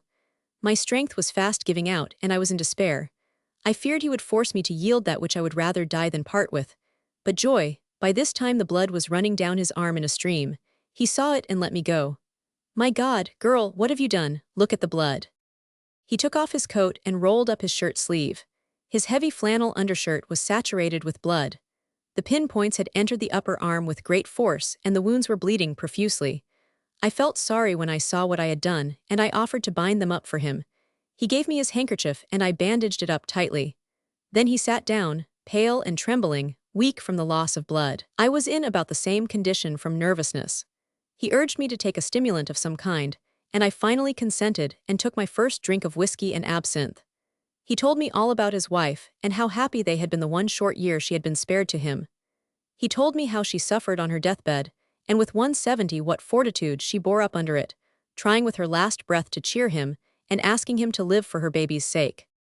The tears rolled down his cheeks, and I cried in sympathy. "My angel wife is dead, and her baby, our baby. No one cares for me now nor what I do. I have lost all my friends since she died, and nearly all my money. I have been drinking and gambling, and was in my cups when I came to you tonight. I would not hesitate a minute to kill myself if it were not for the fear that I should never meet her in heaven. Do you think what you have done tonight would please her if she can look down and see you? You deliberately enticed an innocent girl here, one whom you surely must know was innocent, and for what purpose I can form but one opinion." He went down on his knees beside me and begged my forgiveness. "Give me one kiss to show me that you forgive me," he said. He called the waiter and ordered another drink apiece, which I should not have taken. It went to my head, and when I tried to walk I staggered. He took me in his arms, and that is the last I remember until I felt the wind blowing on my face. I was leaning against him in the carriage.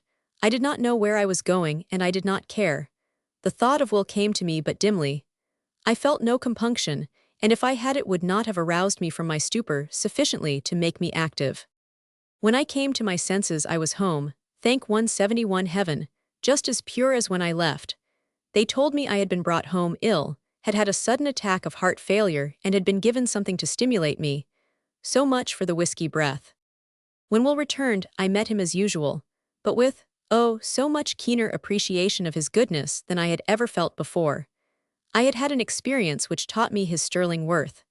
I realized how unscrupulous men were when they had no interest in a woman beyond that of a passing fancy. No, I have not told Will. I could not see that it would do any good. I committed one indiscretion, and I think I should commit another if I told him.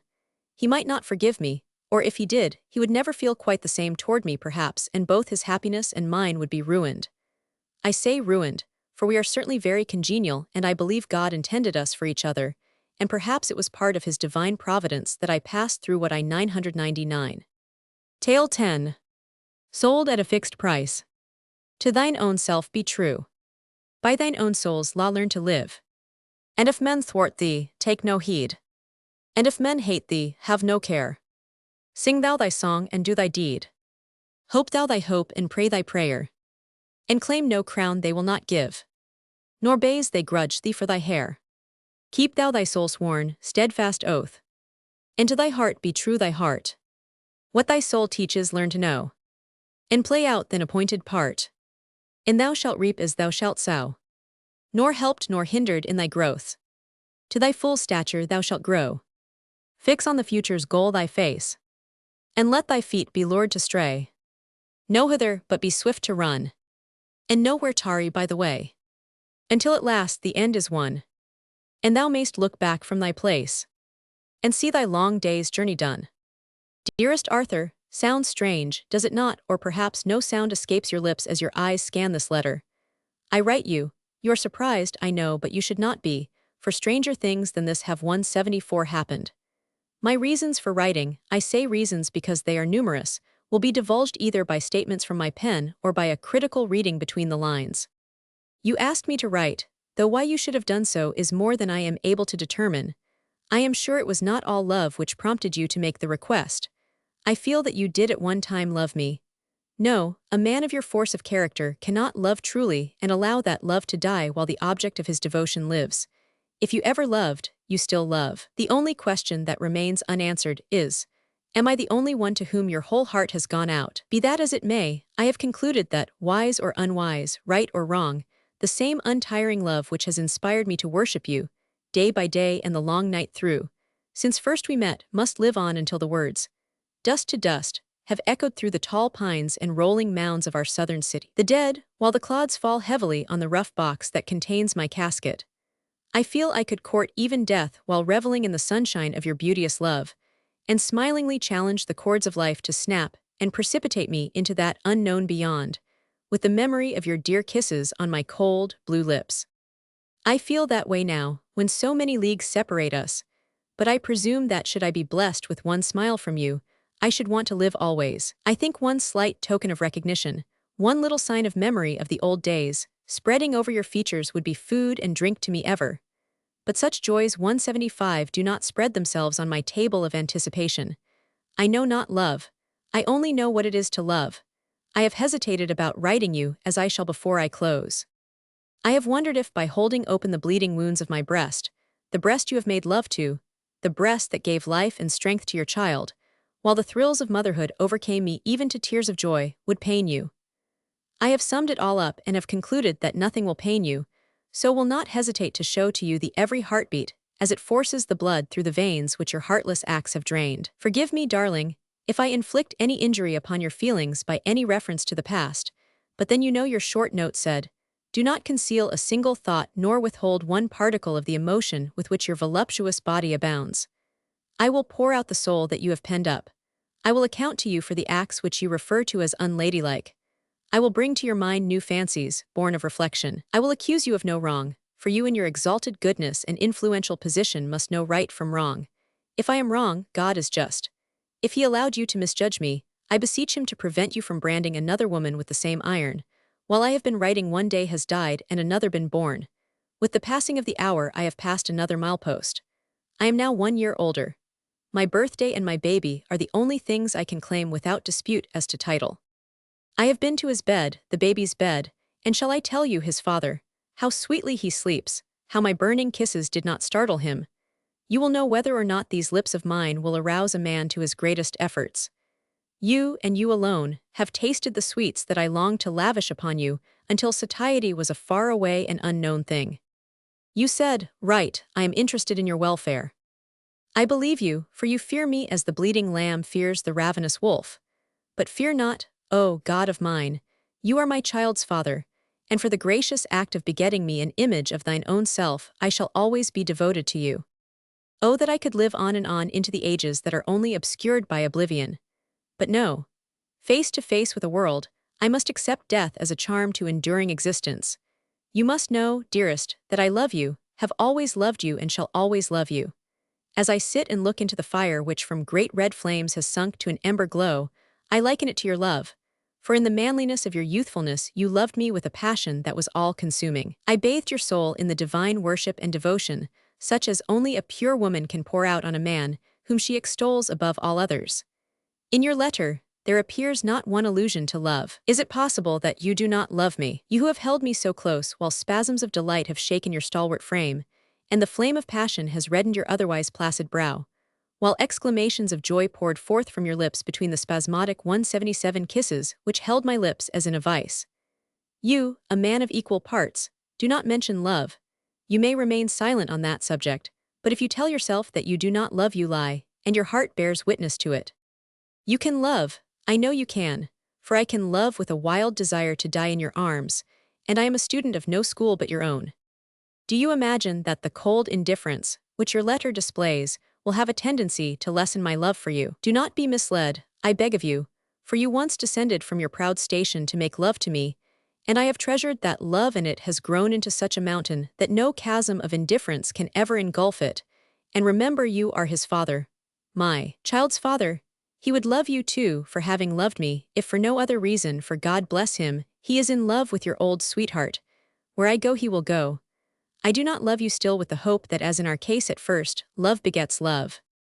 I have long since learned to live to love, and expect nothing but dreams in return. You did love me.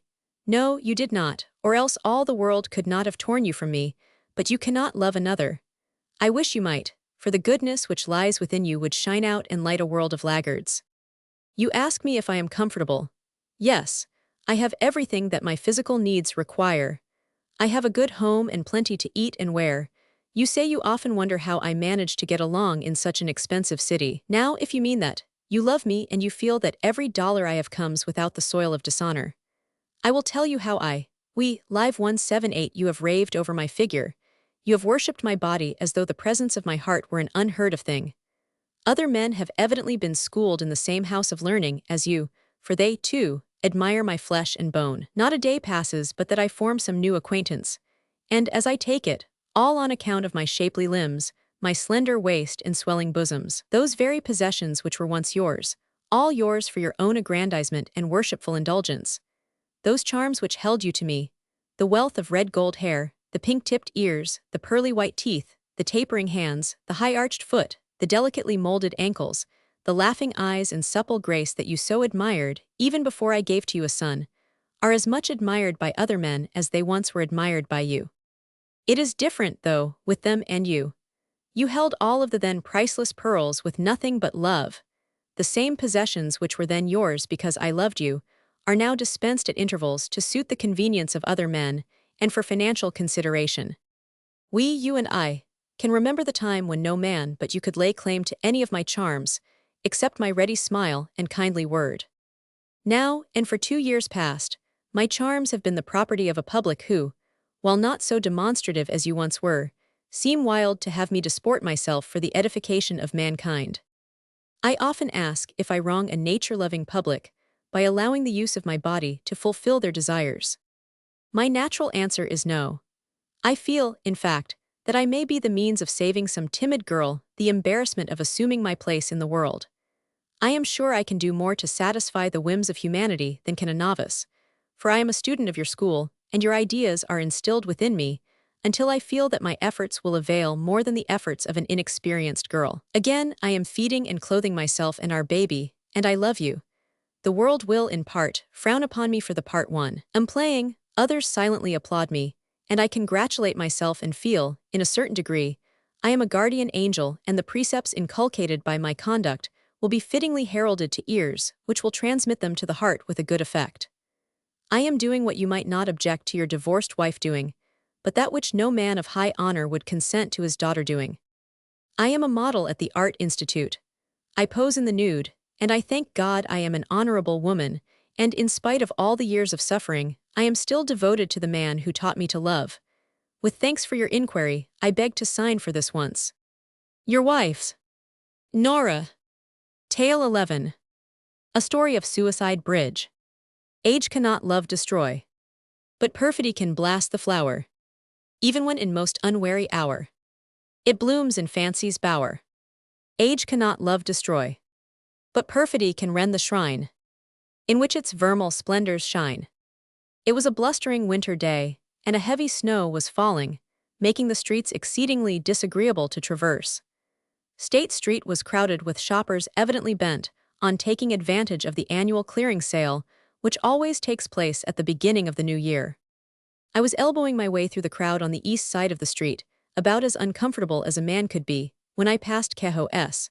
I had not gone a dozen steps when it occurred to me that a cup of hot chocolate would taste good. I turned abruptly and encountered an umbrella, which flashed dangerously close to my eyes. Somewhat confused, I entered the door behind a woman.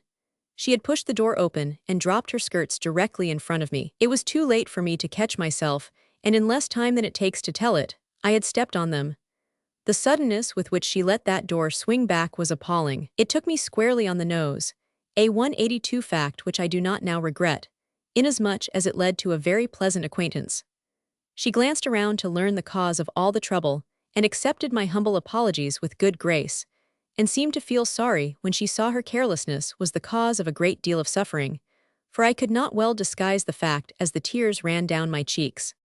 All the tables but one were taken, and that was a small one in the corner, at which there were 2 chairs. She made her way to it quickly, and when she saw me waiting, she sent the waitress to me to tell me to come to her table. I bowed in response and crossed the room. "I feel that I owe you some consideration for the unfortunate occurrence of a few moments ago," she said, "and I hope you'll accept my apologies in turn." I replied that it was my own stupidity, and assured her that I already began to feel it was rather a fortunate than unfortunate occurrence. She smiled, yet at the same time drew herself up with a quiet dignity that was unmistakable, and I knew I had taken the wrong tack when I made my gallant speech. By this time, my eyes were somewhat cleaned of tears, and I was able to get a distant view of my vis-a-vis. I had already discovered that she was of medium height and quite slender. Her face was oval, her eyes large and brown, and looked liquid in the half-light of our corner. Her chin was round, her mouth was rather large, and when she smiled her full, red lips disclosed a set of well-kept teeth. Her nose was neither long nor short, but quite in keeping with the 183 contour of her face. Her eyebrows were dark and beautifully arched. Her forehead was high and full, and an abundance of real golden hair was drawn back and concealed under the large, black beaver hat she wore so becomingly. The real beauty of her face, however, was in its expression. Every emotion was clearly defined in the wonderful eyes, and though when smiling they would light up with a merry laughter, their general expression was one of sweet sadness. When I assisted her to remove her coat, can I be blamed for feasting my eyes on the beautiful bust and shoulders with which nature had endowed her? We chatted idly on the topics of the day as we sipped our chocolate, and when we had finished, I handed her my card, saying, "If you ever need services in my line, I shall be pleased to render them." She thanked me and said as she read "Attorney at Law," "I might have been grateful for your proffered aid a few years ago, but now, thank God, I do not need such aid, and I hope I shall never need it." Then she handed me her card, "Mrs. Geoffrey Nye Melville." As I read, I could not restrain the exclamation that arose to my lips. Why, I once had a friend by that name who was an official on the St. Paul Road. He and I were the best of friends in St. Paul 5 years ago. I was at that time their attorney. "It is certainly my husband whom you know," she said, "and you must come and call on us at your earliest convenience." I thanked her, and on the strength of my friendship for her husband, asked to escort her to the train. I was not long in taking advantage of her invitation, and felt doubly free to do so, inasmuch as her husband had hunted me up the very next day after our meeting, and had insisted on my coming as soon as possible. It happened that the night I called her husband was away, having been unexpectedly summoned to St. Paul on business.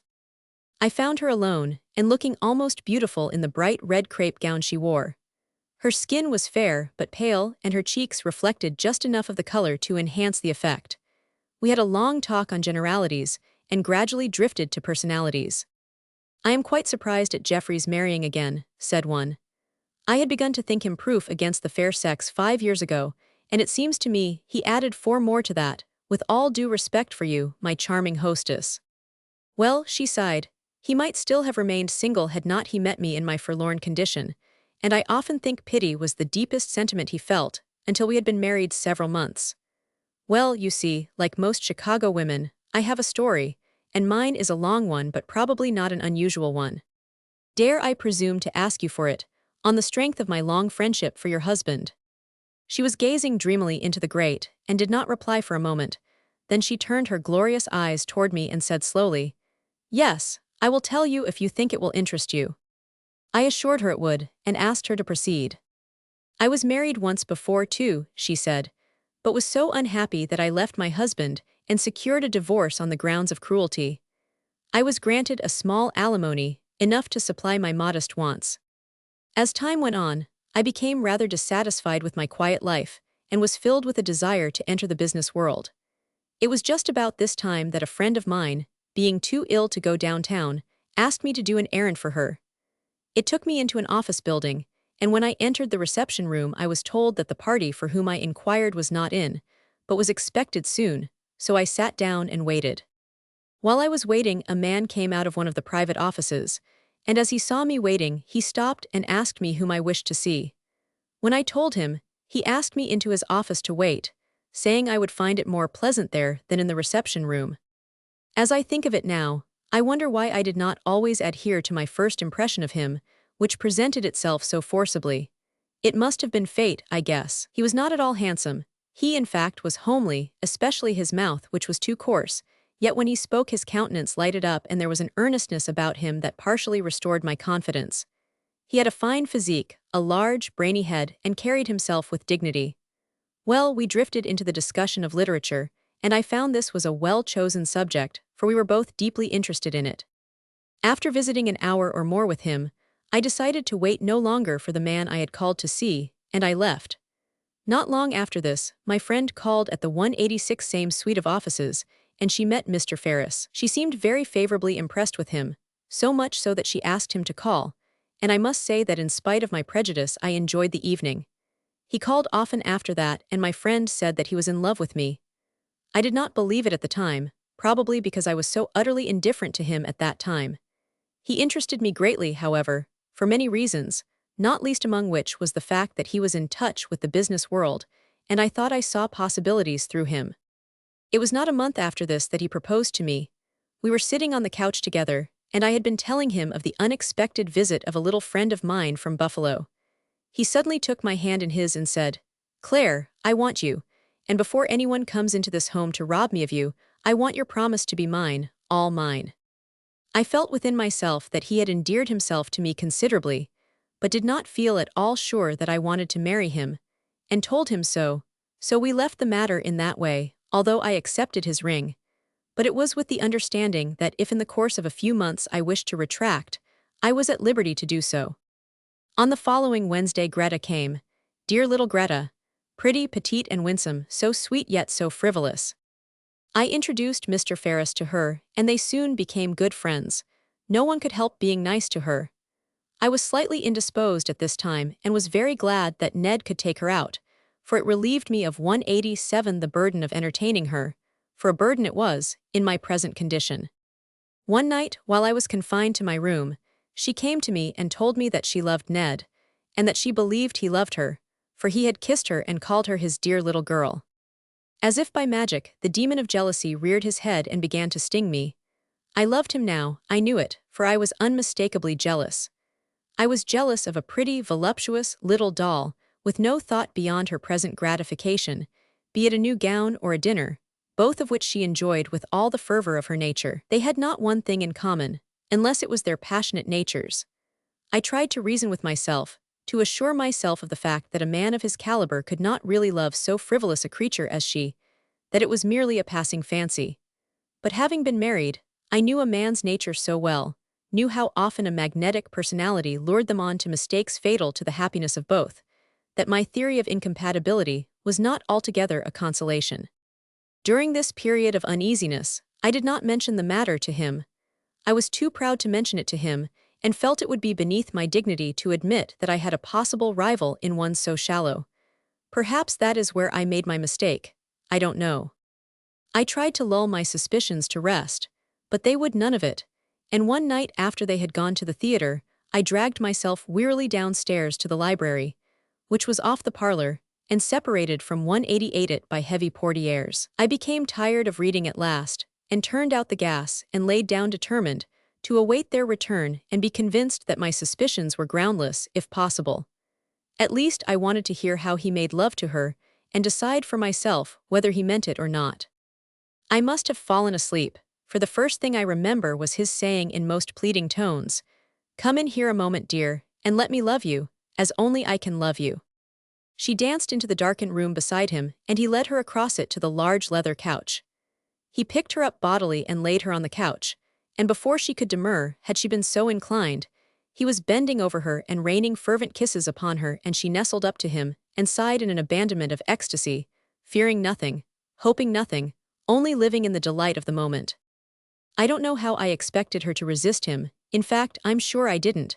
I would have saved her, but for the fact that I seemed as if in a nightmare, unable to move or utter a sound. I lived hours in those moments. After a while I heard a sobbing. Then his voice, all tenderness and commiseration, "There, there, dear, don't cry. You are all right. Don't feel so badly. We're just human and are no worse than hundreds of others." Humph, thought I, suffering though I was, there's a great deal of consolation in that. Gradually the sobs ceased, and then he bade her good night. I knew she would not go into my room 189 this night, so had no need to fear my absence from my room would be discovered. What I suffered that night, only God knows. I laid there all night in my misery, freezing and burning by turns. It seemed to me my hair must be gray. My idol was shattered. It lay in fragments at my feet, but alas! As with the shattered vase, round which the scent of the roses still clung, so did the virtues with which I had endowed this being continue to obtrude themselves to the complete obliteration of the crime he had committed before my very eyes. At daybreak I went to my room and bathed my haggard face, and tried to make myself presentable, at least, to Greta when she should come in to see me. I had not decided what to do for the immediate present, only that I would say nothing. Much to my surprise, Greta came in beaming as usual. Her volatile spirits were incapable of more than momentary depression, and I wondered vaguely if it could all be a horrible dream. Out of the chaos of my brain one idea resolved itself, and that was to tell him all after she left, unless he, in his desire to right the wrong, asked for his release. She went. A week passed and nothing was said, and I knew then nothing would be said. He was going out of the city, and I determined to tell him about it on his return Sunday night. He came, and after he had chatted a while he got up, and said he would go out and order an ice sent up from the drugstore around the corner. As he bent to pick up his hat, a letter fell unnoticed from his 190 pocket. Perhaps I should not have done so, but I concealed it with my skirt until he left the room. It was from Greta, I found, and I have it yet, she said, as she crossed the room to the little inlaid writing desk, and took from it a plain white envelope bordered in black. "I am going to let you read it," she said, handing it to me. "Dearest Ned, I am going to die, I am sure. I am grieving myself to death over you. The sun never shines brightly any more, and my heart aches all the time now. I am disgraced, or soon will be. Oh, Ned, come and take your poor little Greta away. Tell Claire what you did, and she is so good and sweet she will send you to me, I know. Please take me away and marry me, and I will tell them all that we went to St. Joe, and were married when I was there visiting in Chicago. Come, dear, or I shall surely die. I ordered this black bordered paper because I am sure Mama will have use for it soon. Anyway, I am in mourning for the loss of what even you, with all your tenderness, cannot give back to me.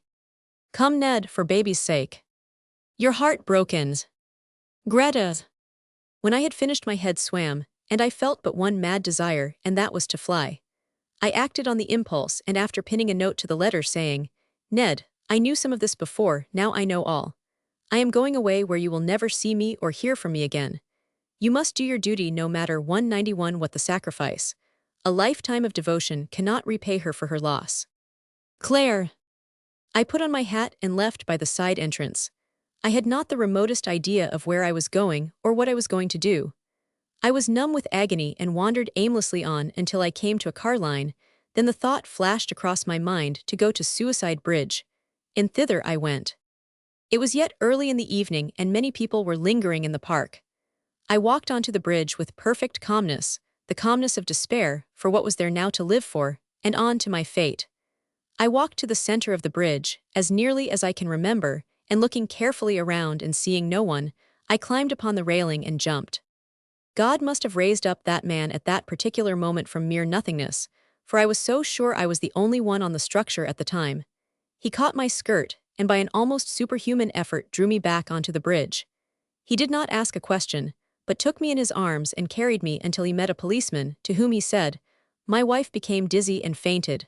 Please call a carriage. He took me to the Virginia hotel, and when I had sufficiently recovered to talk he said with decision, I feel you were sent to me this night, raised up from the ashes of my buried hopes, and if you are free to marry, I want you for my wife. I care not what your past has been, or what caused you to try such a rash act. Your sweet, refined face tells me you are good, and for the rest I care not. I do not profess to love you, neither do I expect you to love me, but we 192 will try to make life endurable together. You saved my life as much as I saved yours, for by saving you I saved my own, for I went there tonight for the very purpose of doing what you tried to do. Come now, what do you say? He said earnestly. And what did you say? I said I was willing to try, and thank God that I did, for I have never regretted it. We were married that night between 11 and 12. And what about Greta? Ned made what reparation he could. That is, he married her, and they have a dear little Ned 8 months old. Tale 12. 2 babes and 2 mothers. They say best men are molded out of faults. And for the most, become much more the better.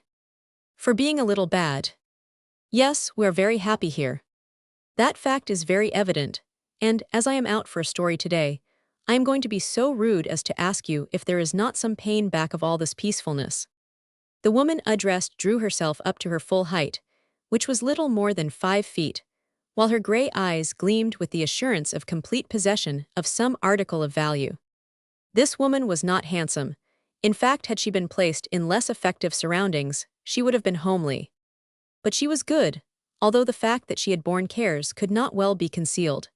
It was her nature and intention to see the brightest side of any object, and that trait in her character was so dominant that it outshone her physical imperfections. The writer had known her a very long time, and she had often promised him a story, so that it took but little urging on his part to get her to talk of her past life. I was never a famous beauty, an actress, a singer of note, nor a rich man's daughter, she said, by way of beginning. I was a simple country girl whose chief duties consisted in helping my mother 194 wash, iron, churn and pull weeds in the garden in the summer months, while the winter days were whiled away by washing dishes, going to school, and if nothing of greater importance came up for the evening, sewing carpet rags until bedtime.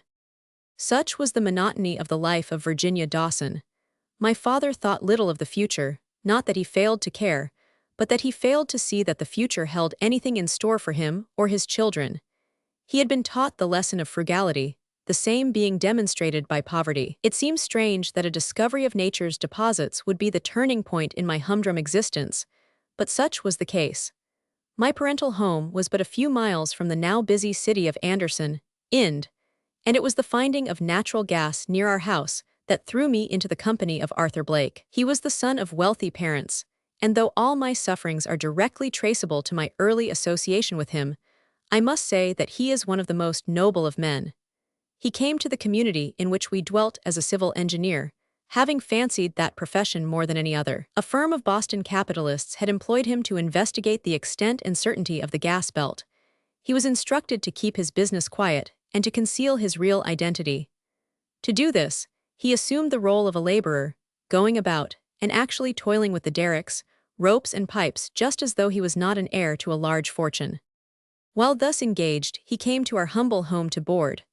I was just such a strip of awkward girlhood, 195, as any man might expect to find in a child of the rural district. I know I was the most unsophisticated creature that ever lived. I knew nothing of life outside the 5-room house in which my parents had lived for 20 years, and in which I had been born nearly 17 years before I met Arthur Blake. He remained at our house for 3 months, and so refined and dignified was he that he won a place in our hearts that was hard to fill by any others. He was rather reticent and made few friends. My father was dumbfounded when one day Arthur proposed that he, my father, go and buy a new buggy. "What would I buy a buggy with and what for?" asked my father. "With this," said Arthur, as he handed father a roll of bills, "and for my use. I shall have to do a great deal of driving. I will hire a horse from you, but I want everyone to understand that the whole outfit is yours." So it was arranged, and it was generally said by less fortunate neighbors that Dawson must be mackin', money keepin' boarders. Then came a long series of drives over the broad expanse of the gas fields. My parents did not object to my going with him, for he was very considerate of my welfare. It was during these trips that I learned of the beauties of nature. I soon became thrilled with the songs of birds, the chirping of crickets, and the humming of bees, none of which had held any charms for me before. Plants that to me had always been known as weeds now bore bright blossoms. The green 196 leaves meant more to me. I saw beauty in the undulating fields which I had always known as plain hills.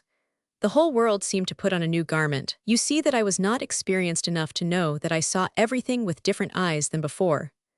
I did not know that a little word of 4 letters told all that affected me. In fact, I did not know what love meant until he told me, and then I did not fully understand it until he was away from me for 3 weeks. He went home, back to Pittsburgh on a visit, and while he was gone the brightness of the flowers faded. The frost of October withered the foliage, and the brown of the leaves seemed to resemble the solemnity of my heart when I would walk along the well-known paths with pleasant memories in my mind. Every bush and tree seemed to add to the sentiment with which my heart was filled, and sobs choked me. The notes of the few birds that had remained tempting fate by braving the elements were even sobbing. Then he came back, and the glinting of the sunshine on the early morning frost was not brighter than my life. After that, he made real love to me, and I have always thought he meant it. Our love was like that of many others, and led to grave indiscretions, and in due time I realized that I was in serious trouble. I told Arthur, and he said he would go back to his father and get some money and come and marry me. Instead, he went away, and during those months of waiting my suffering was beyond description. I was finally forced to tell my parents. My mother wept herself sick, father became morose and said little. 197, my trouble became neighborhood gossip, one old lady going so far as to say it was good enough, and she guessed most anybody could have a new buggy for that price. One day after my baby was born, a well-dressed stranger called at our house and asked for my father. He was a lawyer that Arthur had sent. He had a great lot of papers he wanted us to sign, and after a long talk with father, we signed them as directed. After that, father seemed to get along better. He was kinder to me and seemed to like the baby better. He seemed to have more money, and the first day of each month, rain or shine, he went to town and nearly always brought mother and me a new dress or some article of apparel that was most needed. He gave me money to buy the baby's clothes without a murmur, and took a more cheerful view of everything. At last the land in our section became so valuable for the gas that was under it that the little 40-acre tract on which my father had been a tenant so long was sold to a party of capitalists, and our occupation as farmers was gone. We moved to town, I mean Anderson, Indiana. There my father obtained work in a factory. All this time my baby was growing from the sphere of long clothes into prattling, toddling childhood. Father toiled long and faithfully day by day.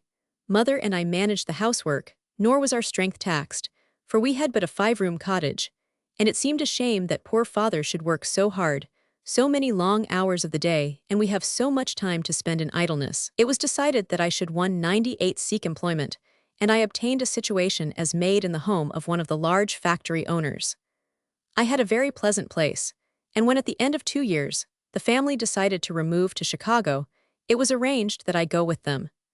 My mother could easily get along without me, and she had grown so fond of the baby that she would not hear of my taking her with me. I was soon located in my new home, on one of the principal north side thoroughfares of the city. All went well until one day, the lady of the house announced that she expected some company from California and wished me to be in attendance to them during their stay. When the visitors arrived, I was at my station in the hall on the 2nd floor. The hostess greeted them, and in her demonstration of hospitality, showed the lady the suite they were to occupy during their stay. She rang and I went in to assist in putting away the wraps. The lady was a sweet young matron, and when she said, "Now I must have my baby with me a little while," I could have hugged her. "Yes," said the hostess. "Virginia, run down and bring the baby up. He is with his papa in the reception room." Then, with a motherly feeling growing in my breast, I descended the heavily carpeted stairs, 3 steps at a time, but even in my flight I had taken time to fall in love with that baby before I ever set eyes on it. I told the gentleman that I would take the baby up to its mother. I saw the pallor on his face as I spoke 199, but when I took my baby's half-brother into my arms, none of the spectators suspected the truth. Then the man was. Yes, it was my Arthur who had brought his wife and child to visit in the home where I was a servant, quite accidental of course, and thanks to my rugged nature, I did not faint nor in any way betray my feelings. For 2 weeks I held my post of duty. Once he tried to speak to me in the hall, but I ran away from him. I felt that my claim had been settled. The day they left, he pushed an envelope into my hand as I was packing his wife's trunks. It contained a $50 bill and a letter. The money was an insult. The letter told me of his sympathy for me and how he had been engaged to his wife long before he met me, but had loved me in still 999. It all aroused my anger. I brooded over the matter for 3 weeks, then concluded to go to his home and expose the whole affair to his wife. I went to Anderson, got my little girl, and departed for the West. I had no difficulty in finding his home. I was admitted and ushered into the parlor. His wife soon came to me. The moment she saw my little girl, she began to weep and took her in her arms. My first impression was that he had told her everything. But no, she explained to me that her baby boy had contracted a cold in Chicago, from which he had never recovered, and they had buried him but 2 days before. She insisted on knowing whose child I had with me. Her suffering had the effect of changing my plans. Poor soul, I did not wish to add to her misery. After wringing a promise from her never to 200 tell anyone, not even her husband, I told my story. I told her all except who the man was, and I concealed that fact from her. She insisted on my staying at their home for a few days until I found work. I was eager to do so, for she said baby and I would be such a comfort to her. I left with a promise to return. I found Arthur's office and told him why I had come west, also how my plans were altered. He listened in silence until I had finished, then tenderly he took the baby into his arms and kissed her. Just think, the first father's kiss she had ever known. In spite of all my desire to expose him, I was now fully convinced that it would be a great wrong to wreck his life, and that of the woman who was his wife, and whom he had loved before he met me. He joined his wife in her entreaties for me to make my home with them, at least, he said, until I could do better. All went well for 2 months. Suffer? Yes, I suffered more than I dared then admit, but I was doing good. I was making his wife happy instead of dealing out pain as I first intended. I am sure he suffered also, but I think he, too, found a great deal of happiness in the fact that he was doing all in his power for me and my child, without doing any harm to anyone. But an end must come, even to good intentions. One evening, we were all sitting in the library of his home. My little girl was playing with a doll house he had given her. She had been quietly engaged in this pursuit for some moments, and so still was she we almost forgot that she was in the room. All at once she left her play and ran to Arthur, and proceeded to 201 climb up in his lap. Then putting her chubby arms around his neck and kissing his cheek, she said, "I wish you was my papa." And before anyone could answer her, she turned to me and said, "Mama, ain't I dot no papa? Why tan't you det me a nice papa like Unca Arter?" It was too much for him. Tears sprang into his eyes, and putting her gently from him, he left the room. His wife thought his grief was caused by the sad recollection of their baby, but I knew. Such scenes were exceedingly straining, so I avowed my intention to return to Chicago, whereupon they begged me to leave my little Harriet with them. We talked it over while Arthur held her on his knee. I finally consented, for I knew she would be better cared for there with them than she would with me. I felt the greatest pain, though, when after it was settled, Arthur lovingly folded her in his arms and said, "Now, darling, I am going to be your papa." Freeing herself from him and not quite understanding it all, she ran to me and said, "Who's doin' to be my mama now, you, mama, or Auntie Arter?" I could only take her in my arms and weep. Goodbyes were said, and I came here and found work in a restaurant. Letters came and went with the regularity of the rising sun. Always a little sheet of scribbles from my baby. They never allowed her to forget me. To my surprise one day, I received a telegram from Arthur saying that his wife, the baby and himself would arrive in Chicago in 3 days. I did not understand at the time, but learned upon their arrival that Arthur's wife had become afflicted 202 with some malady which required a difficult surgical operation, and she was coming here for that purpose. The operation was performed, and everything done to save her precious life, but it became the painful duty of the nurse to tell Arthur that all efforts had resulted in failure. The slender thread of life seemed about to be severed. They sent for me to come to the hospital and bring my baby. I went and was shown to the room where white sheets seemed to predominate, the monotony of which was only broken by the vases of beautiful flowers, which filled the room with sweet perfume. Arthur and the nurse were with her. She feebly requested the nurse to leave us alone, then she kissed me and the baby, and reached out her feverish hands to Arthur. "Arthur," she said, in trembling tones, "Arthur, say once more that you love me, and for the sake of that love will do something for me." The scene was pitiful. Arthur knelt beside the bed and took the death-marked face between his strong hands and said, "Nanny dear, I do love you, and will do anything you ask." Poor soul, how she struggled for breath while Arthur, with his face buried in the white linen, sobbed his heart out. Then she said, "Now the baby." He took the baby and placed her on the bed as she requested, where she could pat and caress her. "And now you come to Virginia." And there, with death stealing in on the bright 203 rays of sunlight, we knelt one on either side of the baby. With a look of love which I shall always cherish, she began by addressing me. "Virginia, I know all. He, Arthur, my Arthur, and your Arthur dear, has been good and truthful, and baby, God bless you, you have a real papa now and one of your choice. Listen, Arthur, Virginia," her breath now came in gasps. "I'm going to our little Arthur, see, he is watching us and he's waiting for me. Promise, Arthur, promise, Virgin Aya, that when I am gone you will marry for the baby's sake and my sake, promise." The sun crept through the blinds and lighted the smile that flitted over her face as I closed the bloodless eyelids. As soon as Arthur could arrange his business affairs in California, he went to New York, where baby and I were to join him. We were married quietly there a month after Nanny died. Quietly, because the world would have censured us for lack of respect had it known just that much of the affair. We sailed for Liverpool and traveled abroad a year, and on our return we married again, and this time publicly. We are very happy, although there was much pain behind it all. We both know now what true happiness is. Tale 13. Not guilty. I have so loved thee, but cannot hold thee. Fading like a dream, the shadows fold thee. Slowly thy perfect beauty fades away. Goodbye, sweet day, goodbye, sweet day. I stood outside and listened. The silvery, sweet tones of the singer rose clear above the soft guitar accompaniment. As the last words died away on the stillness of the evening air, I rang the bell. It seemed almost sacrilege to break in on her quiet enjoyment, although I knew she must soon be expecting me.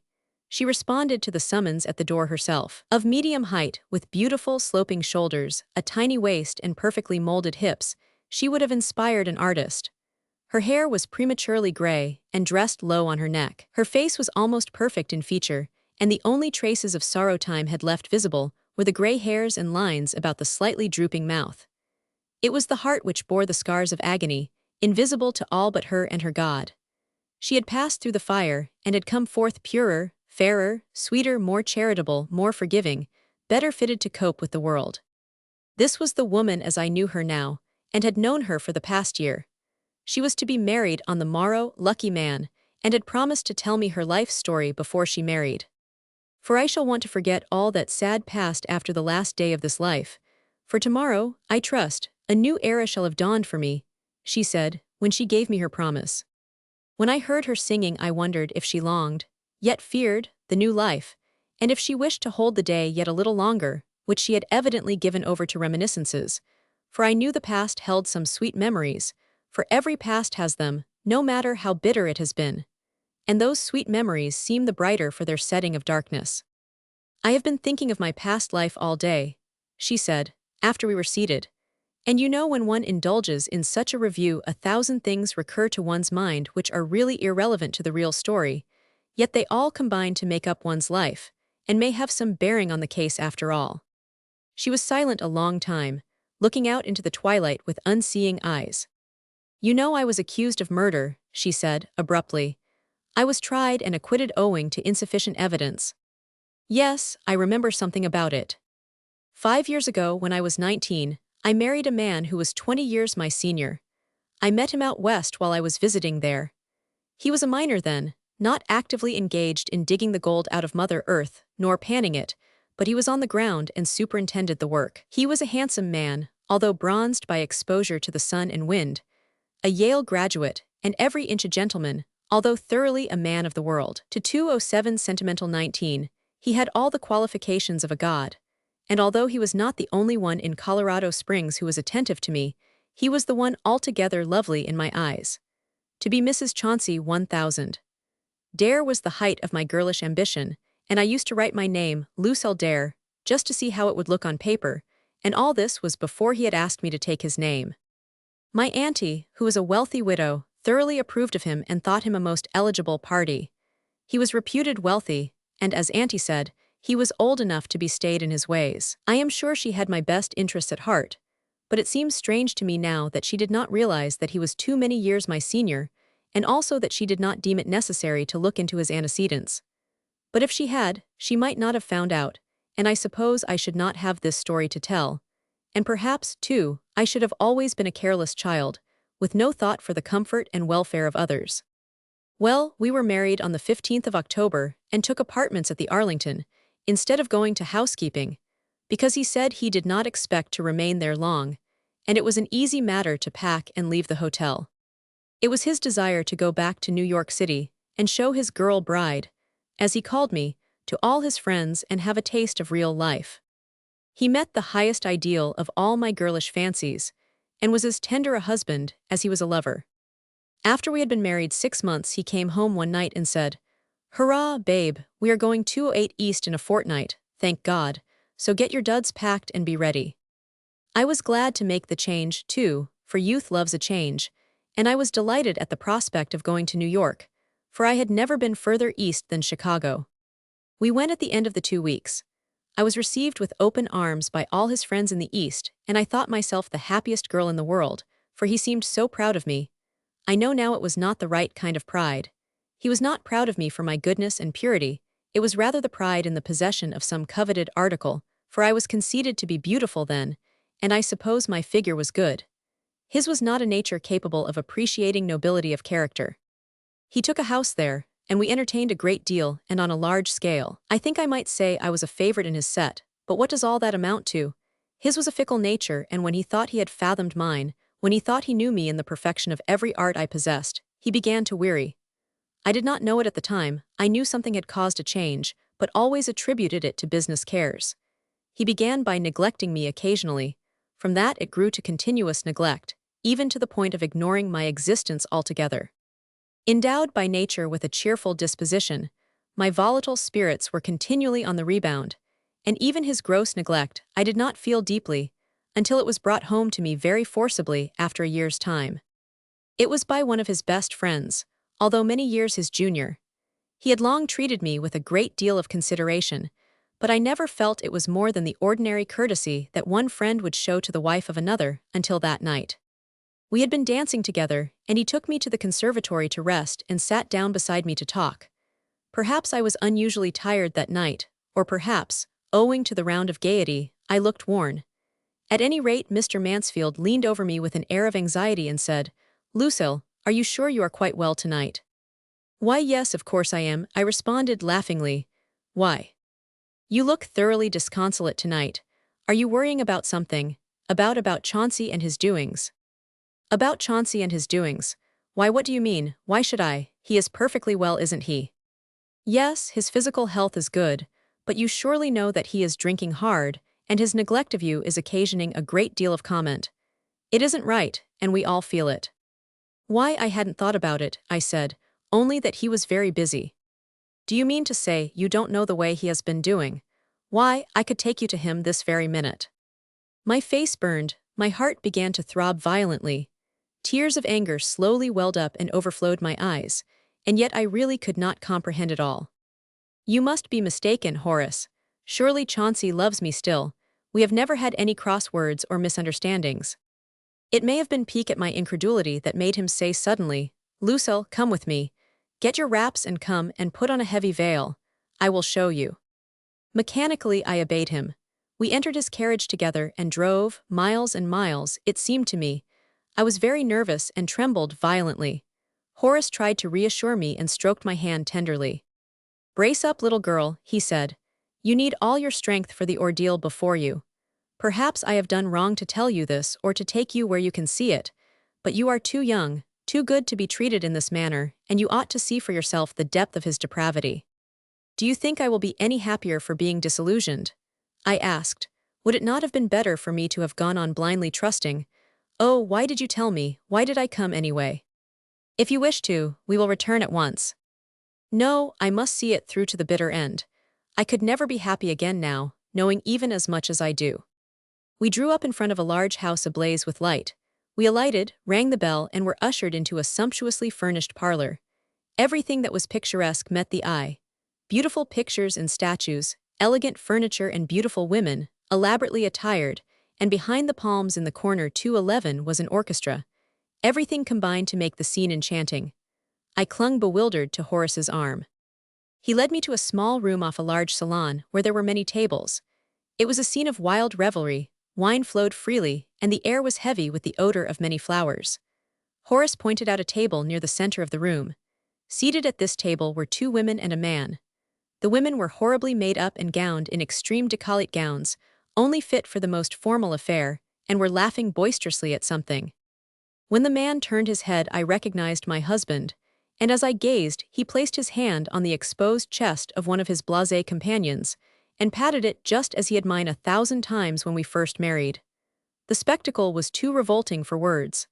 I gave a slight scream, but Horace had anticipated some such occurrence and pressed my face against his broad shoulder. When I had partially recovered my normal condition, we left. Back home, yes, now a home no longer. Back to the place where I had known so many happy days. Horace bade me good night in the reception hall. "Lucille," said he, "you don't know how sorry I am to have been the one to change the whole tenor of your life. But it was more honorable in me, was it not, than to maintain silence?" "Yes," I said calmly. I went into the library and took a new magazine from the table, sat down and waited. 2 o'clock, 3 o'clock, 4 o'clock, and still no Chauncey.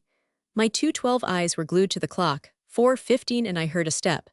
I half rose in my nervous expectancy and was appalled to see an arm uplifted over me as to strike. I threw up my right hand, which held the paper knife, to ward off the blow which seemed imminent. When I returned to consciousness, I was lying on a couch by the window, my head was dizzy, and the room was filled with imaginary voices. I wondered where I could be, then the occurrences of the previous night passed before me in rapid succession. I jumped up, and the sight which met my eyes froze the blood in my veins.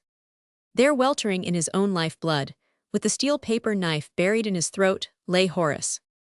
Words cannot express the agony of the hours that followed. I managed to arouse the servants, and they called the police. They asked me to explain, but they could not get a satisfactory explanation from me. I did not know how it all happened, and I was mentally incapable of doing myself justice in telling what I knew.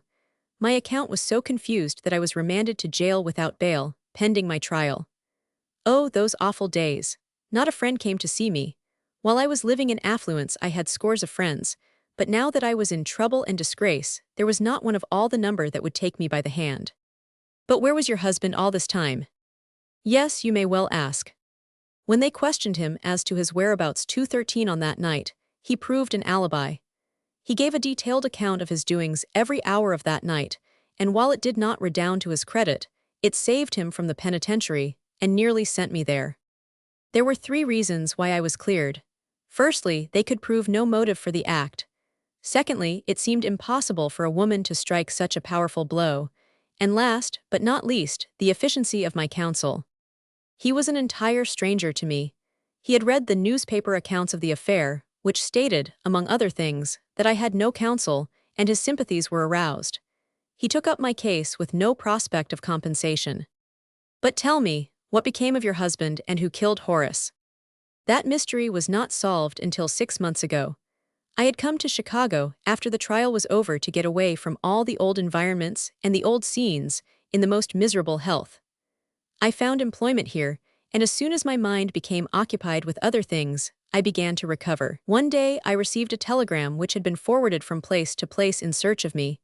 It came from my husband's physician, and told me to come at once, as Chauncey was dying, and it was his last request that they find me and bring me there at any cost. I went, and he confessed before witnesses that he was guilty of the crime for which I had been arrested. It seems that Horace never left the house that night, fearing, I suppose, that I might do myself some injury. He saw Chauncey come in intoxicated, and 2:14 fearing he might do me bodily harm, he ran in to warn me. It must have been his raised arm, silently motioning me to fly, which I in my dazed condition mistook for Chauncey, and in fear threw up my arm for protection, then fainted.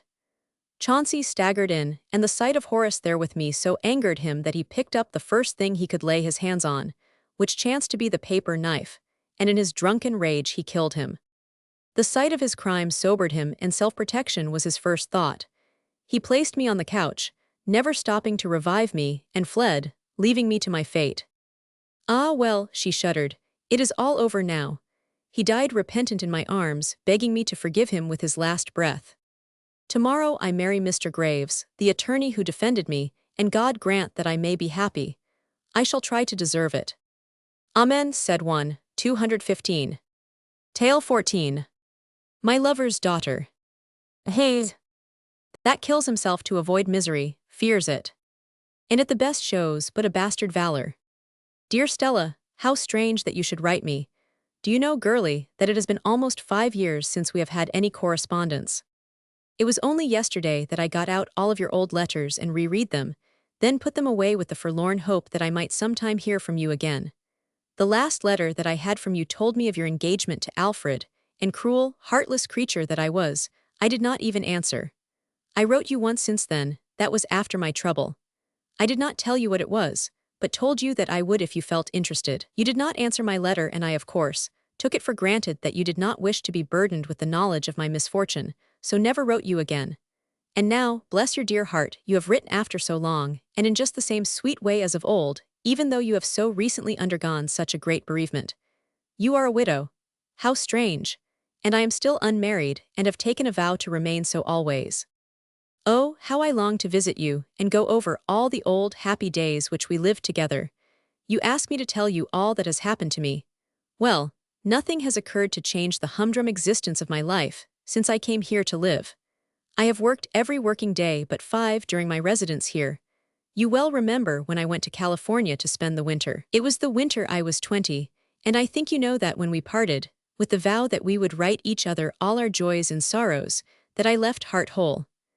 I have not kept my word in full, but will now endeavor to cover all important points. I arrived in San Francisco on schedule time, and was so delighted with the climate, the fragrant flowers and singing birds, that I do not wonder that I was ready to admire the first man, whose conduct and appearance was on par with the beauties of nature that abounded everywhere. Still I knew better than to fall in love, for I was given to understand by Mama that I was to marry Harry Carruthers. I fairly hated him, and besides he was Papa's nephew, and I always had a horror of blood relations intermarrying. Mama said that did not matter, and Harry would be a very wealthy man some day. And you remember Mama, too. She was one of those sweet, dignified, haughty women who needed nothing but her own opinion to conclude an argument, and this with all due respect. Well, I fully understood that to apprise them of the fact that I had become greatly interested in any one man, save that red-faced Carruthers, meant that my visit would suddenly terminate, and that I would return 217 to cold Wisconsin, to face the storms for the rest of the winter.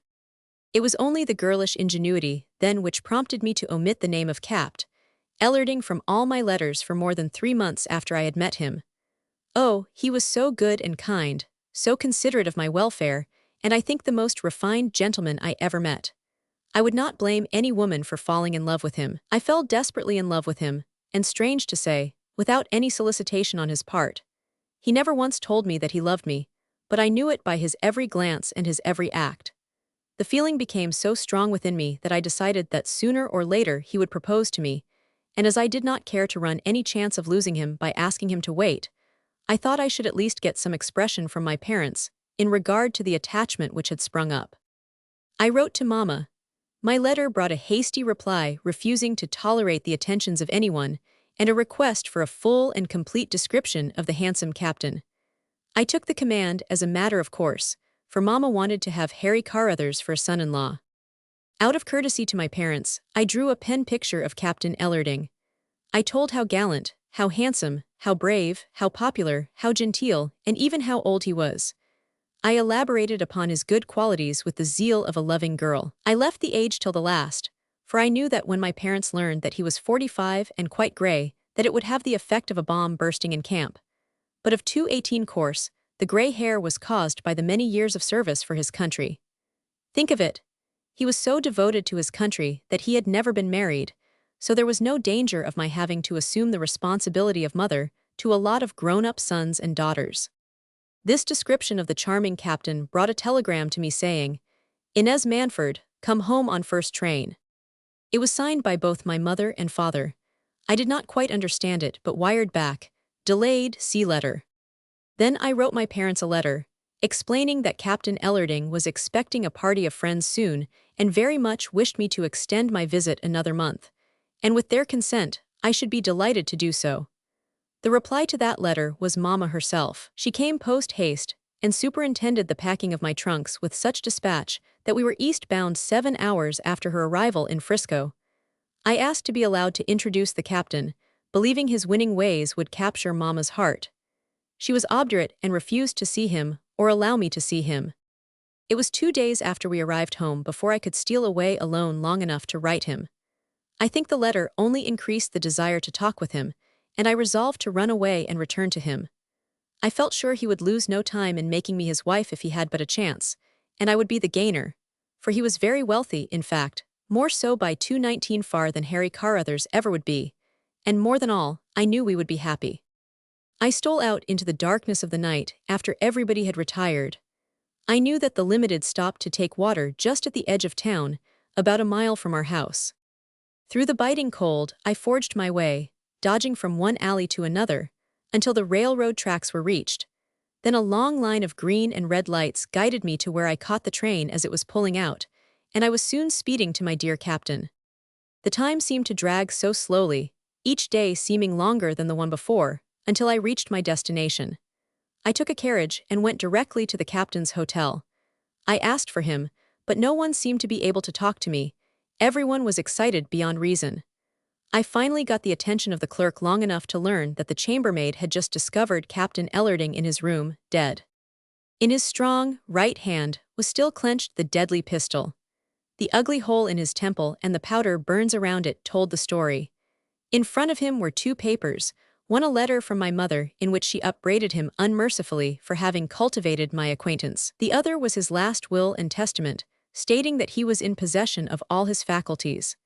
It said, "I hereby bequeath, demise, convey and assign all of my money, property, goods and chattels whatsoever, that I now own, to my beloved illegitimate child, Inez Manford." I left on the next train, and have been a resident of Chicago ever since. Please write me at once, Stella, and tell me all that has happened to you since last we met. Yours as of old, Inez. Tale 15. As told to a clergyman. The night has 1,000 eyes. The day but one. Yet the light of the bright world dies. With the dying sun. The wind has 1,000 eyes. And the heart but one. Yet the light of a whole life dies. When love is done. You sent for me, he said, gently, as he looked down at the emaciated form before him. Her eyes were unnaturally brilliant. Her brow, with the thick clustering curls brushed back from it, was as white as marble. The nose was sharp, and had that pinched expression which is so sure a forerunner of dissolution. On each cheek was a small, red spot which indicated the fever which was consuming her.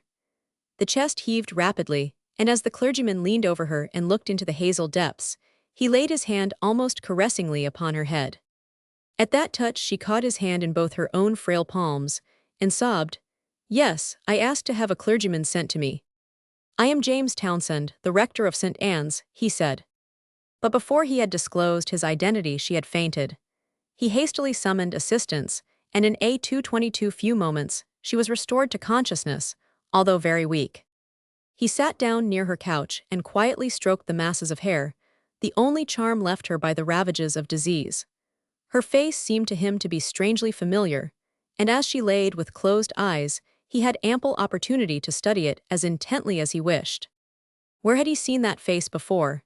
He bent more closely, and as if attracted by the scrutinizing gaze, she slowly lifted the deep fringed lids until her eyes met his. "What is it?" she asked faintly. "Nothing but a little fainting fit, and you are all right now." "Yes, I'll soon be out of all my trouble. I am so tired, so tired. I shall be so glad to rest at last," she said. He administered another stimulant, and gradually she became stronger, until at length she was able to talk. "I think that is the last I remember. I was going to tell you why I sent for you. It was not to have you pray for me or to have you quote scripture. I sent for you because you are a clergyman and ought to be a good man. I know I am dying, although they tell me I will be better when the warm days come. But I know that when that time comes the grass will be growing over my grave, and that is why I want to tell you my life story. I do not feel that I ought to be absolved because I confess my story to you, but it will be a relief to tell someone all and the plain truth of every detail. I shall die easier, I know. Aren't you in danger of overtaxing your strength? He asked. No, I feel quite strong again, and if you will give me some more wine, I feel quite confident that I can tell you the whole story without a break. It is a long one, though, and may weary you. Do not fear, I shall be an attentive and interested listener, he said. Well, to begin at the very beginning, I must tell you that I was left an orphan very early in life. I was the youngest of 3 children, and after the small estate was divided, my brother and sister held a consultation and decided to educate me for a kindergarten teacher, as there was less expense connected with the fitting for this work. I finished my course in due time and went to Peoria to organize a private class. Among the names of those given me who had children likely to join my class was a Mrs. Ames. I called at her home early in the week and secured her 2 children very easily. She seemed to take quite a fancy to me, I thought, a theory which afterward proved to be correct. One day I received a very urgent invitation from Mrs. Ames to lunch with them. I gladly accepted. We did not wait for Mr. Ames, as he was often detained beyond luncheon hour at his office. As we sat at the table idly chatting, he entered. Up to this time I had never seen Mr. Ames, and in fact, had scarcely given his existence a thought. I gave him a casual glance as Mrs. Ames presented him to me, and noticed what a strong, finely developed man he was.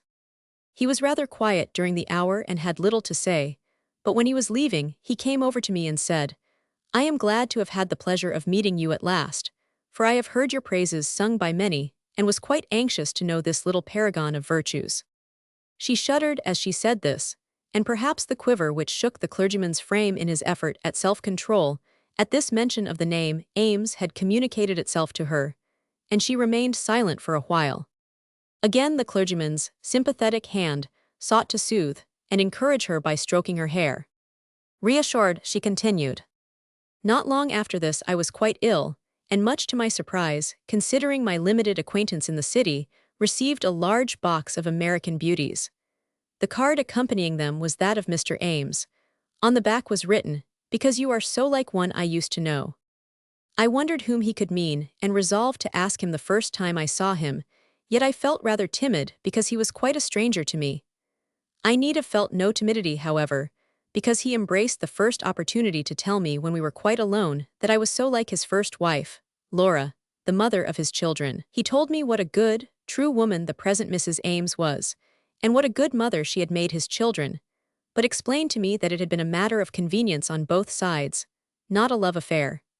She had passed the age when women are most sought, and was glad to accept $2.25 the luxurious home he offered her, and he was glad to have such a sensible woman for the mother of his children. It was but a short time after that that Mrs. Ames asked me to come to her house and make my home with them as one of the family. No one but myself knew what a godsend that was. My class had been greatly decreased by a diphtheria scare, and my finances were low, and now that I had no board to pay I could manage very nicely. Everyone at the house was so kind to me except Mrs. Ames' mother, who lived with them, and she seemed to look upon me as an intruder, but I was thoroughly happy notwithstanding. I was at that time as innocent as a child, with absolutely no knowledge of the world, except what I had seen in my own little sphere. One night Mr. Ames whispered to me that he was coming up to my room at Mrs. Ames' request as soon as I retired. I had been in my room but a few minutes when he tapped on the door. I opened it and let him in. He drew me to the window seat and put his arms around me and said, Little girlie, I have come to tell you a few things which you or any other innocent girl ought to know. It is for your own protection that I tell you. I would that I could spare you the revelation, but I cannot, for you are unsafe. There are so many unscrupulous men in the world who would take advantage of innocence. I did not understand the drift of his remarks and was half vexed. He kissed me then for the first time 226, then he told me about myself, and about men and women and their relations to each other. It was a great shock to me, and I hid my face on his broad shoulder and cried as if my heart would break. After he had quieted me, we talked a long time, and I could see what a good thing it was that he had told me as much as he had. It was one night some weeks after this had occurred that Mr. Ames and I were left alone in the parlor. We had waited a long time for Grandma to retire, and when she finally went, he turned out the electric light for a moment, so that he could take me in his arms and kiss me good night. It was a mistake, for Grandma stood on the landing above and saw it. Nothing was ever said about it, but I could feel the change in the atmosphere, and luckily, as my school term was out that week, I was able to leave without occasioning comment. I returned to Chicago with little money and secured a pleasant room with a private family on Drexel Boulevard. I had not been there a week when Mr. Ames, to whom I had promised to send my address, came to see me. I was so discouraged and blue that his presence was a panacea for all my ills.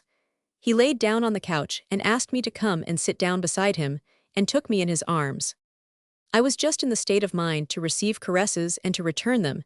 His were balm to my aching heart. He caressed me until, well, I don't know how it all happened. If anyone had asked me the next morning if I had done wrong, I should have said no, with a 227 clear conscience, for I did not know then that which a good woman prizes higher than life had been taken from me. After this he came as often as his business cares would permit, always the same, tender and true. One day he came as usual and said, "I have planned your vacation trip for the summer, dear, and although it will deprive me of the pleasure of your company for a long time, and I hardly know how I am going to get along without the sunshine of your presence, but you are not well, and I think the change will do you good." Then he unfolded his plan to me. I was to go to Mackinac for the summer. He gave me $200 when I left. I stayed 3 months and was really very lonely at times without Fred, but not as lonely as he was without me, for I had many friends among the young people, while he was obliged to come to the city regularly and stay for a day or two every week as usual, to keep up appearance at home. He sent me many pretty little gowns and waists, and showed rare good taste in their selection, and was so thoughtful in every way that it was little wonder that I leaned on him more than I realized. And then, too, his letters were so beautiful, every one of them breathing of his devotion to me. When fall came, with it came the thought of what I was to do to support myself. I came back to Chicago and Fred met me. We had a long talk, and he asked me if I thought I could manage to live on $10 a week. I felt very rich at the prospect of having an income assured me every week, and think I enjoyed it, small $2.28 though it was, more than I did the days of prosperity that followed. I boarded all winter with a friend who had moved to Chicago during my absence. The next spring he invested $200 for me, and in a year it had made $5,000. He felt he was better able to provide me with a good home of my own now, and so he found a beautiful little flat, which he furnished very cozily. He came to Chicago every week, ostensibly on business, and remained 2 days. Of course, my living this kind of a life necessitated my giving up all my former friends. They would wonder and ask questions, and rather than lie, I ostracized myself. I had learned to love him devotedly by this time, for he was so good to me. My slightest wish was anticipated, and he loved me with such tenderness as only a strong man can bestow. "Tell me again that he was good to you," said the clergyman. "Why," she said, wonderingly, her eyes meeting his for the first time since she began her narrative. I only wanted to be reassured of the fact that while free, this man, I mean, had done you the greatest wrong that a man can do a woman. He tried to make reparation. Yes, he was good until, and again her face was drawn in agony and her frail form quivered, well, until the time came when he could not come every week. Business was such that it was impossible, he said. I grew so lonely that I thought I should die. During this period of loneliness, I met an old schoolmate on the street one day. She seemed very glad to 229 see me and insisted on my going to Rector S with her, where she had an appointment to dine with her friend. I went, and it was the same old story. Her friend was a strikingly handsome fellow, and I was a pretty girl then, she said with a wan smile, and we became enamored of each other. He asked to call, and I allowed him to come. He came often, and finally in a moment of weakness I yielded to his importunities. This was my fatal mistake. Fred came unexpectedly the next day, and I was so remorseful and conscience-stricken that I could not appear natural. He took me gently in his arms and begged me to tell him what the matter was.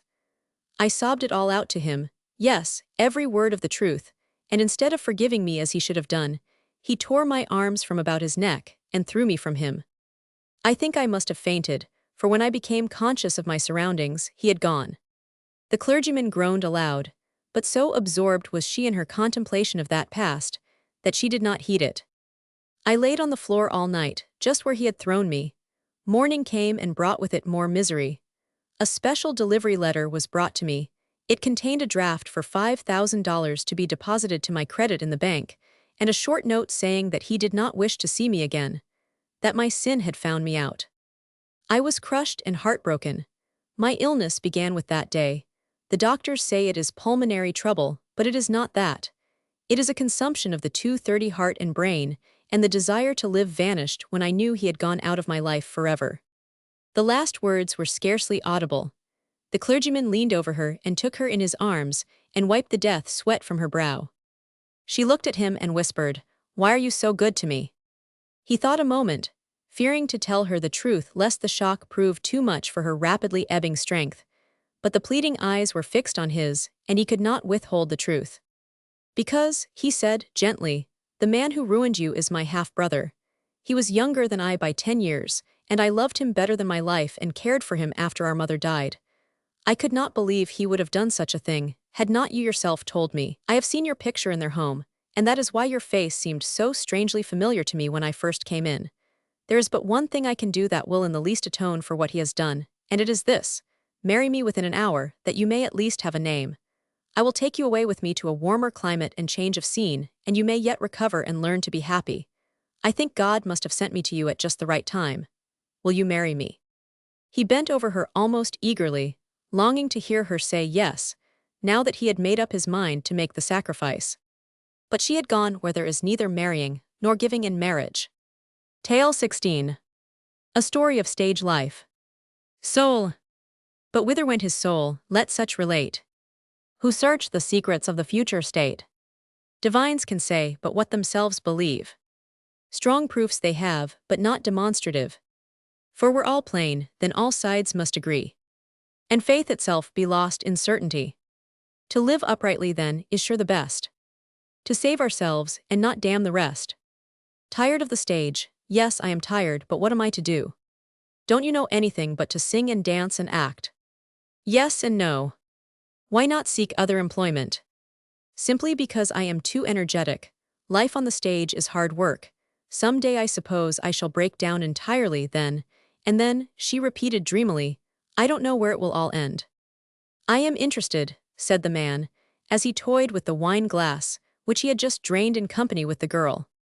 They were seated in what is known as the café of one of the theaters of the city, wherein humanity is represented in the audience by bald men and ribald youths, and on the stage by feminipararies, whose 232 makeup consisted principally of blonde wigs and carmine. Some were women of good figures, some whose figures were in evidence on account of the assistance the arts of man had rendered nature. Some had charms which even the faded eyes, paint and powder could not hide. Each performer had a part to play, which was outlined on the program. If some were playing a role which was not on the regular line of her profession, no one seemed to care. A large placard, which hung behind the scenes warning the members of the company from receiving any attentions from any spectator, did not have the effect which its strict wording would imply. The writer is of the opinion that the police inspector is the only person who is sure the sign existed, it being there for his benefit. One cannot think strange if he did see it, and report to the chief that the laws of the state and city were being complied with.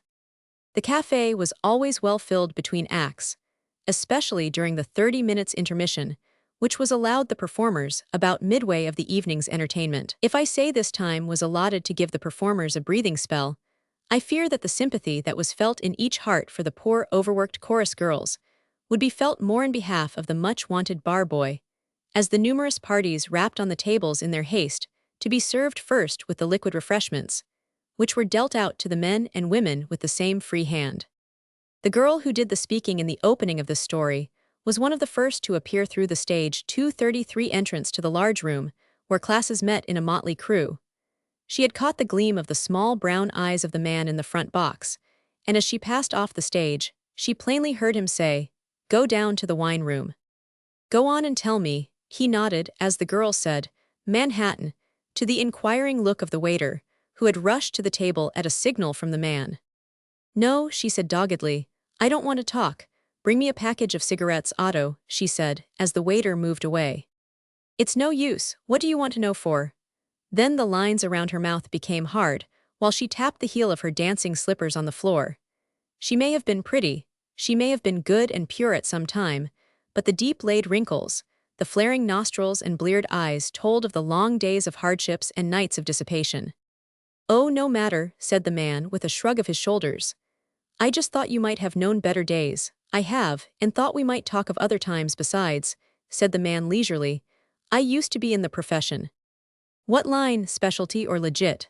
asked the girl with a show of interest. "Oh, most anything, heavies principally though." "Why did you leave it?" "Went to the bad," said the man nonchalantly. The man's remarks had the desired effect. A feeling of closer fellowship began to develop, and that, coupled with the warming-up process which the second cocktail afforded, caused the woman's tongue to run glibly. "Oh, I don't mind," she said, between inhalations of cigarette smoke. "But you see, a girl don't like to break open and tell some stranger all she knows about herself." "Go on," said the man confidently. "I am very much interested. But first," he added, "how much time have you? For if you are in danger of being interrupted, we had best make an appointment to meet later." "Oh, I don't know," said the girl in a hard, bantering tone. "You see, we girls are allowed the privilege of entertaining friends. In fact, salary cuts such a small figure in this joint that it is absolutely necessary for us to get some money on the side. But I hope you don't expect to get any money from me for just talking with you. Of course I will buy drinks, lunch, or anything you like, but there is where I draw the line. You see, I am only a curiosity seeker." "In that case," said the girl, "I must leave you, for if I am not on the stage at the call, the manager will have a kick coming." "How do you appease his wrath when you stay away? That is to say, when you are getting the money." "Oh, that's different," said the girl, rising. "I always cut it with him." "Oh, I see," said the man musingly. "How much does it take to satisfy him?" "Oh, I guess I can fix him for $1. "Then here, I'll give you the $1. Now we will go into a private wine room and have a good hour's chat." "What, and let all these sure things around here go?" "I guess not. Don't you see that old guy over there 235 making eyes at me now? He's a regular here and always ready money, too." "Have another drink," said the man, as he took a cigarette from the package which the girl held in her hand. "All right, I'll have one more, then bid you good night. I'll see you again," she said reassuringly. The man was wise. When the boy brought the drinks, he produced a roll of 10s and 20s, which would cause the eyes of most people to dilate with greed. Tossing a bill on the table, he carelessly placed the roll in his waistcoat pocket, and when the waiter returned with the change, he generously insisted on his taking $1 for the drinks. "Now it is my time to buy," said the girl, before the boy had left the table. "Bring me a whiskey sour, and what is yours?" she said merrily as she leaned over and placed one hand on the man's knee. "I will take a small bottle of beer," said the man slowly. "Oh, come now, old brown eyes, take something better, some kind of a mixed drink." "No, please let me have beer, you see I am thirsty.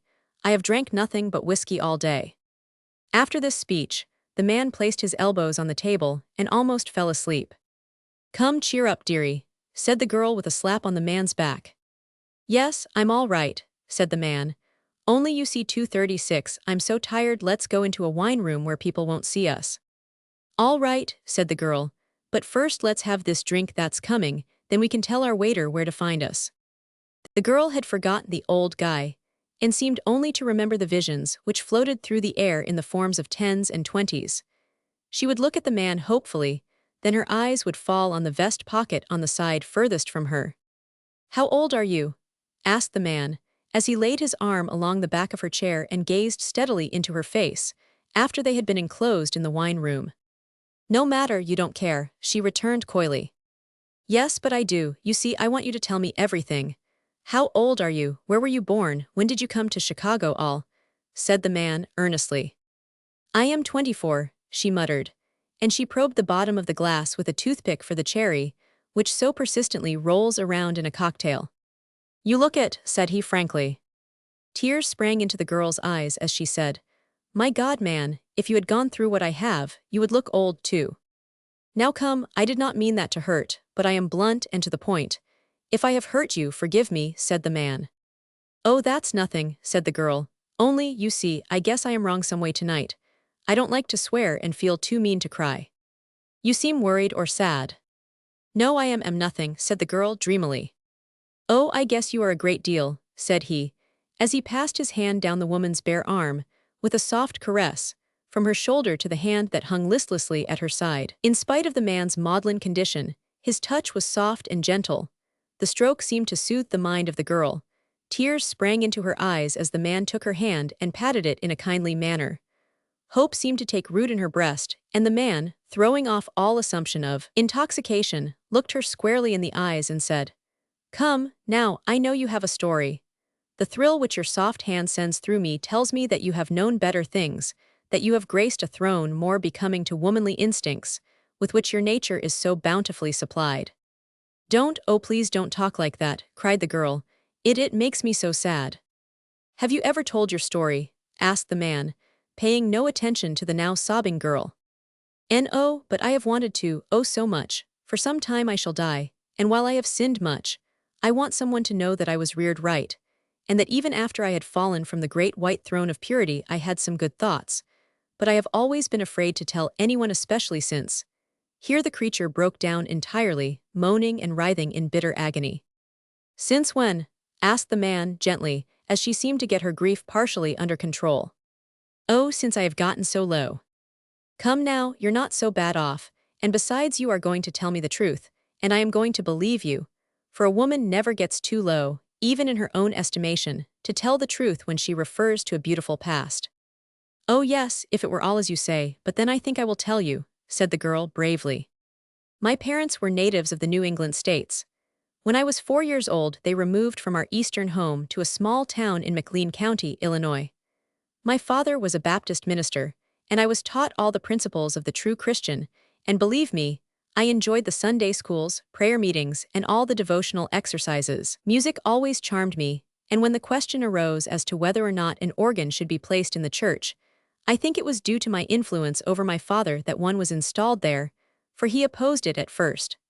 The most looked-for event of the year was Christmas time, for it was the custom to have a Christmas tree at the church, at which time the music would excel all other occasions. Once the local paper of our town offered a fine, large doll, lifelike in every particular, as a prize to the girl over 9 years and under 12 years of age, who would write the best Christmas story, the stories to be published several weeks before Christmas. The names of the writers were to be kept secret, while the patrons of the papers sent in votes denoting their choice. The doll was given Christmas Eve. I think as I now look back over a career that is not spotless, that the moment when the great wax figure with the big blue eyes and masses 239 of soft, fluffy hair, the kid body of which was clothed in the finest array imaginable, was placed in my arms, was the happiest moment of all my life. I knew I had sent in a story but never dreamed of being the winner. My heart was full, my life complete. I had no longings or dreads. My childish competitors took their defeat like little women. The next week my parents assisted me in giving my first party, and the invitations were issued only to those dear little friends who had competed for the prize. We called it a christening party, for we named the dolly. "Tired, aren't you?" said the girl. "No, go on." "I cannot understand how all this stuff about my dolls, etc., will interest you." "But you have not always played with dolls," said the man as he elevated his brows. "I am sorry to say I have not. The next important event of my life was the death of my father, which caused my first real sadness. I was 14 then. How well I remember the night after we buried all that was left of our dear protector. I dressed for bed, then, as was my custom, went to say good night to Papa and Mama. My prayers were always said at my father's knee. That night, from force of habit, I went from the door of my room and walked straightway to my father's chair, and was just bowing my head as I prepared to kneel, when the vacant chair caught my eye. Oh, sir, I can't tell you how desolate, how dreary I felt when I fully realized that the blessed privilege of snuggling into his lap, and putting my arms around his neck, and having a good talk with him was gone forever.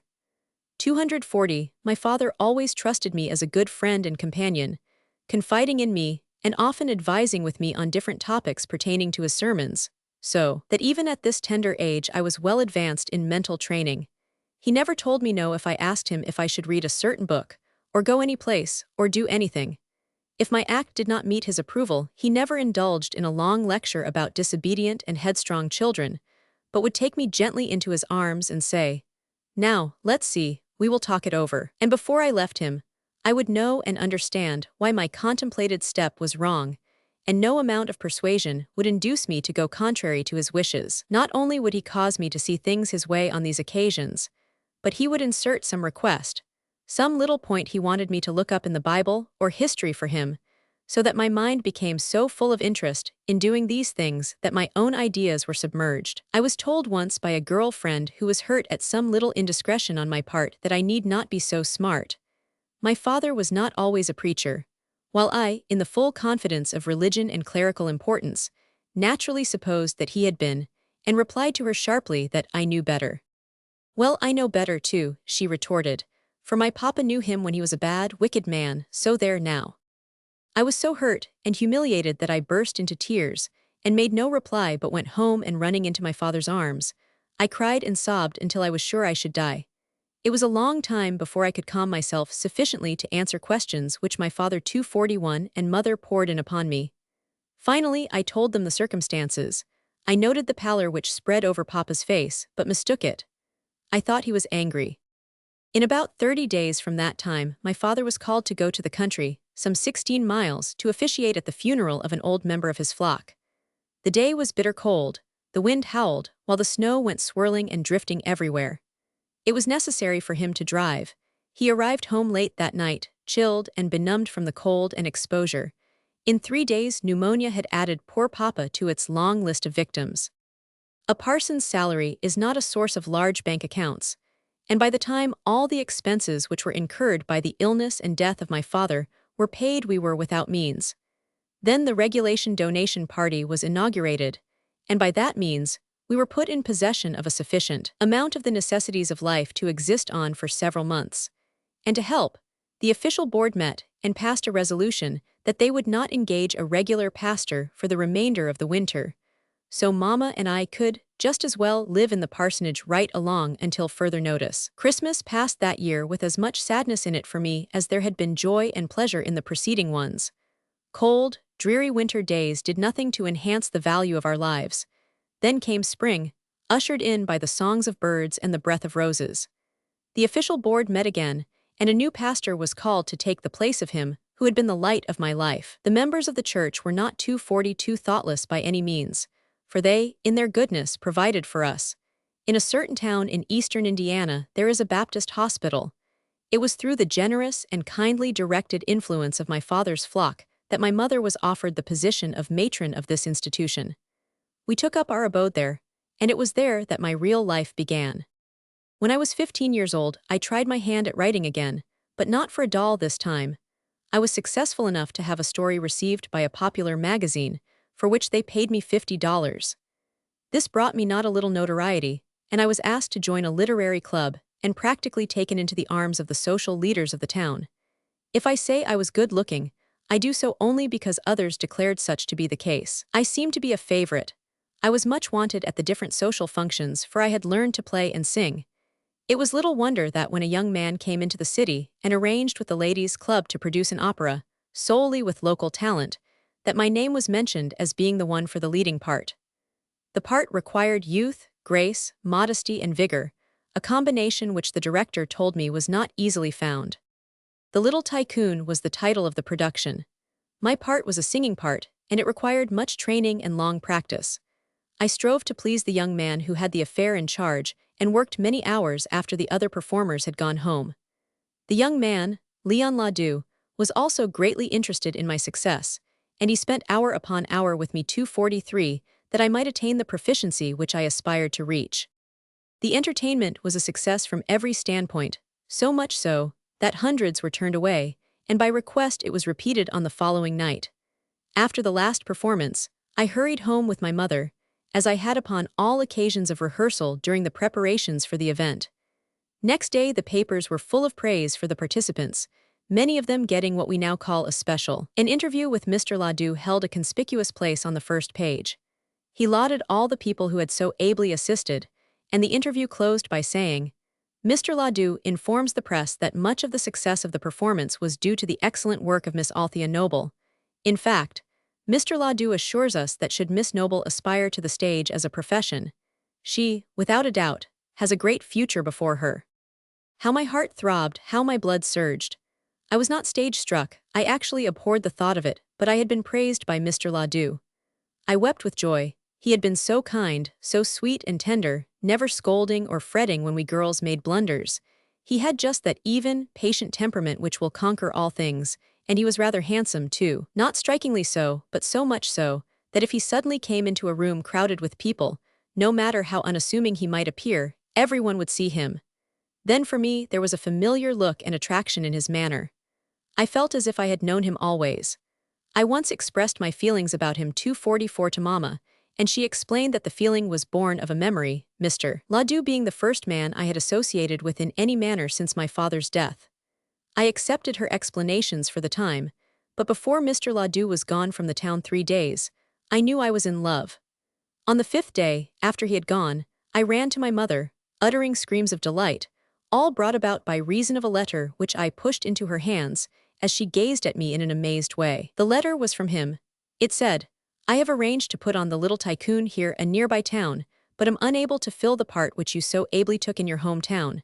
I showed the ladies here the press notices, whereupon they insisted on my asking you to help us out here, hence this letter. Now, if you can be prevailed upon to come, please advise me by wire. You will, of course, be liberally compensated. Yours respectfully, Leon Ledoux." I insisted so hard that my mother finally said in a relenting tone, "Of course, we could use the money." I went several days before the performance. I was to assist Mr. Ledoux in drilling some of the characters. I was housed in the home of one of the best families in the city, and the lady of the house was all a mother could be. I was protected in every way, and Leon was so good, so kind and gentle. On the afternoon of the performance, we were very, very busy at the theater, everything in a turmoil. So I told my hostess that after the last full-dress rehearsal she could run on home and dress, and that I 2:45 would stay and assist in getting everything in shape for the evening. At 6 o'clock I tapped on the door of the manager's office and told Mr. Ledoux that I would run out, get some supper and return, so that I could be there to help some of the young ladies with their makeup. "No," said he, "I have sent out, and within 10 minutes our suppers will be here. I cannot leave, and there is no use in your going out, Miss Noble." We waited but a short time, until the boy arrived with our suppers. If I sang better that night, if the roses seemed sweeter and the music more dreamy, if I at times imagined that the flitting forms on the stage were angels, and that I, too, held a harp and chanted the songs of the seraphs, it was all because Leon had told me of his love. I did not act that night, I just lived my part in the ecstasy of my newfound joy. When I went home, Leon went with me. We told my mother all, our whole life's plans were changed. We quickly arranged for Leon and me to marry. Mother was to leave her position, and we were all to travel in the same line, in which Leon had established himself. I disliked the business, but with the assurance that he would save our earnings and enter into some business in the future that would be more to my liking, I consented. Oh, the joy, the happiness of true love. It now seemed that all the world was bright and cheery. We had no time to lose, as Leon had engagements to fill. After our plans were completed, Leon said to me, "Althea, dearest, I want to have a talk with you. There is something I want to tell you." "What is it, Leon?" said I, as my heart stopped with a throb. He, perceiving my agitation, took my face in his 2 dear hands, and kissed my brow. "Oh, it is not much, darling, only I must tell you. I know your love for me will make things all right." "Well, Leon, tell me." As anxious as I was to hear his round, full tones, I trembled with fear. I never knew why I felt that way. "I must tell you," he continued, "something of my past life." "Oh, never mind, Leon. I know you are nothing but a dear, good boy, and I will not believe anything else of you." "No, Althea, it is not that, for believe me, I love you too much to have caused you pain by spoiling your life by my own association if I thought I were not worthy. But there is a blot on the abstract of my life, and before it is too late, I must tell you all." I begged of him to keep the secret, but no, he was too honest. "My mother was like you, Althea, a sweet, innocent girl. The man who is my father I have never known, but he, like myself, was theatrically inclined. He came to the town which was my mother's home, and much the same as in our case, my mother took the leading role in the production which he was playing. He became infatuated with her, they were quietly married, but he soon became tired, deserted her, and there was a life with all the glory and sweetness taken out of it. My mother died from disgrace when I was 8. She held me in her arms and told me the story, then 247 giving me a locket, which contained my father's picture. "Take this," said she, "and when you are a man, find him if you can, be gentle with him and tell him I died thinking of him." "And have you the locket, Leon?" I cried eagerly. "Yes, here it is." I regained consciousness, surrounded by friends. All I could see as I slowly opened my eyes was a little gold locket. The picture which it contained was that of my father. No amount of coaxing or force would cause me to tell what the cause of the shock was. As soon as I revived sufficiently to talk, I asked for Leon. When he came, I signified a desire to be left alone with him and told him all. Then the dear, generous brother that he was, insisted on taking my mother into the secret. That is where I blundered. In order to spare my poor mother the pain and anguish which I knew the news would bring, I objected. Leon and I argued the matter, he contending that he could at least go on with our plans in regard to the show business. He could at least assist me on to fame, but no, I would not agree with him. He finally left me in as much misery as he himself was surrounded with. I have seen him twice since then. Once, soon after I came to Chicago and adopted the stage, for I was compelled to seek employment. My fainting spell, which occurred while all alone with Leon, was food and drink, for the I told you so's of the little town, where I had sprung into popularity, in spite of the fact that some of the more conservative residents insisted on saying that nobody really knows what she is. I left Mama there. When I arrived here, I applied to one of the most fashionable playhouses in the city. They were in need of chorus girls. My voice was tried and I was told to go to the costumers for my wardrobe. That worthy gentleman handed me a large paper box, saying with a sardonic grin, "If they are too tight, be careful about stooping in them, for they might split, and we are short on outfits right now." I wondered for a moment what he meant. Tears sprang to my eyes when I unfolded the silken tights which the box contained. I proceeded to take each article from the box: tights, fancy hose, girdle, etc. Hardly enough clothes to make a respectable suit of underwear. Still I was to appear under the glare of strong lights, before hundreds of pleasure-seeking people in this scanty array. I thought of my mother, then Leon, and with a shudder of indignation I thought of my father as I had seen him the last time. I cried some, then with the feeling that it was not all my fault, I managed to get into the abbreviated garments and reported to the stage manager for full dress rehearsal. "Zound," I heard the musical director say, "where did you pick that one up?" "Oh, from the country," replied the manager. A giggle ran along the rows of girls at this sally. I took naturally to the work, and at the end of the rehearsal was told by the director to come on for that evening's performance. But mind, my little scared dear, make up some. I failed to understand him, for if the clothes which I wore were supposed to fit a good figure, I felt that I filled the bill, for the costume was very snugly fitted. At last it dawned upon me that at 2:49 was my face, so I asked some of the older girls to make me up. I was sent from one to another, until one girl, who seemed to be a little new, told me to go to Dolly Squires. She can do it, and if she does, the director is sure to be pleased, for she is Prof's pet, and she knows what will please him. Of course it was my desire to make the best appearance possible. It was simply a matter of business, so I trusted all to Dolly. When I went on in the first scene, the titter which fluttered around the stage almost spoiled the act. Little did I dream that it was I who was the innocent cause of all the sensation among the performers, until after the curtain had been drawn. I had seen Leon in the audience. I was most miserable lest he should recognize me. My fear was changed to hurt, however, when the musical director ran pell-mell all over the stage until he found me. "Who made you up?" said he. I told him. He raved, he tore, and stormed. His language was so bitter, and I was so hurt that I was unable to go on any more that night. Next day he came to me in a more quiet manner, and explained that he had intended to feature me and that my makeup had so horrified him that he really lost his temper. It took days for me to see clearly that Dolly put up the job on me, because she was jealous. But such was the case, and I could thank her for one thing, that being that Leon had failed to penetrate the disguise which she had placed upon me. Then there was a ceaseless round of rehearsals, during the day and in the evening after a general mix-up of legs, bare arms, slippers, and tights. In the main 250 dressing room, the call boy would summon us to appear in the first act. The music, the lights, and the favors which men heaped upon me did much to keep the excitement at a fever heat. How well I remember the first payday. I paid my little bills with the importance of a king of Wall Street.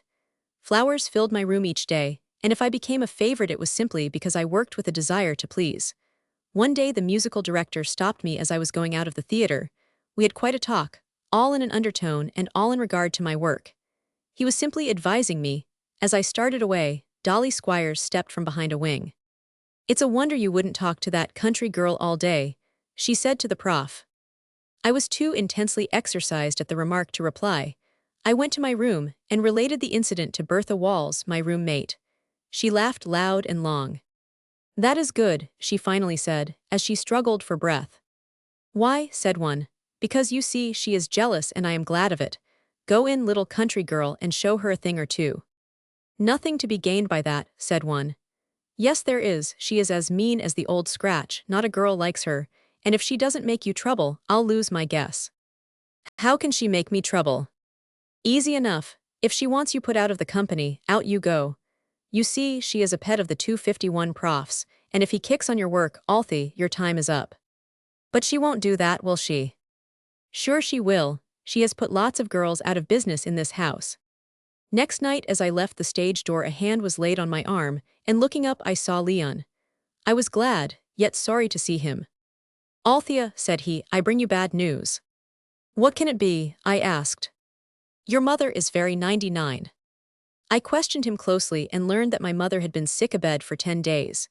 He had set out to find me and, if possible, persuade me to return home, but I could not do that, much as I wished to, for I was now a breadwinner and the support of an afflicted mother. My argument won, and he finally left me. It was not long until I needed him, for the second day after that I received notice that my contract would be cancelled at the end of the week. What was I to do? I told some of the girls, and one of them, a little brunette, said to me, "Well, I am leaving the company this week anyway, and I don't mind telling you where your trouble started." "Tell me please," said one. "Dolly Squires, of course." "But I have never harmed Dolly. Tell me some way that I can become reinstated." "Go to the musical director. He is the power behind the throne." I went. That night I went to lunch with him after the performance. Next day, Dolly, on small pretext 252, assailed me in an unmerciful manner. She heaped abuse upon my head. I said nothing when she had finished, but had the regulation cry. When I came out I came with teeth set hard. What was the use? My condition was not to be considered. My poor mother was a deceived and ruined woman. My father, whom I had worshipped as a divinity, was a bigamist and a seducer. The blight was on me. My mother was ill. It was due to my father's misstep that I was placed where I now was. I must now feed, clothe, and house the woman whose life he had ruined. Professor Wriggles was ugly, red-faced, and slouchy in his habits, but he told me his wife objected to his dressing better. And besides, he was so wrapped up in his music that he cared little. In fact, there was not much in this world to make him happy. I was touched by his pitiful story. I asked him how Dolly happened to have such an influence over him. He laughed and said she was a willful, headstrong girl. The fact that I could hurt her never entered my head until I was dressing for the first call after she had abused me so, when I overheard a conversation between two of the girls. "I wish she would," said one. "It would be just good enough for her, and if Althea would try she could make herself so solid with old Rig that he would throw that smarty Squires out." That was enough. I had nothing to lose. Just before the overture, Prof. Wriggles came on the stage and left a note with the call boy for me. It said, "Meet me at the hotel 12 tonight." I was curious to know why it should take him so 2:53 long to go the short distance, for we always got out at 10:45. I watched, and when he left, Dolly was with him. I saw them get into a carriage and drive rapidly south. I began to dream and wonder what it all meant. Then, like a good little girl, I went to the appointed place and waited. He came at 12. We had a dinner, some wine, and then the girl snapped the stub of a cigarette across the small room during the pause. After Prof had gone from the room next morning, I found a door key on the floor, which, as I afterwards learned, had fallen from his pocket. That night I was placed in a more prominent part in the piece. I was kindly received. My old admirers were joined by numerous new ones. After the show, Prof. Wriggles came to me and said, "My girl, you did fine." Dolly Squires never spoke to me after that.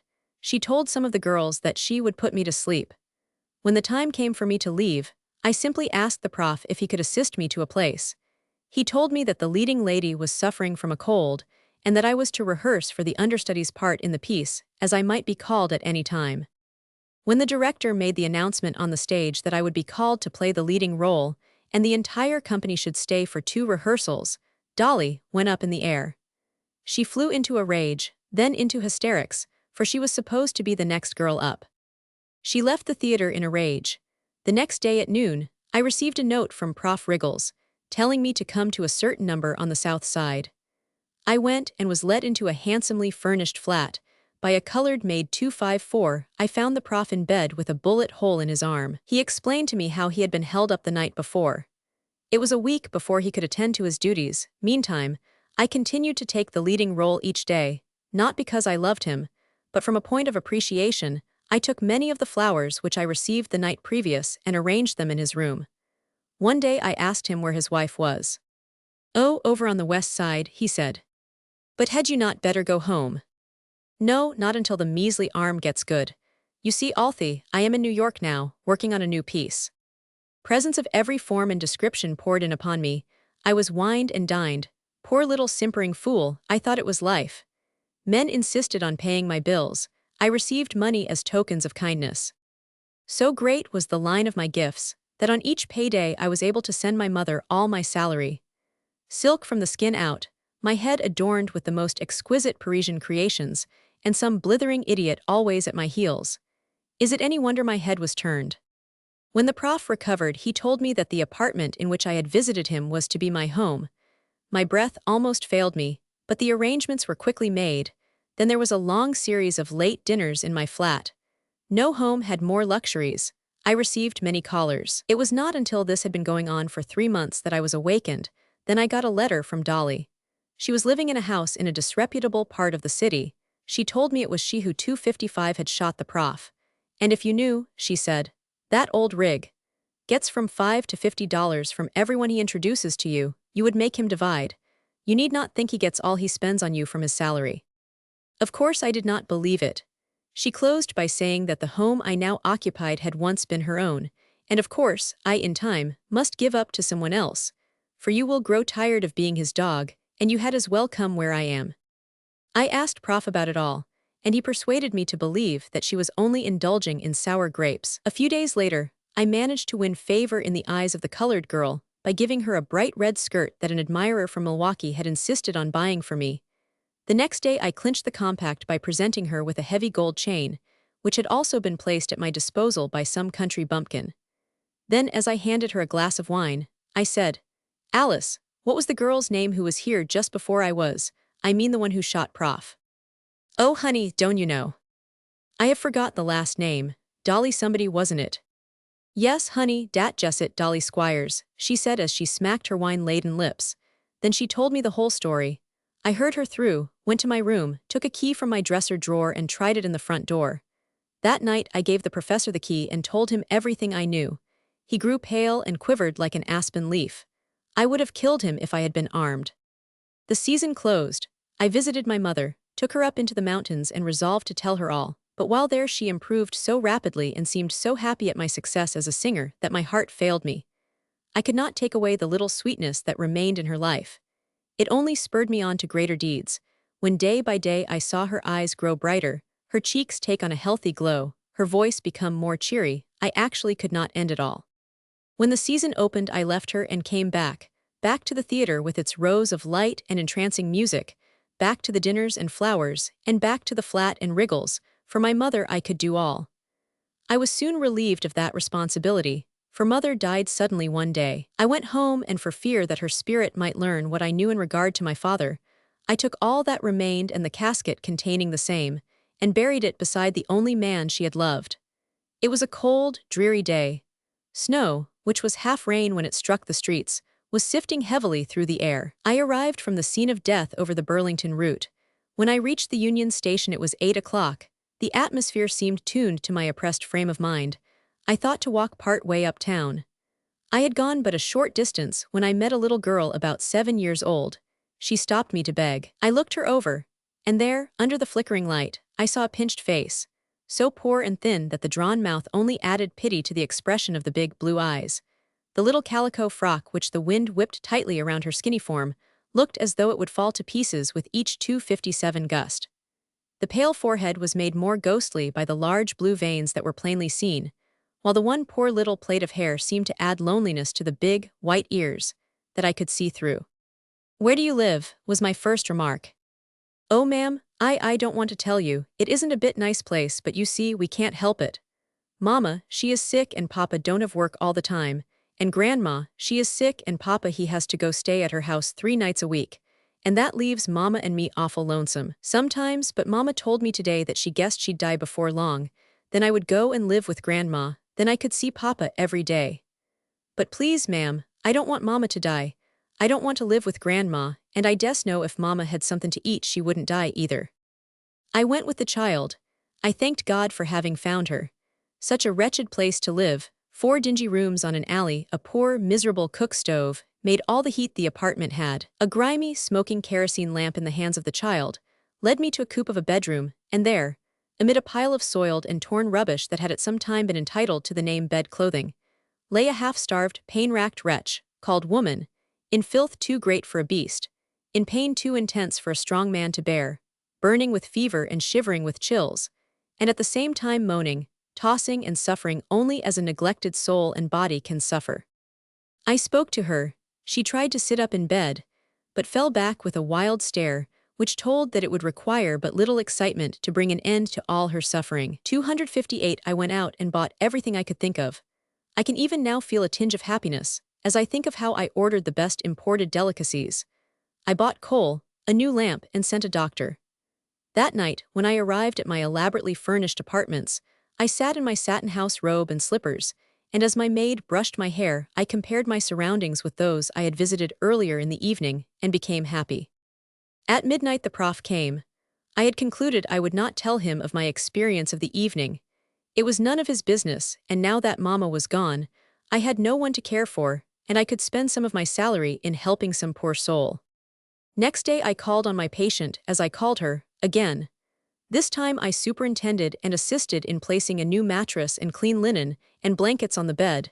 Then, after calling the janitor's wife and having her put a new gown on the woman, I left. I could not return that evening as I had notified the manager that I would be on for my part, and the prof was going home with me after the theater. So I planned to go the next night after the performance, for he told me that he had been away from home 2 consecutive nights, and he must show up at home that night. He bade me good night when I got into the carriage. My driver started out in the usual way for home, but owing to prearranged plans, turned west as soon as we were out of sight of the theater. I was soon in the sick room and was delighted to see a great improvement. I carried my arms full of flowers, and when the bedside was reached, the poor woman said, "Oh, these dear roses. That reminds 259 me of when my husband used to have steady work at the theater. He nearly always brought home flowers that some of the ladies would give him, for he could not well afford to buy them, and me sick. Oh, you don't know, miss, what a burden I have been to him." "Did you say your husband was at some time employed at a theater?" I asked, with bright visions of what a star might be able to do to get him a place. "Yes, more than 2 years ago." "Tell him to come to me at the theater tomorrow, and I will see if I cannot get him a place." "Oh, then." The words were stopped by the sound of a key in the lock, and the little girl running toward the door, shouting, "Oh, it's Papa, I know, for he said he'd come home tonight." How my heart bounded to think I could say some encouraging word to that husband and father.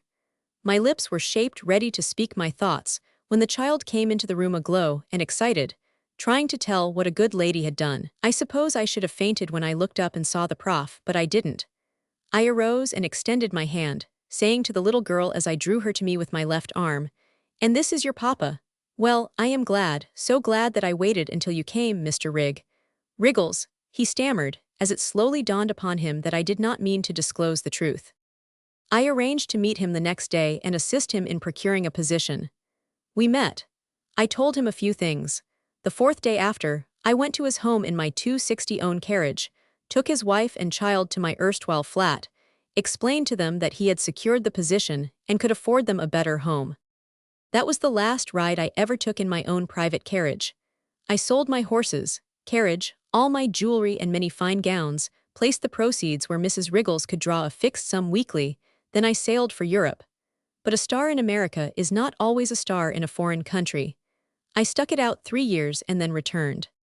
Riggles, oh well, his wife died, he took up with Dolly Squires again, and a double suicide in a Clark Street resort put an end to his career along with Dolly's. The little girl, she grew up sweet like her mother. She is in a convent now, be out soon, then my work is done. Tale 17. A trip across the lake. When happiness comes knocking at my door, I may not lift the latch to let her in. Because, ah me, one forced his way before. The ugly phantom of an ancient sin. It is a strange thing for me to want to tell you my story, but something about you inspires me with a desire to confide in you, even though I have not known you long. The speaker was tall with the angularity of an undeveloped schoolgirl, although self-confessed 21 years of age. She had bright, laughing eyes, a large mouth, whose thick lips left an impression of coarseness. Her hair was very heavy and dark, and she wore it dressed low over her left eye, in the style of the day, which gave her an unnecessarily rakish appearance. Yet, notwithstanding her unprepossessing appearance, there was an indescribable something about her which drew one to her. I assured her that I appreciated her confidence, and thanked her for it. My parents were Methodists, and while I was carefully trained, they did not keep me under such strict surveillance that I was not able to have many liberties. At 15 I was as large as I am now, and was in for every bit of fun there was going. I always had 262 a crowd with me, and we rode our wheels everywhere. It was when the wheel craze was at its height. I played the piano then even more than I do now, and lots of times we would ride out to the parks, and go to one of the club houses in the vicinity to rest, and I would play the piano and they would dance. So the spring was past, and Mama never reprimanded me if I was in the house by 10 or 10:30. She must have thought no harm could befall me as long as there was a crowd with me. One day Mama gave me permission to go to St. Joe with one of my girl friends. We left on the 9 o'clock boat, and were to return on the one which arrives at midnight. We crossed without incident worthy of note. On the return I noticed a tall, fine-looking fellow watching us. He was sitting on the upper deck. Girl-like, my friend and I started up a flirtation. He came over and talked to us, and finally my friend asked me to play. I did, and I have thought since that perhaps that was my chief attraction for him then, as he was very fond of music. In the meantime my friend had found someone to take up her time and Jack, and I went up on deck by ourselves. We sat side by side, and the gentle motion of the boat, the moon shining on the waters, the soft, warm breeze floating past us, were enchanting and very conducive to love-making. He was much older than I, but that made no difference to me. I thought only of the romantic situation, and wondered if fate had brought this prince of men to me. He kissed me and loved me as I had not imagined in my fondest dreams, and I drank it all in, and returned it with interest. Before the boat reached Chicago he gave me his name and address, and I had given him mine, and it was arranged that we should correspond. For several weeks I heard from him regularly, and then came a long silence. At first I was hopeful, but at last my hope gave way to doubt, and I became morose. I refused to eat and became as miserable as a sentimental girl of 15 could possibly be. I left school, finally, having prevailed upon my mother to allow me to learn stenography. She consented, thinking, I presume, that it was the best thing that could be done as long as I was in my present frame of mind, although the cause of it was all a mystery at the time. One night when I came home from school, I found a letter from the Alexian Brothers Hospital, telling me of the severe illness of Jack, and that if I would see him alive, I must come at once. My heart was almost bursting with its strain of conflicting emotions. At one moment I was on the mountain top, filled with joy at the thought that he had not forgotten me, the next, down in the valley of despair, fearing his death. I told Mama the whole occurrence, and while she did not approve of an acquaintance made in such a way, she concluded to go with me to the hospital. When we arrived, we talked to the nurse a few moments, and she told us that he had constantly called for Carrie in his delirium. He never mentioned my last name, and as a last resort, they thought of looking through all his effects to see if there was anything among them which would throw light on the subject. In his coat pocket, they found his last letter to me 264 which he had evidently not sent for some reason, and in this way they learned my address. They thought it best for Mama to remain outside at first, until they saw what effect, if any, my presence had upon him. I went up to the cot and kneeled beside it, putting my cool hand on his burning forehead, and whispered Jack very softly. He ceased his ravings and seemed to be listening. I repeated his name and he murmured Carrie. That was the turning point in his disease. The fever abated and I continued to visit him almost daily, sometimes in company with Mama, sometimes alone. Mama liked him very much indeed, and soon lost sight of the way I met him. When he had recovered sufficiently to go out, he came over to our house. He won Papa over directly, a feat I had feared far more than that of winning Mama, for he was so set in his ways. He improved the first opportunity to ask Papa for my hand, and he consented on condition that we wait 1 year at least, for he thought I was too young to assume the responsibilities of married life. So it was arranged. I continued with my shorthand, and after I finished, found a nice position in a lawyer's office. Jack would give me no peace until I would consent to marry him secretly. He said he was afraid he would lose me. So one day we stole away and were married. He was very tender with me and taught me the beauty of married relations, so slowly and gently that I was not shocked, as I might have been had he been different. To outward appearances, he was only the devoted lover, and I, being his fiancé, 265, he was allowed to call as often as he chose and stay as late as he liked, for my parents had implicit confidence in him. One day, 6 months after we were married, a strange man called at the office to see me. I met him with a great deal of trepidation, fearing, I don't know what. "Is your name Carrie Barnes?" said he. I said, "Yes, what do you want?" "Do you know one Jack Bates?" "I do," said I, now thoroughly aroused to anger. "Is it any of your business if I do?" He looked at me kindly, yet gravely, and replied in even tones, "I am sorry to say it is some of my business, and a very unpleasant business at that." Then he asked me if there was not a private office where he could talk his business over with me, so I took him into Mr. Walton's private office. He said, "Will you tell me what you know of Mr. Bates?"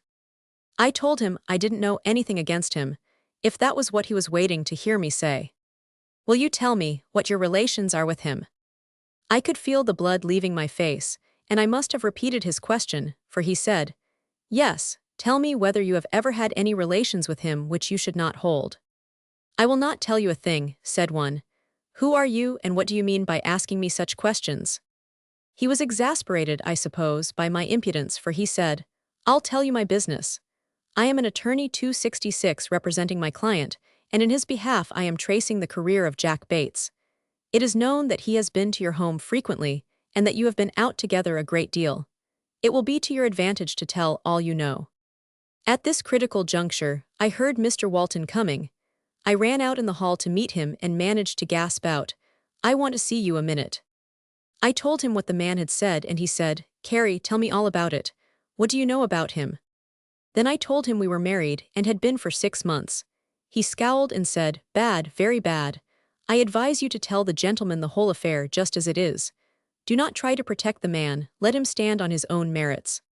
So I went back to the attorney. "Well," he said, "are you ready to tell me all you know?" "Yes," I said, "but I have not much to tell. It is only this. Mr. Bates and I were married 6 months ago, so I guess even you will admit that we had a right to be seen together often if we chose to." He said, "My child, I am sorry to be obliged to tell you, but the fact of the matter is, you are not his legal wife.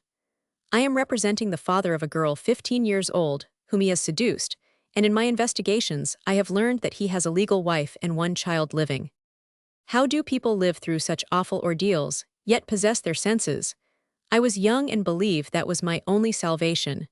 The world turned suddenly 267 as dark as death. All the sunshine and mirth had gone out of it. That night when I went home I saw other girls laughing and talking as if they had not a care in the world, and I wondered how they could do it. I was still stunned by the awful blow which had fallen upon me.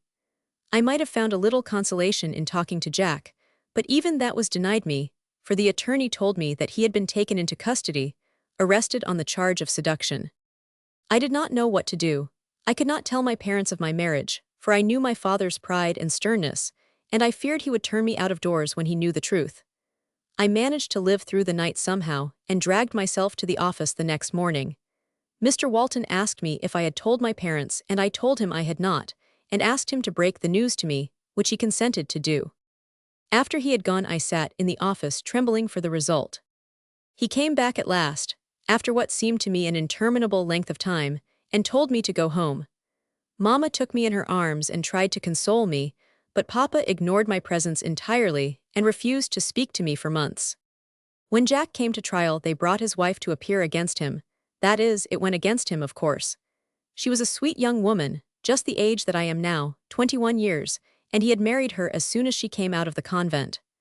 I was not able to go on the witness stand. The shock of 268, the whole thing had proved too much for me, so they took my deposition and the trial went on without me.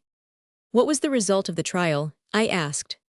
"He was sentenced to a term in Joliet, and is serving his time there now, and I never want to see his hateful face again. His wife came to see me and brought her little year-old girl with her. The dear little thing was as bright and sweet as she could be, and my heart went out to both of them. Later, Jack's mother came to see me, bent and worn with her grief, and the disgrace her only son had brought upon her. And what became of the other girl? Oh, she died of a broken heart, so they say. What a world of misery one man can create. I was very ill for a long time, and when I recovered, my father felt very differently toward me. He seemed to be reconciled to the affair, and I was fully forgiven. I simply existed for 2 years, not caring for anything. I met Harold about this time, and you know the rest. He took me knowing all, and we are quite happy. At least, I try to make him happy, but I can never forget that first awful disappointment. It rises like a specter at the very moment I think I have forgot. Tale 18. One woman's way. What men gain fairly, that they should possess. And children may inherit idleness. From him who earns it, this is understood. Private injustice may be general good. But he who gains by base and armed wrong, or guilty fraud or base compliances, may be despoiled even as a stolen dress, is stripped from a convicted thief, and he left in the nakedness of infamy.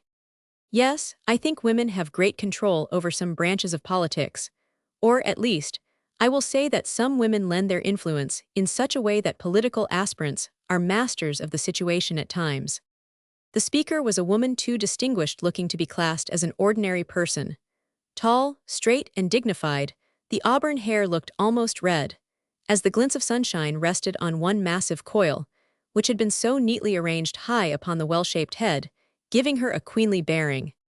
The forehead, a trifle low, added much to the determination of the rather square-set jaws.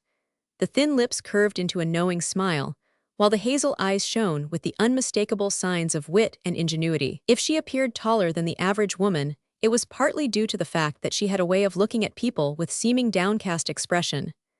270. The effect of this look was produced by the erection of the woman's head, together with the long eyelashes, which appeared to creep from under the heavy brows. If at first glance one should judge her to be from the ranks of the common, a moment's study of the face, ending in a glance at the symmetrical figure, would emphatically impress one with the thought that some unusual event had some time in her life mixed the surroundings so thoroughly into her plastic nature that it caused some of the rougher elements to crop out in spite of her complete control and well-planned efforts of concealment. She had answered my question, so I took courage and asked her another. Can you tell me of an instance wherein a woman has, by her own efforts, been able to control the political situation? Yes. She spoke almost snappishly, then in a softer tone she continued. If you will excuse a personal allusion, I will give you a story. The more personal, the better it will be told, I said with a nod. Then, she said, as she pointed to a chair with an inviting air, and proceeded to deposit herself into a comfortable rocker, I will tell you one that is founded on facts. I, like all girls, was once in love. Once, said I, as I looked around the room of the neatly furnished cottage in which we sat, finally resting my eyes on the crayon portrait of a man, whose face 271, though not handsome, denoted such honest industry that it was easy for me to imagine that he would love the woman of his choice devotedly, that unless she was a woman of barbarous mind, she must at least love him out of gratitude. Yes, that is my husband, I can read your thoughts, she said, with no show of further attention to the interrupting gaze, and thereby hangs a tale. This is my home, and the price I paid for it should have been the means of my presiding over a palace. I grew from the ranks of blithesome, prattling childhood to the age of 16, on a farm. Wild roses and butterflies were my companions in the summer months, while the winter days were spent in school. I was thrown much into the society of a young man, who had come to our neighborhood as an applicant for the position of school teacher. At the time of his introduction into the district, my father was a candidate for the office of township trustee. That worthy official has a great deal to do with the selection of the pedagogues, and it was well understood that if a teacher in search of a place find favor in the eyes of the superior officers of the township, his success was assured. It had been the custom up to this time to employ lady teachers in the rural districts, but when Roy Sunderman came on the field, he came to win. It was generally believed that my father would have little or no opposition in his race for office, but when he was questioned on the policy of changing from female to male teachers, he was so indiscreet as to commit himself in favor of male instructors. This turned the tide 272 against him, and public sentiment threatened to defeat him. It was nearing the time for election. No time was to be lost. One evening, a neighbor of ours called to take me for a drive, and incidentally to a lawn social, which was to be held a few miles from my father's home. After we had gotten fairly started, my escort, who was a well-to-do farmer's son, told me that some of the school and political directors had met at his father's house on the night previous, and had besieged his father to make the race for trustee against my father. "But I hope he won't," said he. "Why?" I asked. "Because I don't want our people to oppose each other in any manner," said he. I was a schoolgirl and cared very little for politics, and knew no reason why Elmer Lane should be so deeply interested in the peace and tranquility which existed between our respective families. Still, I wanted my father to win. I would have been a strange child if I had not wanted such a result. Suddenly a light dawned upon me. If the elder Lane could be kept out of the race, or even defeated, my father would be the victor. Then, for the first time in my life, I began to formulate a scheme which would upset the plans of the opposing side. I was not long in drawing out of my companion the statement that he loved me. Then I was able to see why he was so keen to have the present standard of friendship maintained. He begged me to say that I loved him. I put him off by saying that if I did I would be afraid to confess 273 it, for fear our families might become antagonized in the coming political battle, which was near at hand. "But," said he, "if that is any barrier, say that you love me and I will compel my father to decline to run, or, better still, I will advise him to accept the nomination. Then, after it is too late to select another candidate in his stead, withdraw, leaving the field clear for your father." I had confidence in Elmer's ability, but did not bind myself by a promise. I told him he must first show his ability to keep the track clear. We arrived at the lawn fete with our love affairs in embryo. All was merry. Country girls were there from miles around. White Swiss and flowered lawn dresses fluttered softly among the rose bushes and other flower-laden shrubbery, while the young men, with bronzed faces and a distinct line of bleached skin around their necks, showing evidence of a fresh haircut, sallied about behind gaily colored neckties and ever-ready grins of more or less magnitude, as the occasion demanded. All the games so pleasing to the young folks were indulged in by the frivolous guests. I had strayed away from the center of the group, which was indulging in some pastime, because I did not have the interest of the evening at heart. I had been told for the first time that I was loved, and while that did not create any strange feeling in my bosom, I could not banish from my mind the thought that the man who professed love to me had endeavored to purchase mine. I was not posted in chivalry, but I did feel as if I might have been more susceptible to his 274 pleadings if he had based his ideas altogether on the fact that he loved me without trying to buy favor by the sacrifice of some other aspiration. I was seated on a rough wooden bench near a tall stump around which was twined a profusion of morning glories. I could see everything that was going on around me, but was myself out of the direct ray of light which the many Japanese lanterns shed through their variegated sides.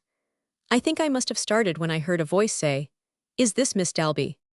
The voice was strange, and so unlike the uncultured nasal tones which I was accustomed to hear. "Yes," I drawled as I looked up into a mature face, "my name is Dalby." "My name is Sunderman, Roy Sunderman," said the voice. "I have tried to be introduced to you, Miss Dalby, but fate seems to have blocked my way." I did not know you wanted to meet me," I stammered. Roy Sunderman was a full-grown man, and I was not long in becoming interested in what he was saying. The time sped so rapidly that the crowd was half gone before I thought of it being the hour for leaving. Then, so rapt was I in what Mr. Sunderman was saying, that my escort of the evening called me twice before he attracted my attention to get me to join him on the homeward trip. I had not granted Mr. Sunderman's request to be allowed to call, but told him I would consider the matter and notify him if I concluded to allow him to come. Elmer Lane upbraided me so unmercifully on my 275 way home for my conduct of the evening that my mind was made up before I went to bed. I wrote Mr. Sunderman a note asking him to call on the Sunday evening following. Long before the summer sun had gone to rest on that Sunday evening, Elmer called for his answer, saying that he had persuaded his father to decline the honor of being a candidate. "And now," said he, "I want you to say that you will love me." "But I don't love you," said one. "No, I suppose that young snob from town has filled your head full of poetry and such like." "I don't know what you mean." I mean that smarty that you sneaked off in the dark with, over at Wilson's party. If you mean Mr. Sunderman, you are mistaken, said one. Well, that's who I mean, and I'll tell you now that he's the cause of all the trouble about this trustee business, and what's more, I'll show you mighty quick where he will end. I mean to have my dad run, and he'll beat your old man all holler, so good, bye, Miss Dalby. He left. When Mr. Sunderman came, I was in tears. I was alone at home, my parents having gone out for the day and remaining away late. I was so hurt. I could now see that I had put myself in a bad plight. Mr. Sunderman begged me till I told him all. His words of comfort were soft, tender, and reassuring, and by the time my parents came home, I concluded to tell them the whole affair, and with kind and genial Mr. Sunderman's help, I did so. The following 276 Tuesday the papers announced the name of Thomas Lane as candidate for township trustee. Never before was the local talent so pressed into service, and the issue was one of merit. Many of the people came out in open defiance of my father. He was quoted and misquoted. Meanwhile, Roy Sunderman was showing his ability as a politician. He made speech after speech at the schoolhouses in the township. His diplomacy steered clear of the real issue, as he knew that the odds were heavily against him. He not only saw that the public was in favor of women teachers, but he realized that he stood before the people an abject subject to the severest forms of criticism. Still, this man of personal magnetism made many friends and fast friends everywhere he went. His arguments were forceful and conclusive, and at the closing of each speech, he made the announcement that on the day before the election, he would address the people en masse, and if every voter would promise to come, he would obligate himself to tell them something startling, and that something would be proven to them, that they would weigh the facts in their own active minds and be guided by their own decisions. In other words, they would be given facts that would put them on their honor as patrons of the public schools, as husbands of their homes, and as fathers of their children. Such orations had the desired effect. It set everybody talking, and the result was that when the day arrived for the firing of the gun, as many of the skeptical ones put it, the entire populace was in the grove that had been chosen for the occasion. I am sure no one knew what was coming. All of the school 277 directors were invited to seats on the rough platform by the speaker. His speech was a marvel of philosophy. His language was one continuous flow of correct and convincing utterances. The attention which was accorded him was within itself a mark of the appreciation of his efforts. Then he made the statement that on a certain night the school directors had met in caucus at the home of one of the candidates, namely, Mr. Lane, and solicited him to enter the race, and that he considered the matter in a favorable manner, and that Mr. Lane's son had gone to the daughter of Mr. Dalby, and made the proposition that in consideration of her giving to him her love, he would dissuade his father from entering the race. And, pending the decision of the young woman, the board of directors had received this letter. "Fellow citizens," shouted the enthusiastic speaker, as he waved a sheet of fool's cap aloft, declining to become a candidate. Then within 2 days after the young woman had decided that a man of the mercenary ideas of Elmer Lane was unworthy the love of a true woman, the father of the purchaser of love announces himself as a candidate, and young Mr. Lane had menacingly declared that old man Dalby would be beat all holler if the young lady refused him. Now, ladies and gentlemen, if you want a man in the position of honor and responsibility, which it is in the power of this fair-minded people to tender a man, who is making the fight simply to gratify the revengeful feelings which are harbored by a whimsical and love-sick youth, it is your duty to vote for Thomas 278 Lane. If you want a man to represent you in public affairs, who is more loyal to the cause of education, and who has the interest of your home at heart as well as his own, and a man who is as far above the pusillanimous acts of coercion as the angels are above Satan, then vote for Caspian Dalby. Mr. Sunderman closed his remarks by challenging anyone to refute his statements. No one made answer to this remark, and the truth won. Of course, there was a great deal of talk when my father insisted on employing Mr. Sunderman. He was tendered the position of principal of the academy in town, but he declined, saying that he preferred country life, and that all he could accept would be a school in the country. Then he was entrusted with the school in the district in which we lived. It was an easy thing for me to fall in love with him, and I am sure he loved me. My father did not object to the match, he only insisted on our waiting, but lovers cannot wait, so we went quietly away, got married and wrote home for forgiveness. It came in time, and we, instead of returning, settled down in a small Wisconsin town where Roy began the practice of law. 16 months of happiness is well worth the price of 16 years of sadness. Our boy was about 4 months old when Roy came home one day with a cloud on his face. I finally persuaded him to tell me what his trouble was, and he took me in his arms and told me of another marriage in which he was a principal. It occurred 2 years before he came to our house. He had applied for a divorce and supposed himself free, but it seemed a technical point 279 had been overlooked, and he was still legally bound to the other woman. I am too mature now to explain to you how my tender nerves were shocked. I asked him if he could not yet get a divorce. He was afraid not, and besides he had a letter from his father, who was very wealthy, stating that unless he came home and took care of his wife he would be disinherited. But what about me? I asked. Oh dear, he said, I don't know, it nearly drives me mad. If I go I will lose you, and if I stay I will lose fortune and position and will eventually be torn from you. I could see it all, he was right. It was arranged for me to live in Chicago. He would support me and move his wife there so that he could see me as often as possible. Cold, isn't it? Said the woman, as her eyes glowed like coals of fire. I would have died to make him happy, but it was not my lot to die. He had lived here about 1 year, when his legal wife died in childbirth. I mourned with him, for she was a good angel.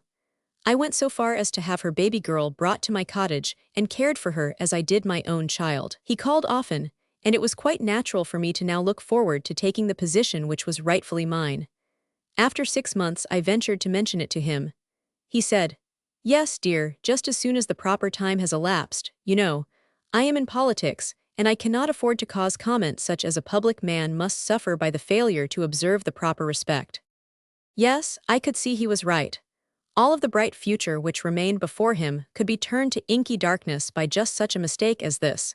He received an appointment at Washington, consequently was away from me a great deal. Finally, on one of his trips home, he suggested the idea of sending his girl baby to some of his people. It is too much for you, dear, he said. I had learned to love the little darling, and I was lonesome when he took her away. He never forgot to send the remittance for my support, and his visits continued the same. One day after he had been in Washington a year, I met a lady from there. In our general talk, I mentioned that I knew a gentleman there. Who? She asked. Mr. Sunderman. Oh, do you know him? She exclaimed with a show of delight. Pleased to know that I had met one of his friends, I felt the flood of joy which shone out of my face as I said, Yes, I have known him a long time. And do you know his wife? Said my friend as we started across the street. I met her once, I said, just before she died. Oh, I mean his present wife, formerly Miss Bringhurst. Is he Mar? I heard the shout.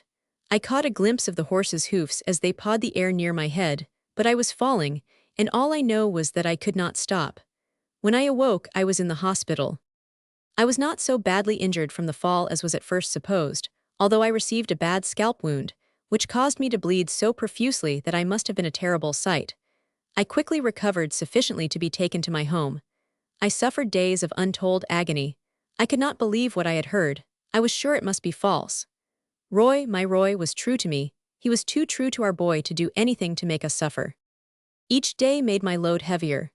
Years were added to my age by the terrible strain which was brought to bear on me.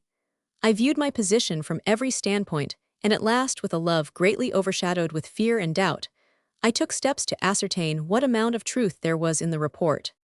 It was true. He had been married 3 months, during which time he had called on me twice, and it was now almost time for his regular visit. I received a letter saying he would arrive in the city on the day following. What was I to do? When I thought of openly accusing him of his perfidy, my heart sank within me. Oh, to think that he would be untrue to me, to know that I was not loved. For to know that was to desire to die, and why not? No sooner had the thought flashed into my mind than the plan developed in all its maturity. But what would I do with the baby? I loved him, and surely no one else would care for him since his father had deserted him and I would be dead. At this point, my hostess paused, and walking across the room took from a drawer a photograph of a youth in military costume. This is my baby's picture, she said, with a tremor in her voice. Then, giving way to her feelings, she buried her face in her hands and sobbed. And to think, she said, a fine boy like that with no one to call father. So calmly did this woman of nerve tell me of her intention that I became engrossed with the idea and listened, as though someone was presenting a business proposition to me. "Then you changed your mind," I said. "No, I tried to put my plans into execution. I put the baby to bed, closed the room up tightly, and turned on the 3 gas jets, took my all in my arms and closed my eyes. I have a distinct memory of the darkness, the shooting pains in my head, and the choking sensation, which seemed to so nearly strangle me that I had no ambition left with which to struggle for life. Then I went to sleep. The next thing I knew, the fresh air was blowing on my brow and I heard someone calling my name. "Oh, Mary, Mary, speak to me. Wake up, dearest, and say that you know and love me. It is Roy. Don't you know me, precious one?" Oh, how I longed to die while those words were being uttered. How I prayed in my semi-conscious stupor that his kisses would assist in smothering the breath which, in spite of my efforts, had begun to come and go softly through my purple lips. His loving words were as the music of angels, and my only wish was to be wafted away to the sweet sound of his 283 endearing tones. My dreaded fear was made complete when I awoke to a full sense of realization. I opened my eyes to find myself in Roy's arms. I saw that tender look of the strong man. I heard him say, "Darling, I love you." I felt myself clasped to his breast, and I was glad I lived. God seemed to have sent him at the right time. I asked him how it came that he was there, and he told me that he was so anxious to see me that he left business and all and came one day sooner. He had let himself into the house as usual, and found me in time to bring me back to life. The baby was not so badly affected as I was, for the reason, I think, that he had cuddled close to me, and in so doing had gotten his face under the bed clothing. Consequently, the fumes of gaseous poison had not penetrated his retreat. Roy was so tender and good that I could not bring myself to the point of asking him about his marriage. He asked me why I had undertaken the rash act, and I told him that I was lonesome for him. Things drifted on for months, and he returned to this city to live. It was then that he came to me and told me that he was married. He explained how he had been compelled to have a certain sum of money in order to maintain his influence in the political circle, and that he had married a wealthy woman. He insisted that I meet his wife, but I refused. I also refused to accept any financial aid from him. If it had been his money, I should gladly have taken it, but I would not take a cent of the funds which had been the means of buying my place at my husband's side. I then answered an advertisement for housekeeper 284 wanted, and accepted a position with a small family, which only lasted a few weeks, at which time I found myself penniless. Next, I was a chambermaid in a hotel, but left because I could not have my boy with me. Then kind heaven seemed to favor me, for I secured a position as companion to an old lady. I remained there 7 years. My boy was allowed to live in the house with me, and went to school as soon as he had reached the proper age. I saw Mr. Sunderman occasionally. He was a well-known attorney and a man of affairs. During my stay at the home of the old lady, I became very much attached to her, and it was little wonder that, when she passed into the peaceful slumber of death, that I was much moved. Many relatives that I had neither seen nor heard of attended the funeral. When the procession was forming to leave the house, my attention was attracted to a beautiful woman, who had a little girl with her. She was an earnest mourner. It seemed almost impossible for her to give up her dear aunt to the relentless hand of death. She moaned and sobbed so pitifully, as the casket was borne from the house, that I thought to lead her. She leaned heavily on my arm, and we slowly followed the form we loved so well, and sadly watched the pallbearers, as they placed the black case in the somber vehicle. Then the carriages, which were silently waiting, began to draw up to the curbing as the huge burial car moved away. 1, 2, 3 handsomely groomed teams stopped, until the curtain doors of the carriages, to which they were hitched, closed with a muffled sound, when they 285 would slowly walk away, as though they understood they were to make room for the next. The 4th carriage halted. The attentive assistant opened the door, and the lady I was supporting moved toward it, leading the little girl with her. "Would you mind letting this lady ride with you?" asked the undertaker with a bow. For the first time she looked at me, and seemed to recognize me as the woman whom she had seen in charge of affairs in the house when she had first arrived. "No," she said, with a toss of her head, "I don't care to take any servants in with me. I watched the streets and boulevards for months before I again set eyes on that turnout. When I did, it was but a matter of inquiry to find out it was the private equipage of Mrs. R. Sunderman. I had reached the stage of desperation, where I was ready to do anything but one thing, and that was to die. I wanted to live long enough to impress upon her mind who I was. It was while in this frame of mind that I met my husband. I had lost all respect for myself. I had reached that stage of degradation which is worse than to resolve to take one's life. I had decided to sell my soul in order to have sufficient funds to at some time humiliate this woman who had refused to carry me in her carriage, which should have been mine. I went to a house of bad repute to apply for admission. While talking to the proprietress, a man came in. He signified a desire to talk to me, and we left the place together. He was only a poor man, but his soul contains some of the rarest qualities of manliness 286 that has ever been discovered in the human race. In 10 days we were married. I did not love him, but he offered me and my boy a home. He asked no questions, but as he said, took it for granted that I was as good as himself. I have never loved him with that pure, unselfish love which is so essential to real happiness, but he has been good to me and I have done my duty. But what about your first, Mr. Sunderman, I mean? Well, he followed his political ambitions, and his party has been victorious in nearly all its efforts. Money has come to him without apparent effort. My husband finally purchased a grocery store in which he toiled incessantly to provide for us. Such life grew monotonous. I was seeking some way of relieving him, when one day I picked up a paper and saw great headlines saying, "Sunderman faction wins." The result of yesterday's caucus plainly shows Roy Sunderman master of the situation, his position and power unquestionably defined, etc. In reading the article I discovered that Sunderman had gained control of the political situation. He did not seek any office, but rather chose to be dictator, thereby holding the patronage of high officials in his hand. I next ascertained that he would be appointed minister to some foreign country to intercede in issues of great importance which at that time held the public eye, as he saw fit. The newspaper account, which contained the latter statement, went on to say that the great honor shown Mr. Sunderman was only a fitting tribute 287 in return for the effective and valuable services which he had rendered the party, and that he was given the choice of several different appointments, but preferred the one named, because it would afford him an opportunity to take his family on a sojourn in Europe with him. At last, I had not waited so long for nothing. This is an exact copy of the letter I wrote him. The letter was as forceful in expression as was the writer in her deliberate narration. I will produce it word for word. Roy Sunderman. Dear Sir, no doubt you have expected to hear from me ere this. I have been waiting for the opportunity which your popularity has just now afforded me. If the monotony of my humdrum existence has taken me entirely out of your life, it is only the more reason why your rise to prominence has been more plain to me.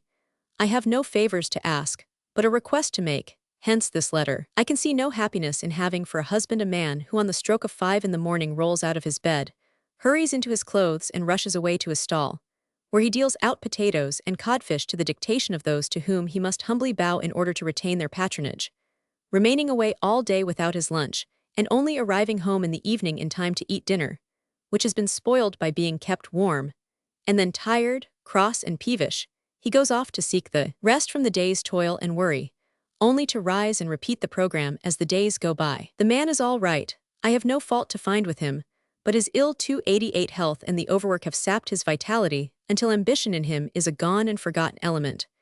You have power and my husband is well qualified to fill some office, which would be an honor to him and a glory to me.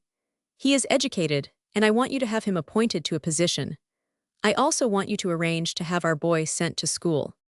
These things I know you will take pleasure in doing, believing as I do, that my wish is your pleasure. I remain. Ni Mary Dalby. He came to me upon receipt of the letter ready to advance me money, anything, that he could do, but the appointment was out of the question. No, I said, it is not, I shall expect you to do as I say. But, listen, Mary, the positions which I did control have all been tendered to others since I accepted my appointment, and the only way I could get any favors now would be to withdraw. All right, sir, withdraw, said one. But now, dear, be reasonable, my family is all ready to sail. Well, let them sail. Yes, I know, he stammered, but they can't sail without me and I can't disappoint them now. You can send them and join them later. No, I cannot afford it. Cannot afford it, I gasped. No, you see, Mary, I have to spend so much keeping pace with the crowd, that money is not at all plentiful with me. And this appointment is the only means you have of going abroad. Yes, Mary. I looked at him, his eyes were filled with tears. My heart softened. I saw the tender emotion as it lit up his face until a halo seemed to surround his head.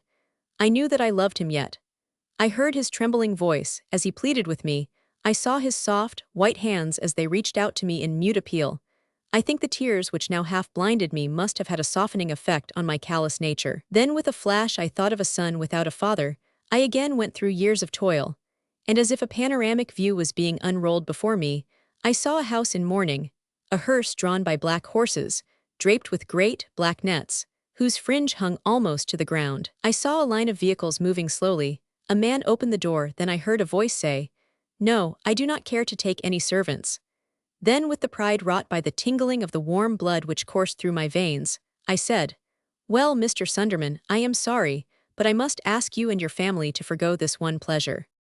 He did not mistake my sarcasm. He only asked me what would be the consequences if he refused. "If you're anxious to know," said I, "just refuse and wait 24 hours." Within 2 days, the papers were full of Mr. Sunderman's withdrawal on account of a sudden breaking down of his health. He had many applicants for his influence, but he did not tell anyone that he had 290 given up the only position over which he had any influence for reasons of his own. In less than 30 days, a rural-looking man called at my husband's place of business and stated that he was looking for an opportunity to buy a store something on the order of his. My husband priced the store, and the man took it without a word. My husband is industrious, and I had a hard time keeping him in a contented frame of mind for 30 days more, but I insisted so strongly on his taking a much-needed rest that he was still idle when he was notified that he had been selected to fill a position as a post office inspector. His instructions were for him to proceed to headquarters at once to qualify. Our boy, Roy's and mine, is in a military school, and I anticipate that he will be selected as a West Point cadet when he has made the proper advancement. And does your husband know?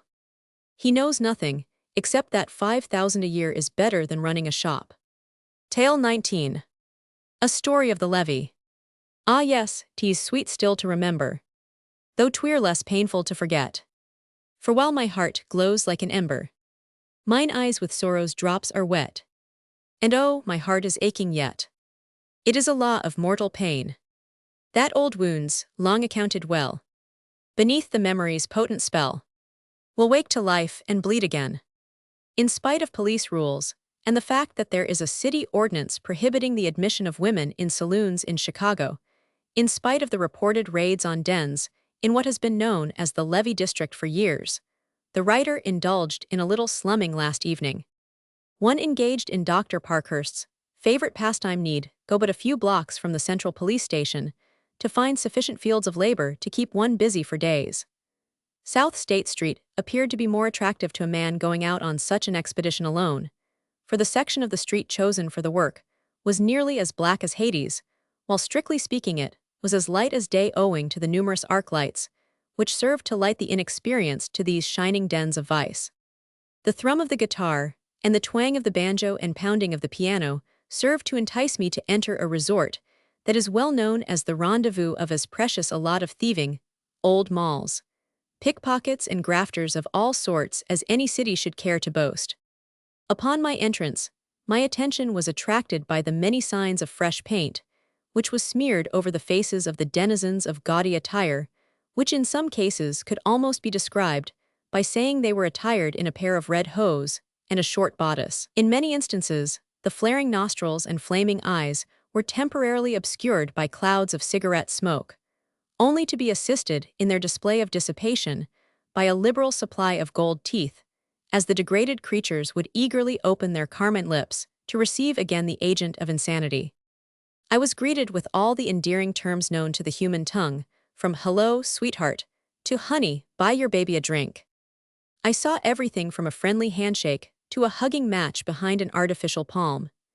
Every inducement to a man of virile, animal instincts was held out to the male visitors of this law-abiding place, while the revolting scenes of depraved humanity were made more distasteful to the refined person on account of the pit of hellish wretchedness his fellow men had fallen into. So much for a city which is regarded as being under the surveillance of proper authorities at all times. I sat down at a table alone. The three-man band struck up a waltz.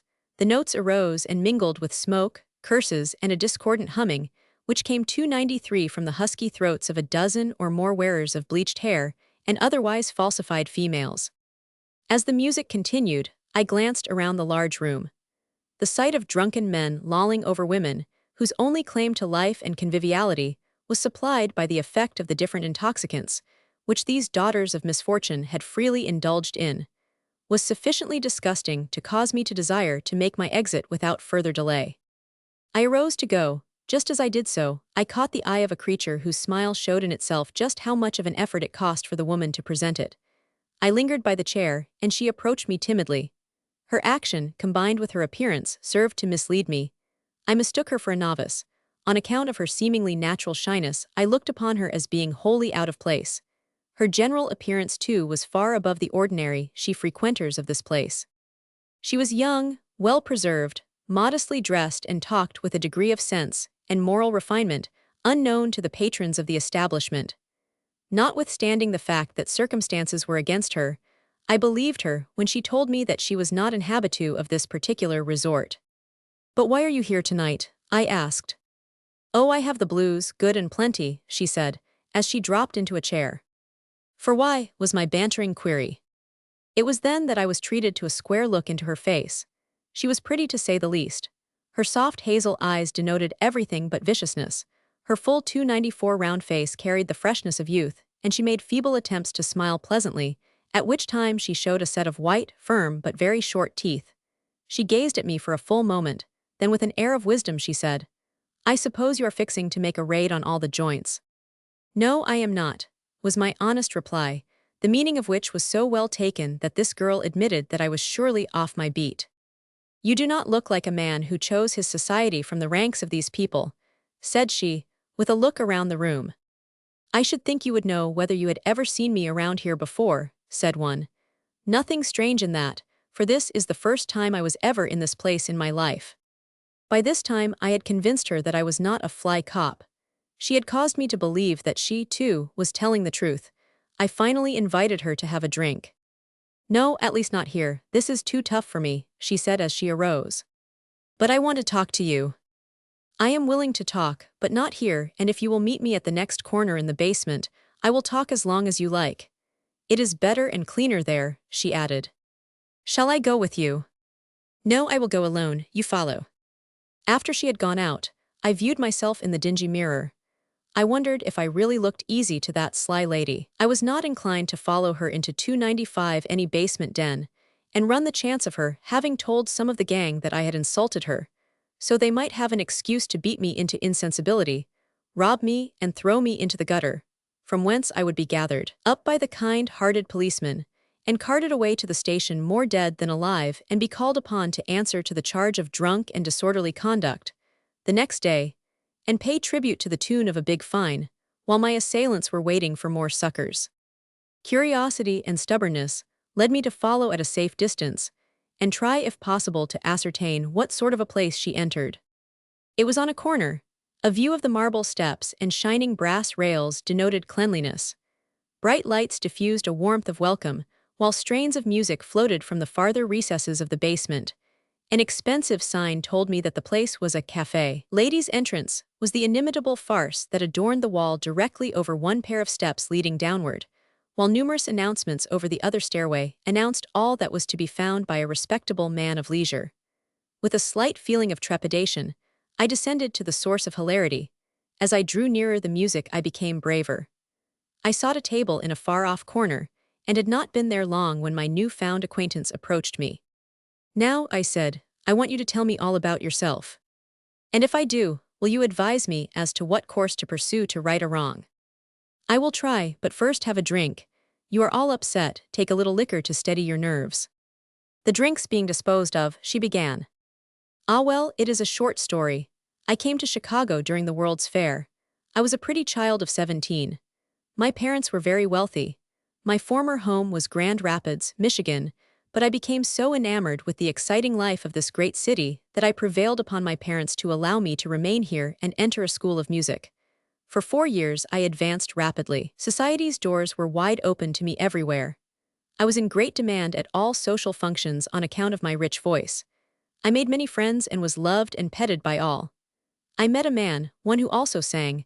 Our sympathetic natures readily embraced each other, our souls were in harmony, we saw with the same eyes, heard with the same ears, and lived by the agencies of the same heartbeats. Time flew as it only can for lovers. We became engaged.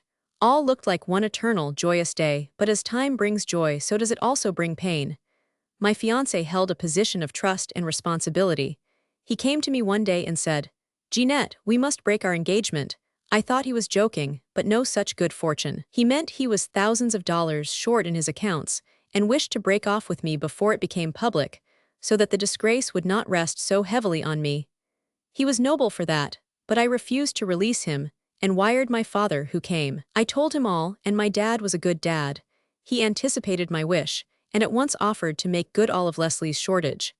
It was decided that $297, the matter should be settled in that way. Just then a new feature came to light. It developed that before I met Leslie, he had been badly smitten on his employer's daughter, Emily Sutton. I had never seen her, in fact, up to this time I did not know there was such a girl on earth. Miss Sutton was conscious of Leslie's financial trouble, and as she had recently come into a large fortune in her own right, she too offered aid to the man we both loved. She had heard of me and demanded that I be jilted, and she become his wife. He refused, whereupon her influence was brought to bear upon her father, and to spite me, Leslie was taken into custody. My father was true blue, and furnished the necessary bond which gave Leslie his liberty. He disappeared, and the affair caused an estrangement between my parents, which eventually drove my father to suicide. My mother and I quarreled. She said such bitter things about the loss my father had sustained by reason of his signing Leslie's bond, that I refused to accept $1 of the balance of the estate. She eventually married again, and her second husband lost all my poor dad had left. I applied for a position as soloist at a number of the different churches, and each time some promise was made. But in every instance, I afterward received a brief note, saying the committee had decided not to employ me at present. I went so far as to offer my services gratis, but the offer was gracefully rejected. I had been so deeply worried that I had failed to notice the lack of attention and invitations from my old circle of friends, which had gradually narrowed down to a handful, compared to former days. Finally, I thought as a last resort, and an excuse for remaining on earth, I would apply for a position on the stage. I had no trouble in securing what I thought was a very good contract. I made my debut at the Masonic Temple, and had the newspapers let me alone, all would have gone well. But it appeared to be their duty to take up my thread of existence from childhood, and around me, they wove a romantic story. They told how one man had so lost his head over me that he became an embezzler, how the publicity had caused my father to fill a suicide's grave, and how I had been a social favorite until this trouble came, etc. I suppose they meant it kindly, for the article closed by assuring the public that my smiles were as winsome as ever and my voice as sweet, and no doubt, but that the Temple Garden would have the honor of having more real society people in attendance during my engagement than any other place of amusement in the city, and they were there like curiosity seekers at a funeral. When the hour came for my second appearance, the matinee, every seat was taken, and the standing room only card had been put up an hour before the curtain raised. My number came. I went onto the stage and proceeded to disappoint my former friends by being seized with stage fright, and instead of singing, I stood in dumb consternation. Again and again, the orchestra repeated the introduction. Again and again did the director give me my cue. I heard nothing. I could see in the distance fans and handkerchiefs waving in the air.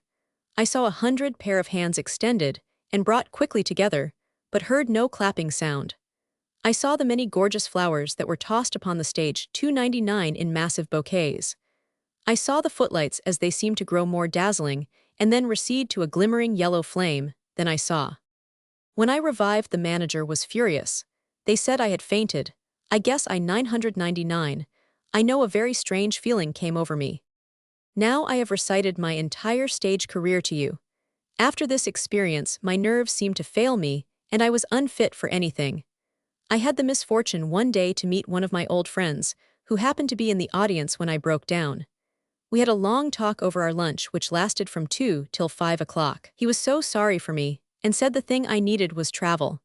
I felt myself as if something was needed. He proposed to assist me financially, and insisted on my going to MT Clemens to take a course of sulfur baths. I really felt that it would benefit me, and hoped it would refit me for some sort of service by which I might earn a living. I accepted the proffered aid and left Chicago to seek health and strength. I spent 7 weeks at the baths, and was so much improved that I felt that life was again worth living. At the end of that time, my benefactor came to me. He told me 2 things, and one was that he had seen Leslie in Chicago, that since the forfeiture of his bond, he had decided to return here, and had married his former employer's daughter, Emily. The other thing he told me was that he was just starting for a year's sojourn in Europe, and wished me to join him. I did not know what it meant, but he plainly told me that I would be expected to travel as his wife. His request had a crushing effect on me. I could see why 300 he had entertained so much sympathy for me in my days of trouble. I wanted to kill him. I asked him why he had not let me starve or die from the effects of the malady from which I was suffering. He listened quietly and then talked soothingly to me until he convinced me that in reality he was my only friend. I then became suspicious. I did not believe he had seen Leslie, and I did not believe Leslie was married. I still loved him with the devotion that had eaten into my childish heart. I made my tormentor this proposition, that I would return to Chicago and see Leslie. If he really was married and could not marry me, I would return to him and accompany him to Europe. I had 2 reasons for making this request. First, I really wished to see Leslie. And second, I considered it a good plan to get away from the man who had befriended me, and to whom I found it quite a task to say no after all his kindness. He consented to the return to Chicago, and suggested that if I wished to go with him, that I meet him in New York in 2 weeks. He filled my purse and I came here. I easily found Leslie. I told him I still loved him and begged him to marry me or kill me and end my suffering. He denounced me bitterly, accusing me of every sin a mortal can commit, and wound up by telling me he was married and showed me a picture of his wife. "Here, this is the very picture," said the girl as she drew a photograph from the envelope. "And you, of course, snatched it out of his hand." "No, I will tell you how I got it when I get to that part." I left him, my heart heavy within me. Again I sought employment in the city. For days I almost ran from one building to another in answer to some advertisement, only to find that I was too late, or in order to obtain this position, I must submit to such proposals as I could not bear. 2 weeks, continuous trying and almost begging will tire the bravest. I found nothing that I could accept. My money was going fast. As I counted over my little store of currency, my mind returned to him who gave it to me. Should I go and meet him? No, die first was my resolve. Then the thought came to me that possibly I could do better in New York, so after satisfying myself that he would have sailed before I could reach there, I left. I spent nearly all the money I had left for passage to New York. I felt that I never wanted to hear the name Chicago again, and as the train pulled out, I closed my eyes lest I should see something that would add more to my misery. I arrived at the eastern metropolis without accident. I went straightway to a music hall and sought an engagement. I was accepted, and was to appear in The Spider and the Fly Co., and told to report for rehearsal the next morning at 10. I went, and lo, another calamity. The manager produced a picture of me, one which had been taken to decorate the billboards at the time of my debut here. He also informed me that I was on the blacklist for feigning illness at that time, that I might be relieved from my contract. I needed a friend then to show that I was entitled to better treatment. The manager suggested that I 302 change my name and get someone to vouch for me, and then apply to some other manager. I thanked him for the advice and started out to find someone, but whom could I find? The only person I knew in New York had undoubtedly left there, and if he had not, I would not dare go to him. But I did dare anyway. I knew not what else to do. I made inquiry at his hotel, and found to my half-hearted delight that he had not yet sailed but would leave that night. Good. I thought, I will detain him but a short time. He will help me to a position and it will not interfere with his trip. I waited for his coming. He greeted me effusively, and told me he had waited and knew I would come. I explained all to him, and asked him to help me that I might secure a position and be able to repay him all he had expended in my behalf. He laughed at me and said, "Yes, of course, but let's talk it over." It was dinner time, and he suggested that as he had lunched early, and I looked tired and hungry, that we go to dinner. We had dinner at Delmonico's, and breakfast on board an ocean liner bound for Liverpool. People can say all they please about not knowing what they do while under the influence of intoxicants, but I know that as a rule they are conscious of every act, but simply do not care. At the dinner I have just told you of, we had wine. I rather enjoyed the sensation it produced. It made me forgetful of all my troubles, and appreciative of all my friend had done, so that when he proposed that we sail and not try for the stage again, I was a willing participant in the carriage ride 303 that took us to the docks. How I got on board the ship I do not know. What happened during the night I cannot remember, for slumber relieved me of all the horror attending the desecration of my virginity. I simply know that during our trip I was Mrs. H. Bartle. We traveled for a year and then he brought me back to Chicago. He furnished a house, put $1,000 in the bank to my credit, and bade me goodbye. He went out of my life as quickly as I seemed to have lost caste in his. I began by keeping roomers. That did not pay. Then some of the fashionable men whom I had known in my palmy days approached me with a request that I allow them to hold clandestine meetings with women at my home. They paid well for the liberty. From that I went one step further, and became the landlady of a house of bad repute, entering the field openly and above board. 3 months ago a woman applied to my house for admission. She looked fairly good and I took her in. I paid little attention to her, and such affairs were so common that I did not attempt to wring from her any ancient history. Her face had a familiar look that at times puzzled me, but I did not give her much thought. One day I found a picture on her dresser. It was a picture of Leslie. I flew into a rage and questioned her closely. She told me she was his wife, made so by circumstances not conducive to happiness. I concealed my surprise. I knew then where I had seen her face. I managed to keep the truth from her, and in a day or two found an excuse to expel her from 3-4 my house. The last I heard of her she had become a frequenter of these places along the street here. Today I received this letter and picture from Leslie, and my business here tonight is to comply with his request if possible. Here is the letter, I will read it. Dear Jeanette, I have just learned what you are engaged in, also that my wife is an inmate of your establishment. May God grant that you are not aware of the fact, for although I have mistreated you shamefully, I will not believe that you have hunted her up and taken this method of revenge on me. Enclosed find her picture, the one I showed you before. For heaven's sake, send her to me and my baby. Kill me or torture me personally in any way you desire, but I beg of you do not be a party to the visitation of disgrace on my child. Yours, Leslie. And I am hunting Emily Sutton Marsh with a view to returning her to the place where she belongs. Tale 20. A scientific phenomenon. When I remember something which I had, but which is gone, and I must do without, I sometimes wonder how I can be glad. Even in cowslip time when hedges sprout. It makes me sigh to think on it, but yet, my days will not be better days, should I forget. Yes, art brought me to this. The speaker was a tall, thin young woman of a nervous temperament. The storm of dark hair was pushed back in hurried confusion. The heavy brows and long lashes, which protected the dark blue eyes, seemed a fitting division between the high cheekbones and the bloodless forehead. Her nose, so straight and thin that it corresponded with the lines or wrinkles which extended upward at either end of the mouth, and seemed to cut short the smile, which otherwise might have been as merry as the dimple in her little chin would indicate. Nature had left the stamp of refinement on her face, perhaps for no other purpose than to show the world that Celeste Moss had not always had a bent back and pricked fingers, the effect of shop duties. Her home was in 2 rooms, which, in spite of the lack of elegant furniture and rare bric-a-brac, showed signs of culture, if in no other way than the tidiness of the floors, which were without carpets or rugs. The only new article in the room which was visible was a pair of trousers, and they were just being wrapped into a neat bundle by the deft and willing hands of this industrious woman, as she opened the interview with the first remark of this story. Art seems to have launched your ship of destiny into strange channels, I ventured in way of reply. Yes, and I have been called upon to face many breakers, and tide the waves of furious storms in the best way I could. I am sure your career has been an interesting one.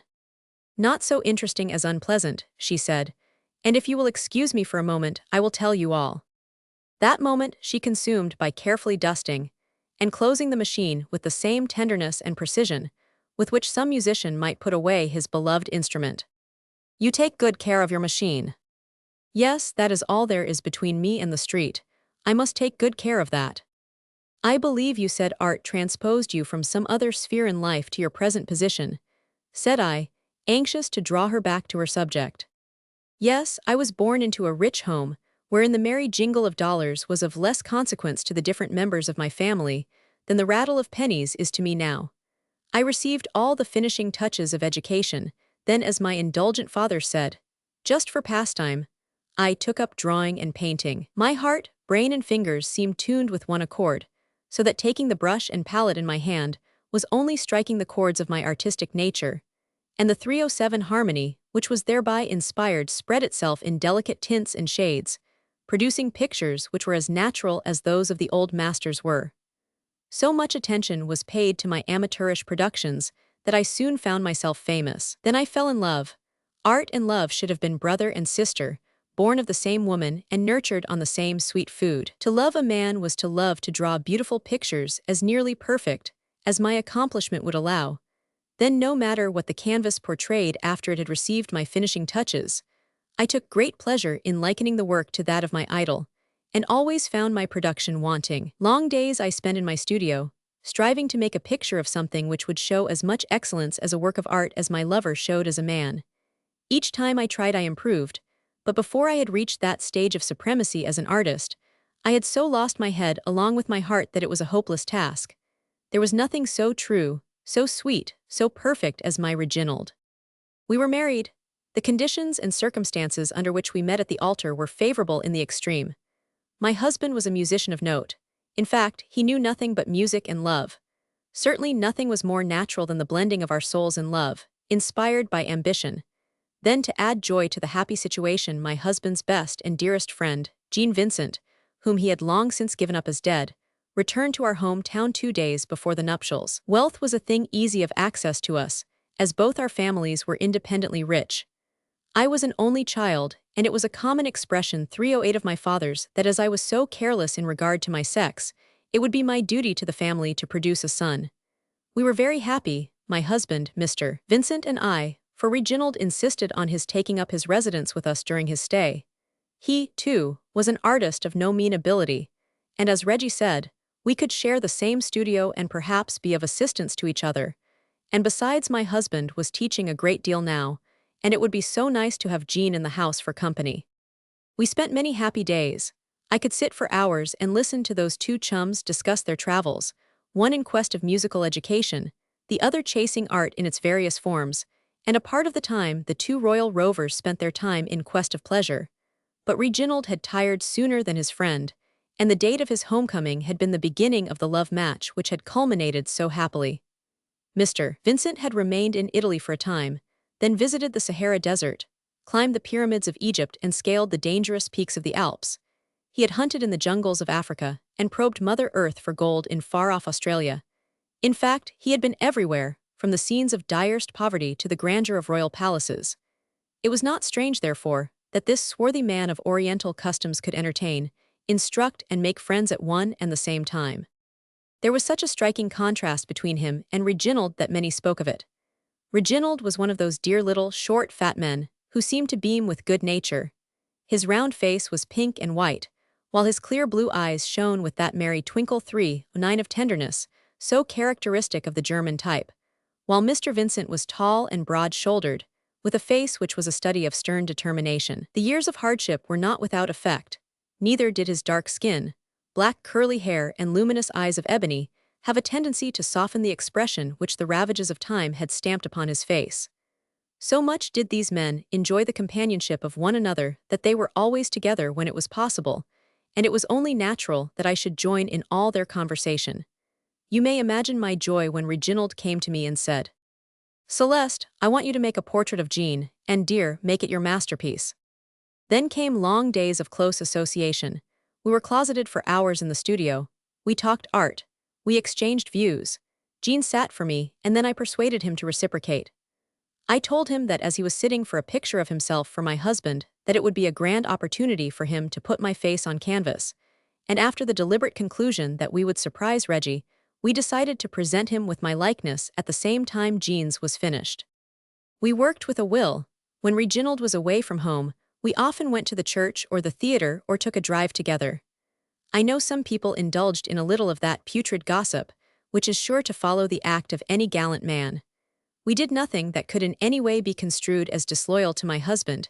He knew our every move and sanctioned it all. It was during this period of sitting and painting that I made a happy discovery, and when I told Reginald, he was so 310 delighted that he lost no time in conveying the glad tidings to my parents. The prospects of an heir caused joy in their hearts. Finally the pictures were completed, and with them Mr. Vincent's visit, for, as he put, he had stayed long enough in one place and would move on.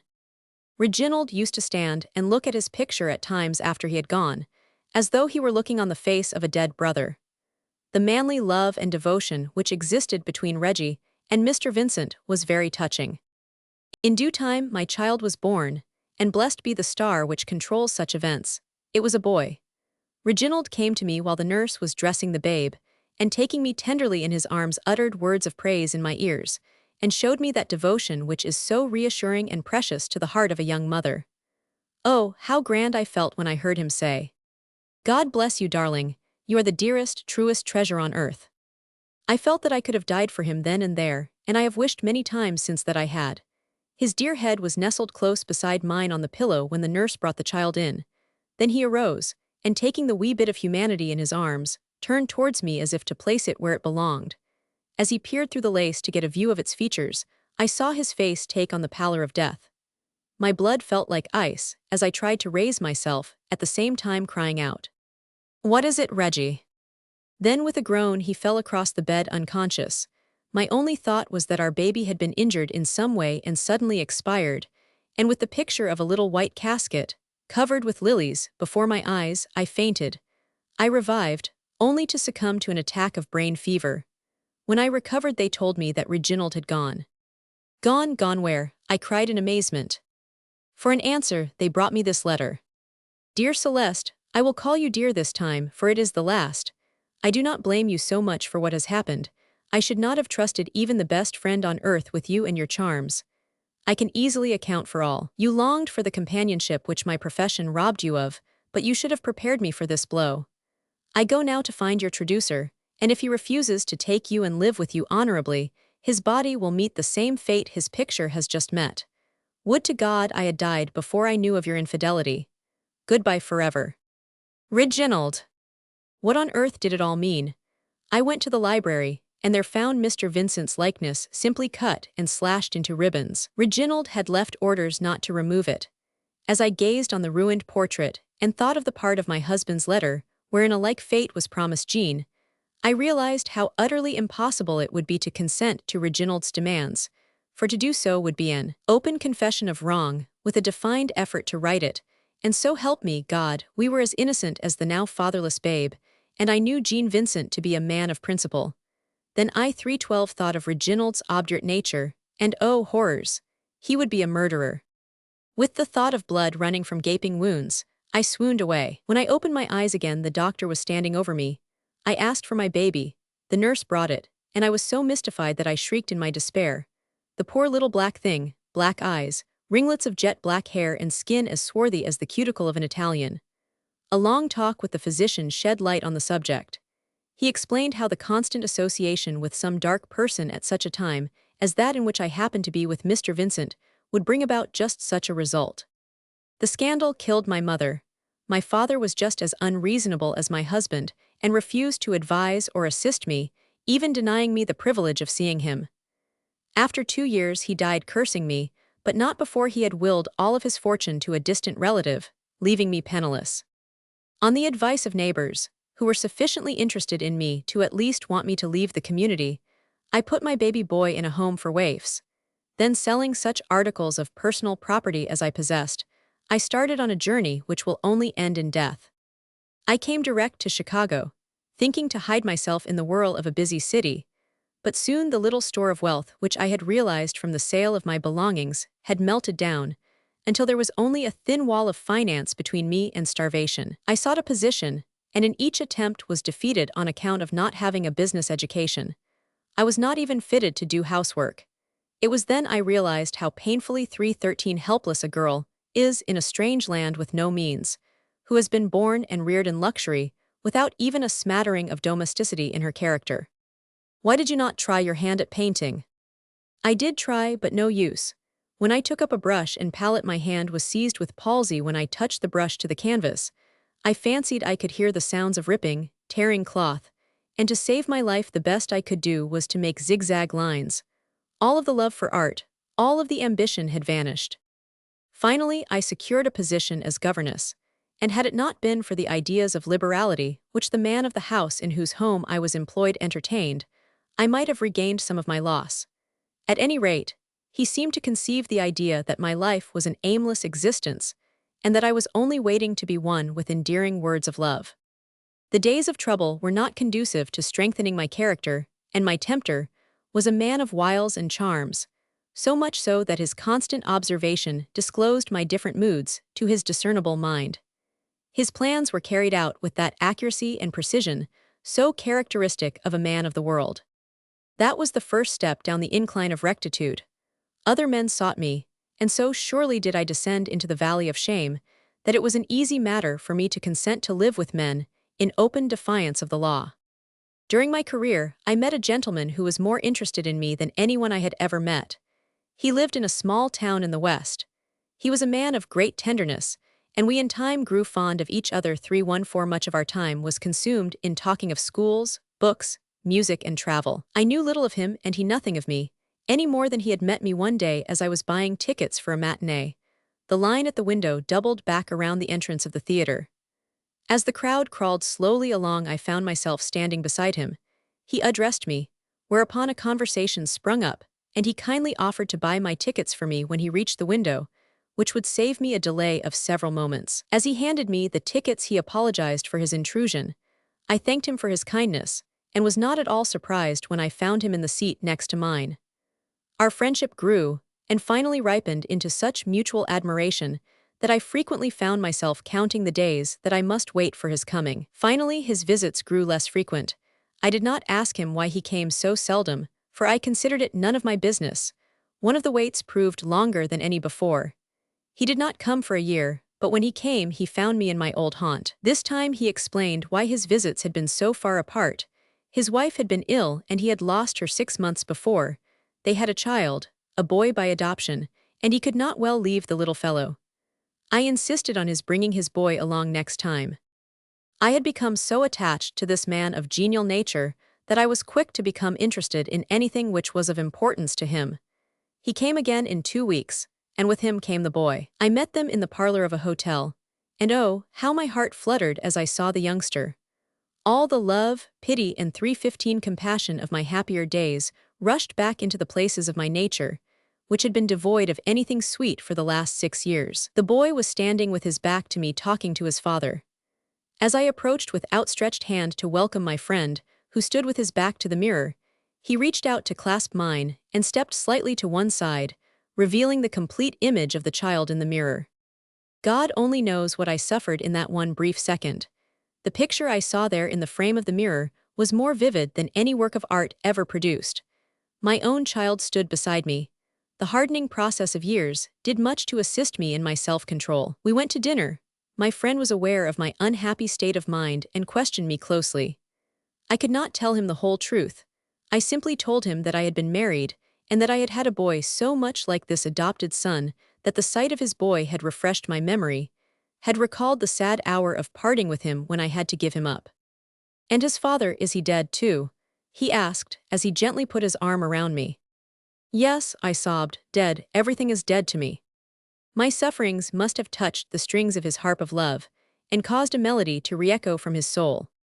"Come and be a mother to my little chap," said he. "Oh, please do. I beg of you not to punish me by such jests." "But I mean it. I hope that God in his goodness will never allow any poor woman to suffer as I 999. I would have gladly 316 gone, but no, I could not marry one man when I was the legal wife of another. Oh, I wanted to go so much, but I could not. I loved my child too purely to go and be a mother to him, while I was mistress to the one whom he was to know as a father. That night ended my downward flight. I felt in my own mind that I had reached the bottomless pit of degradation, so low, so impure, so tainted with vice, that I dared not take my own child in my arms and lavish that love on him which was now consuming me, for fear that the taste of bliss would plunge me into a sea of desperation, and cause me to commit myself in some way that would contaminate his sweet, young life. I had saved some money, enough to live on while I served an apprenticeship in a sewing shop. I have taught myself the lessons of economy and domesticity, so necessary to one who intends to follow the life of humble purity.